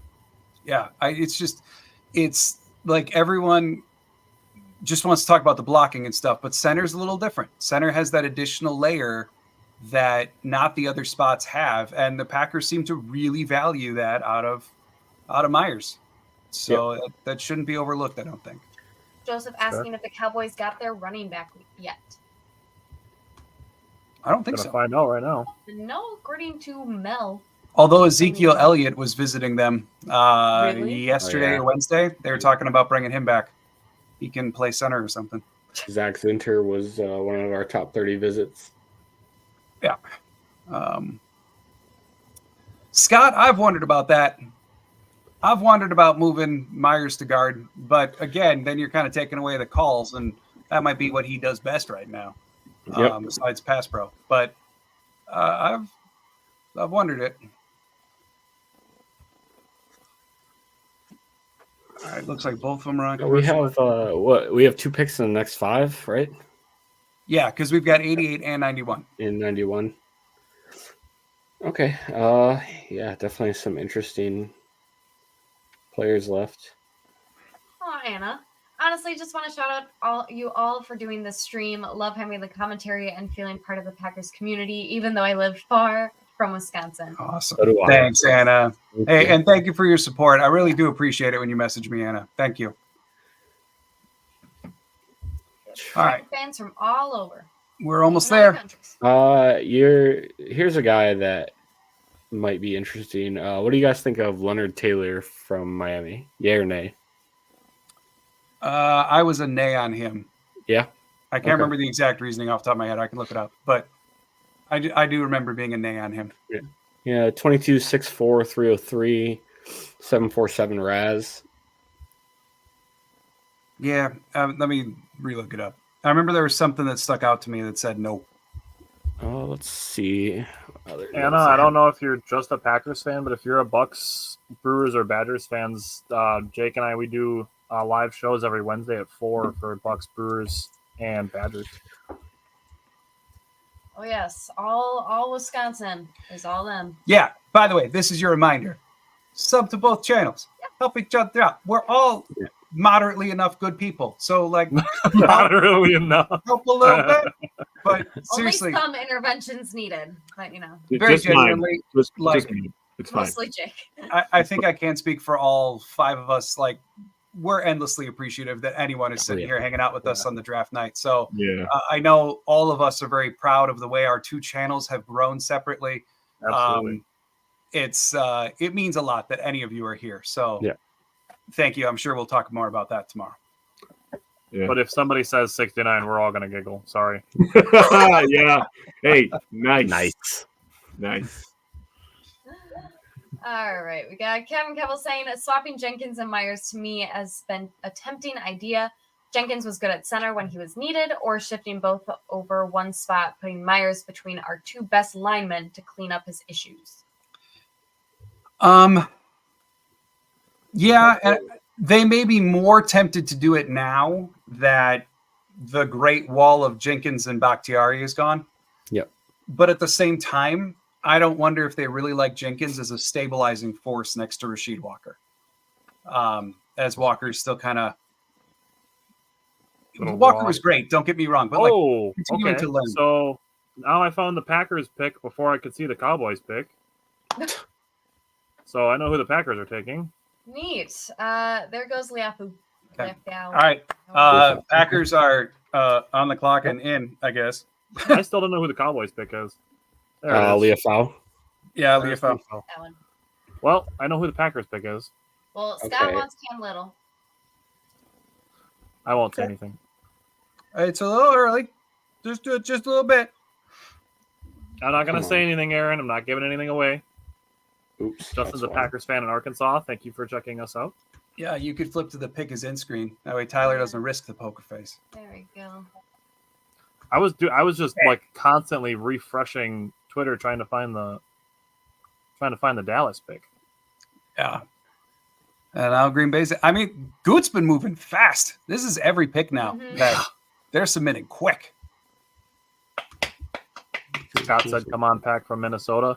Scott, we have a few other Minnesota fans. Like Christopher lives in Minnesota. Brett lives just on the Wisconsin side of the border. Yep. Lacrosse.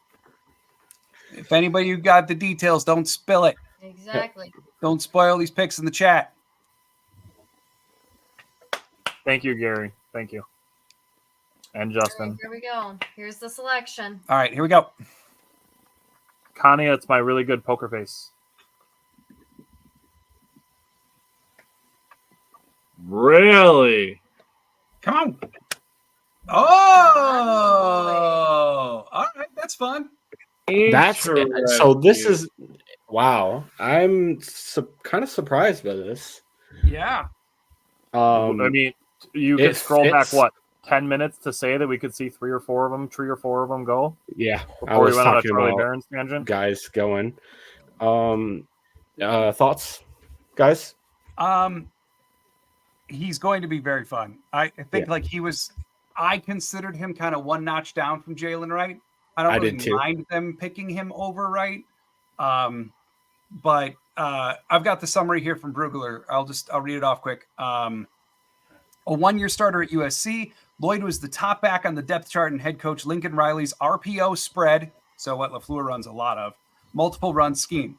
After 3 years at South Carolina, he transferred to the Trojans and had a productive 2023 season where he led the team in rushing in 11 of 12 regular season games, finishing as one of only 5 FBS running backs to average more than 7 yards per carry. With his vision and dynamic cutting skills, Lloyd is a shifty runner with the short area explosion and lateral agility to leave defenders diving at air. 20.87% of his carries resulted in a 10-plus yard gain. He frequently springs free because of the creativity he shows with the ball in his hands, although he relies too much on his east-west options and needs to be more consistent finishing runs. Overall, Lloyd doesn't have the profile of a high-volume back, but he can spark an NFL offense with his mix of patience, burst, and promise as a pass catcher. His tape gives me flashbacks of a thicker version of Duke Johnson coming out of Miami. He forced 47 missed tackles this season. I was just going to say something along the same lines of, I'm sorry, I didn't see the name on that comment. Yeah, he's got some weight to him. He's 220 at 5'9". That's what they want. Yeah. He's put together. Yeah. He's got some thickness to him. In that man. Right. Yeah, I don't. 5'8" is crazy. Aaron Jones was 5'9". Yep. I mean, 5'8". Yeah, he's like 5'8.5". That does qualify as it does qualify as the shortest running back that would be taken in the Gutekunst or Ted Thompson era. Tyke Smith went right after. It's just crazy. Yeah, his 20 at 5'8". His 220 is the crazy part. That's 5 pounds more than Aaron Jones and an inch shorter. For what it's worth, take this as you will. His gap running grade was a 93 on PFF. He averaged almost 4 yards after contact per attempt. Yep, he's a Packer. That makes Another sense. crazy thing about him, and I looked at some other running backs that were like not nearly as high on this, but PFF has an elusiveness rating, Yep. and a lot of guys are in like the 80 to 100. The really good ones are like above 120. Marshon Lloyd's is 177. Oh, Yeah. oh, We're about to be up again, by the way. Yeah. Oh yeah, we're at 90 right now. So Packers are on the they're on the clock. Yep. bro, the Packers are so back, dude. Oh, we are so back, baby. Oh, there goes Elijah Jones. You had it, Tyler. Oh, one pick, damn it. All right. So here comes my guy then, the cornerback out of good pick, Florida Arizona. I State. hate you. Oh, Jerry and Jones. Yeah, Edrien Jones. Thank you. Wouldn't Now, shock me. now they took one of each of our guys, guy. Damn it. What am I doing? They took Trey Oh, Benson. Daniel Jeremiah from the NFL.com said the Green Bay Packers just got the best running back in the entire draft. This will be a nice replacement for Aaron Jones. Ooh. I mean, like the sounds of that. I really enjoyed reading what Brugler was saying about his vision, his patience, one cut in the zone blocking scheme, like the RPO basis that USC uses. That's all Aaron Jones. That's I can get with this for sure. Yeah, I can. Chanel saying Marshon Lloyd also has an issue with fumbles. Just like yeah, Aaron Jones. There's another similarity. But I can go look up the numbers. All right, picks in. Wow, we're taking a guy here. Wow. Gooch is decisive tonight. Yes, sir. They're definitely taking a guy here. Caitlin Commercial Clark's break, board. guys. We're still interested in. I love Cody's comment. Patrick Taylor. So supposedly, from a couple of guys who actually know Patrick Taylor, have grown close to him. They've said like he is not coming back to Green Bay. He's done. I don't blame him. I could have told you that too. Yeah, I mean, like it makes sense. Yep. Let's see, guys who could go. I mean, TJ Tampa's still hanging out there. Yep. I'd be down for that. I'm very Brandon surprised Dorless. he's still there. Dorless, the big DT from Oregon. Yep. If they wanted edge, Austin Booker is chilling. True. Um, Or Javon Solomon. Peyton Wilson's still there to double up there. At wide receiver, Devontae Walker or Johnny Wilson. So Muhammad Kamara Bryant. Yeah, Kamara is still on the board too. Oh, man, Elijah Jones right before.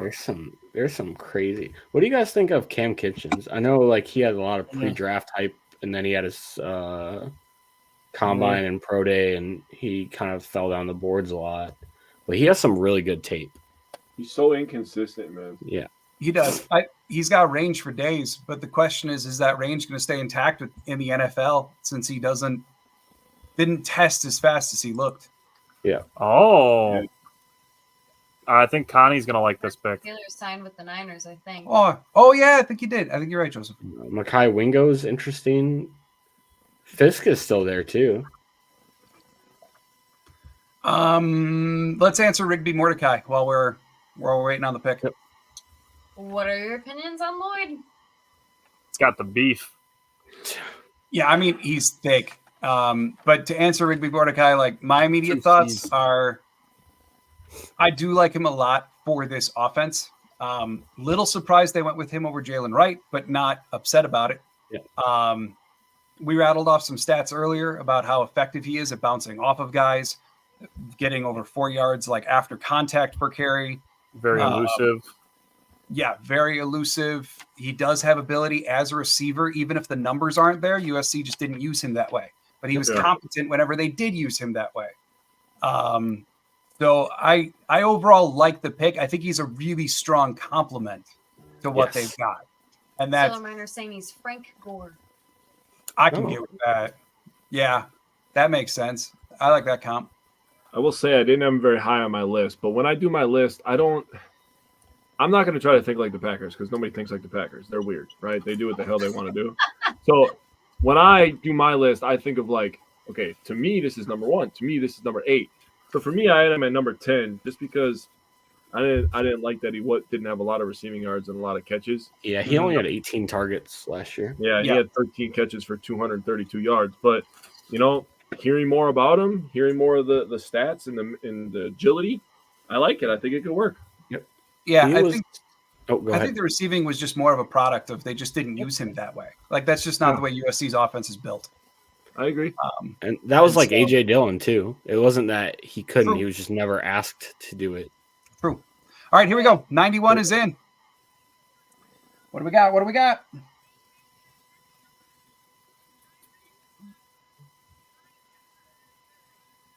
Interesting.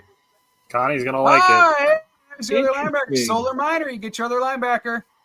Oh, I Another thought guy that was that was Connie brought that wanted in. the other linebacker. That is very interesting. Another guy that was brought in for a top 30 visit. Yep, I was just gonna say that. Little bit smaller of a backer at only 231, but Yep. And not It could be your weak side linebacker though. yeah. He's not. Josh, don't this is look why you at need to watch our Hopper. shows more often.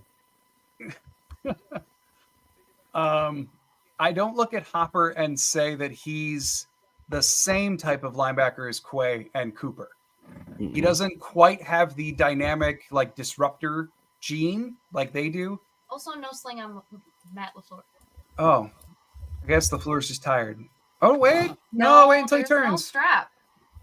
I don't know. But he's also doesn't necessarily have the occasional recklessness that comes with their violence. Maybe a little bit more of a coverage backer as opposed to the send them in and blow stuff up type backer. So I can give you his stats from the last 2 seasons. Yeah. From 2022 and 2023 at Missouri, he was in Florida the 3 years before that. But his 2 years at Missouri, he combined for 132 tackles, 19.5 tackles for loss, 5.5 sacks, an interception, 7 passes defensed, and a forced fumble. Yeah. Productive. Ooh, that's a good pick for the Bucks. Here's the Villain. Brugler summary. A 2-year starter at Missouri, Hopper played will linebacker in defensive coordinator Blake Baker's 4-2-5 base scheme. After struggling to find a regular role at Florida, he transferred and averaged 5.8 tackles per game in 2 seasons with Missouri, earning all SEC honors as a senior. With his initial quickness and rangy speed, Hopper aggressively responds to ball carriers and pass catchers and closes in a hurry. There it is again. However, he lacks the play strength desired for an every down role and needs to improve his block awareness. Overall, Hopper needs to be more consistent at the point of attack and as a finisher, but he's a fast-flowing athlete with the pursuit skills and blitzing talent to find a home in the NFL. He projects as a run-and-chase rotational linebacker with the skill set for special teams, and he was given a round 5 grade from Brugler. So, take it for what you will. As Justin says, this pick is like vanilla ice cream. I'll take it, but it's not my favorite. Hey, but you know what? Vanilla ice cream is good if you mix it with other stuff like chocolate cake or apple pie. Ooh. Vanilla ice cream is the number 1 ice cream flavor in the world, so that's a terrible analogy. I did see someone say on Twitter last night that this could be a draft of eating your vegetables for Packer fans. Like Oh God, a I lot like of that, picks, actually. like a lot of picks that you may not come away from with like the hormones in your brain going happy because they're awesome, but a lot of picks that you just need to be good. And That's what we said with Jordan Morgan. It was a responsible, safe, reliable pick. so Hopper fits the mold. He's a little bit lighter. So does Edrien Cooper. So does Javon Bullard. He's not an every down guy, but he might be a third down linebacker, and they could use that. Responsible people aren't always the life of the party, but you need one to take care of everybody. Insert Tyron Hopper. Yeah, so Tyron Hopper is your designated driver. Got it. So All is right. Morgan. Oh, We have- wow, okay. Justin wants to smoke. Justin wants to smoke. Justin, don't start this with me. I'm a trash talker, dog. Don't start this. I'm gonna say that I guess I'll take that as Justin liked my analogy more than he liked your comment on vanilla ice cream. It is the number 1 seller. You can't debate that. It's a fact. Connie saying Goody said he wants all linebackers with the same skills. Yeah, almost like safety. From the UK Packers draft guide, they said just in their outlook here, Teams will love Hopper's speed and athleticism, but his lack of size could be a concern. Yep. Some may question whether that body size can stand up to a season of pro football as a full-time linebacker. Nonetheless, his ability to play on passing downs alone, plus special teams, should ensure that Hopper will stick around on an NFL roster as a primary backup at the very least. Expect him to be selected day 3, round 4 or 5. So another one, like, that does seem to be consensus, that this is very early for Hopper, but expect him to be a special teams contributor, perhaps someone that they can roll out in the occasional package. Maybe because he's lighter, maybe they want him to be Viper. Like they must have something in mind for Hopper here. So Matt Schneidman tweeted that the Packers go with Tyron Hopper at 91, doubling up on inside linebackers on day 2. Brian Gutekunst said at the Combine that they were, quote, pretty thin there, and then they released Devondre Campbell. Needed more bodies with schematic switch under Jeff Hafley. Well, I'm going to bring this up. You know, he's a smaller guy, but he's pretty good in coverage. So you look at that and you think about plays that people were complaining about, right? And you think about Preston Smith. People were complaining about him in coverage. Remember when they put Campbell on the running back? I'm blanking on his John name. Robinson. Yeah, remember when that happened and people were bitching about that? I mean, come on. You take this smaller guy who basically is a coverage linebacker. You can get away with it now. So I pulled up Hopper's Raz card here. Overall, I got a 7.42, 6'1", 231. His 40-yard dash is running 4.68. His agility is where he tested poor, with a 4.46 shuttle and a 7.29 cone. The 7.29 cone, that's worse than the Packers generally like their guys. But that almost sounds like they believe that to be like a hiccup of a day or something like that. Right. Because that's very much bending what they like for 3-cone. And then, but his explosion stuff was great. He had a 36-inch vertical, 10-foot broad jump. His 20-yard split was 2.68. And then his 10-yard split was 1.64. So wow. So he has the acceleration. Yeah. I mean, and it seems to match with the draft profiles of like, here you've got a guy that maybe will be a little bit more of like a coverage blitzer backer, but not someone that you're going to roll out. And even though he tackles pretty well, he's not necessarily going to be a guy that you're going to bank on to roll out on first down and stop the run because he's going to get washed. But for a specialty role, and again, maybe they want him to be more Viper-esque. Like, yeah. Well, like some of the things you brought up too, some of it sounds like it could be like coached up. Like he could get better with better coaching. Yeah. Did anyone pull up PFF on him yet? I did. They have almost nothing on him. What about like missed tackle percentage? 22.7. Okay, so gonna need some work there. Yeah. Justin Peyton Wilson, it's got to be his injury history that's scaring him the down. medicals. Connie, as long as he can tackle. Oh, tough. I love that guy. Not that. Row. Psych. If he covers really well, he'll never have to tackle. Maybe that's what we hope for. True. Yeah, that. Justin saying, so are people that down on Peyton Wilson, or did I miss him? You didn't miss him getting picked. Yeah, it's got to be the medicals. Yeah. Got to be. So that, as of right now, Packers, of course, could move up back into round 3 again. Isaac, I like that pick for Baltimore. I like. Yeah, that I do too. But that rounds out the 4 picks for the evening. So, as it stands right now, Jordan Morgan, Edrien Cooper, Javon Bullard, Marshon Lloyd, and Tyron Hopper. There you go. That's where we're at so far. 5 of the what they got 12 picks now in the books. Yep. 13 picks. Cool hair, I guess. Oh, he was just talking about Peyton Wilson's injury history. Got 13 picks because they picked 2 extra picks up when they traded down. Oh yeah, thank you. Yeah, 13 picks. So 5 of the 13 in the books. If they stay pat, tomorrow could be fun too. 8 picks. Yeah.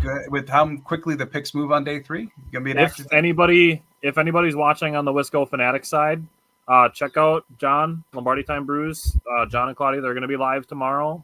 Simon might jump in with them. I'm out playing sports tomorrow. Good pick.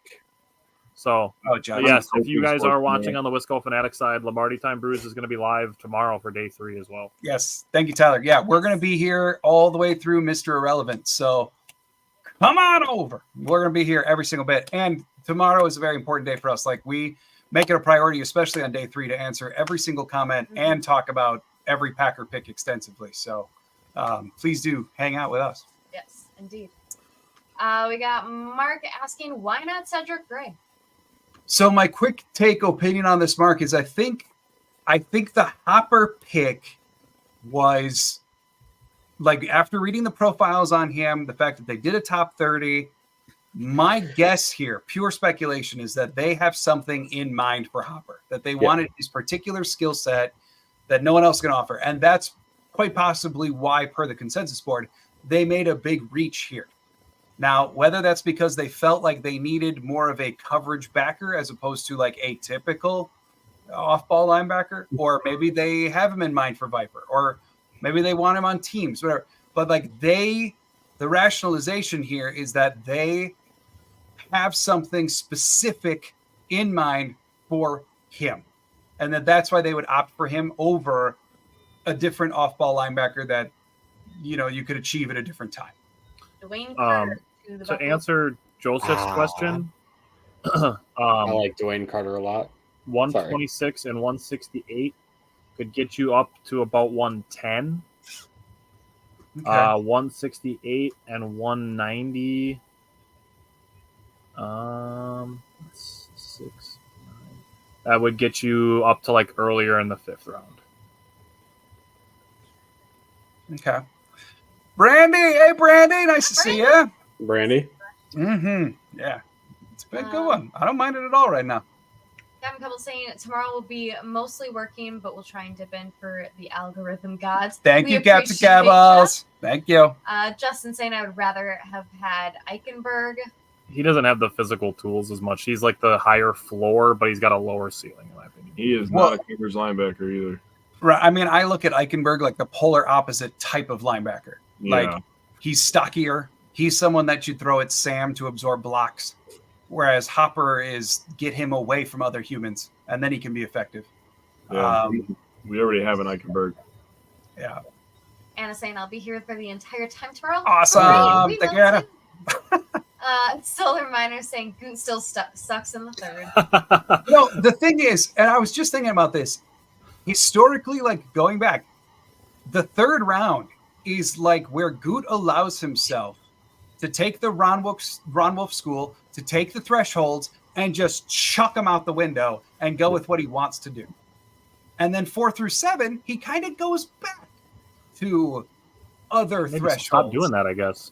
But like the 3rd Except is for where Tucker he Craft. just like it's really weird. Like, you see low raz guys in the 3rd sometimes. You see guys that don't fit their thresholds. You see, like, it's just the 3rd is like his experimentation round, and he's lost more than he's won in round 3. Not since 2023. Except for last year, yeah. I said more Thank often. you. I am. Connie saying thanks, John, Claudia, and company. I've enjoyed your stream tonight. I will try and drop by tomorrow. Awesome. Thank you, Connie. for Look joining forward to it. us. I have a new hype man. Thanks, Aaron. Aaron, It come was watch peace us for on a while. Wednesdays. Okay. Deeply offended. Right. And last year, day 3 was our most successful day. So I don't know you yet, but thanks, Aaron. So See you yeah, tomorrow. you're gonna have to send all your subscribers you get tomorrow our way. Sounds good. All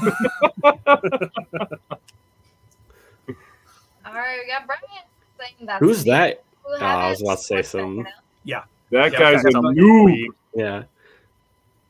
That guy doesn't know anything. I don't know. Yeah, you're gonna have to save Go the back to the water park. naughty talk. Save Yeah, the I calmed it down. I was gonna say this off the wall stuff. Sounds like a dude that would live in North Dakota. Yeah, he looks like I heard a he's guy actually a with Vikings fan. Mark saying I think Lloyd is a pretty good pick.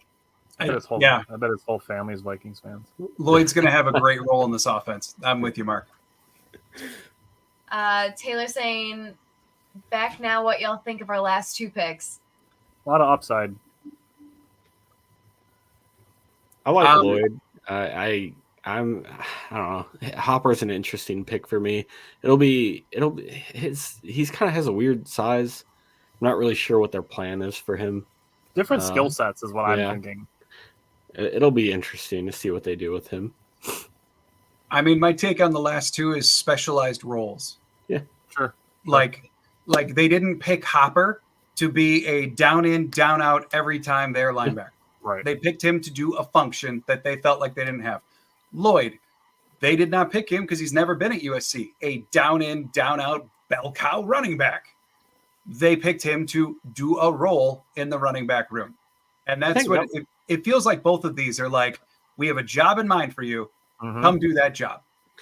I think that was kind of like the running back draft in general is like those kind of, you're not going to give all those guys bell cow numbers. Like they're going to be your backups, your, running back by committee guys. I like Brandy's comment about Cam Hart, by the way. I brought him up earlier. I like Cam Hart. Yeah. I think he'd be a good pick tomorrow. More versatility in the secondary. Jaden Hicks hasn't been picked yet either. Nope. No, he has not. We got Joseph saying, awesome session, Lombardi Time Brews. Yeah. Oh, thanks, Joseph. Appreciate it. Come back tomorrow, everybody. And bring your friends. Also, I'm very popular in nursing homes. If you got grandparents who just want to be like around faces for a bit. I didn't know that about you. What? Is an interesting. Look, man, when I first started, I'm not kidding. When I first started, like the vast majority of my views were like, I don't know if it was a YouTube issue or whatever, but like 80% of my views were like 70 and over. And it was like, oh, okay. Bring your nana. Do it. You want to do a live show at Sunny Ridge? Maybe. Yeah. Hey, if I'm popular. But like, if you got grandparents and nursing home and they just want to listen to someone talk incessantly, that'll be me tomorrow. So I can fill up their room with noise. Let's get the views. I appreciate it. Old people don't like us, man. We talk about it. Everybody your nana loves. I'm very pinchable cheeks. I will give them that. We talk a lot of trash. Yeah, we say a lot of. We don't like the boomers. I'm not gonna lie to you. Brandy, it's all dependent on the behavior. That's fair.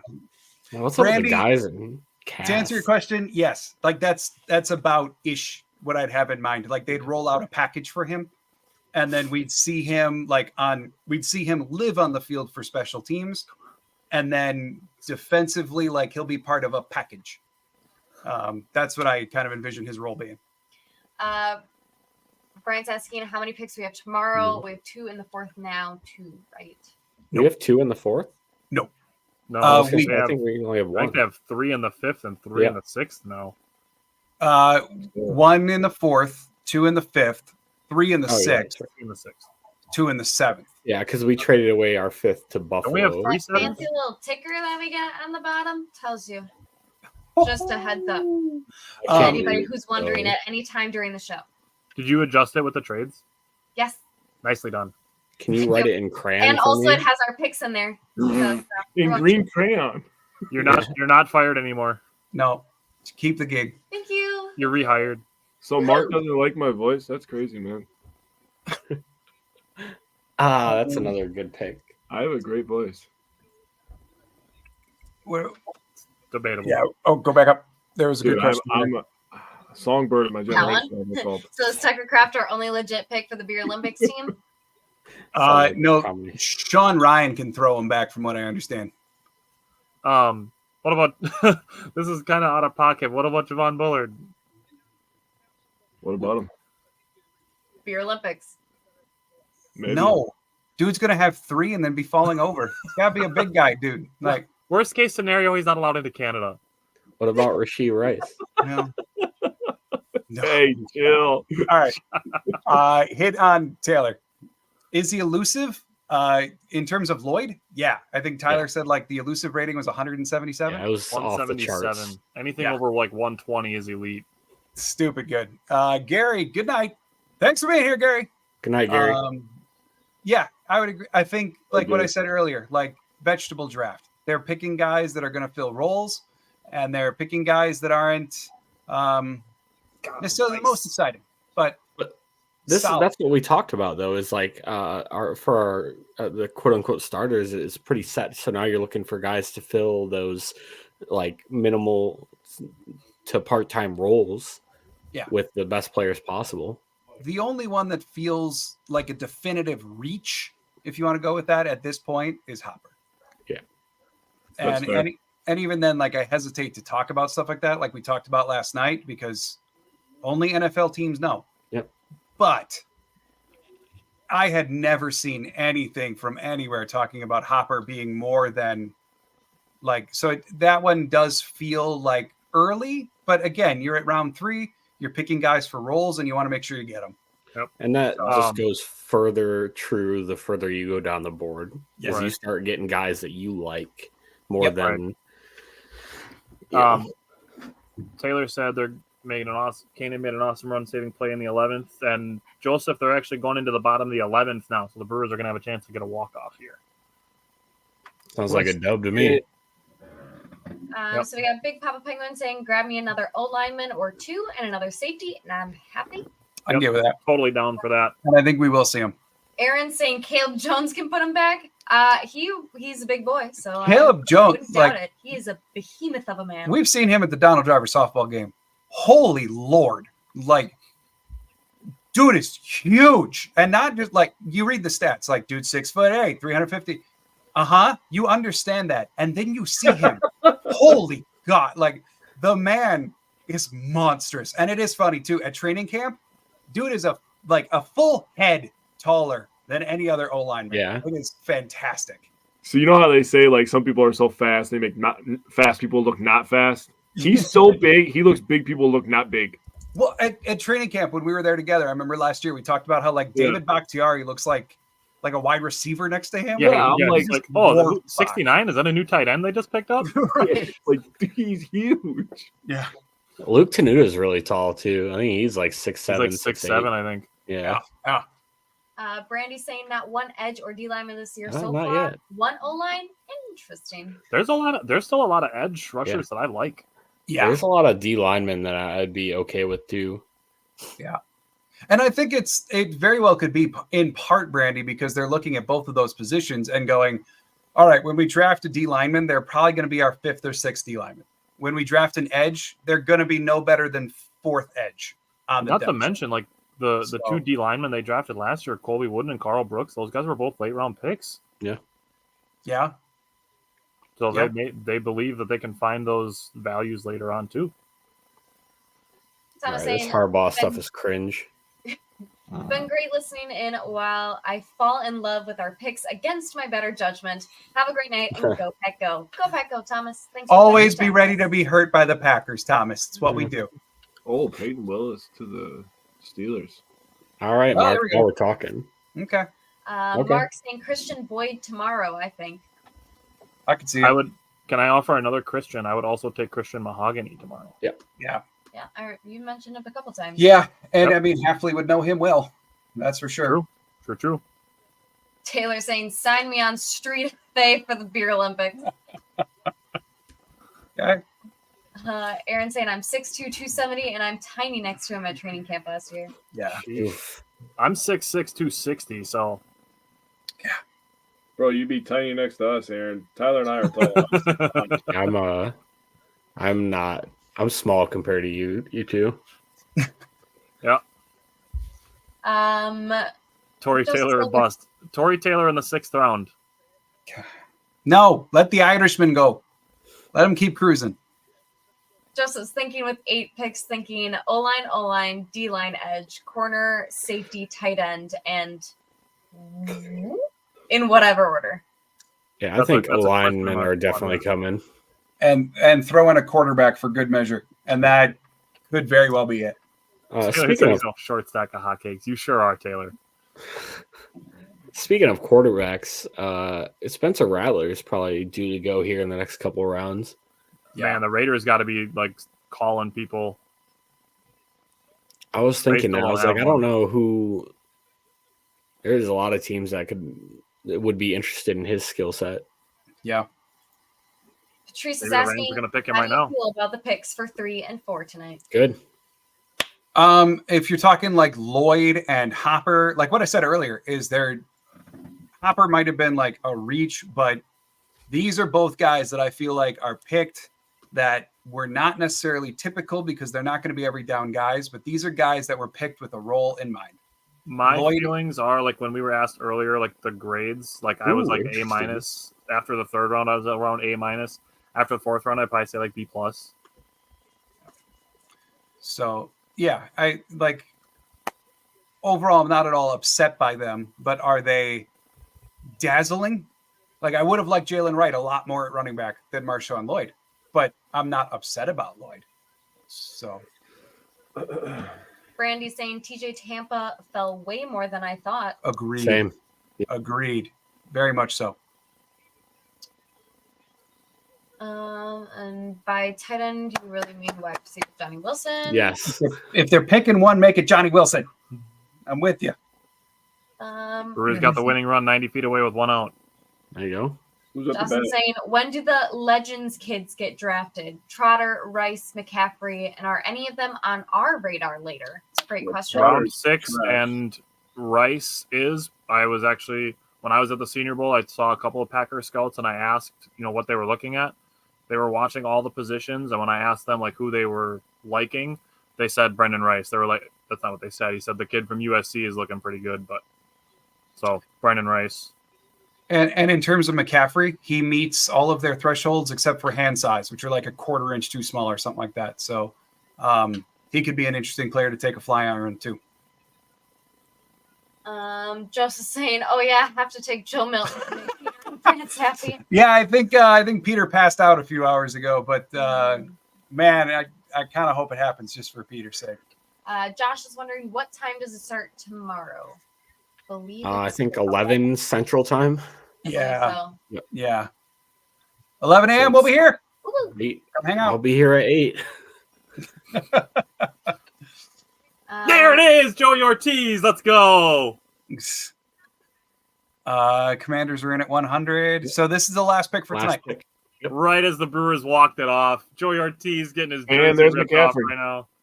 And there goes McCaffrey. All right, cool. Well, there goes McCaffrey.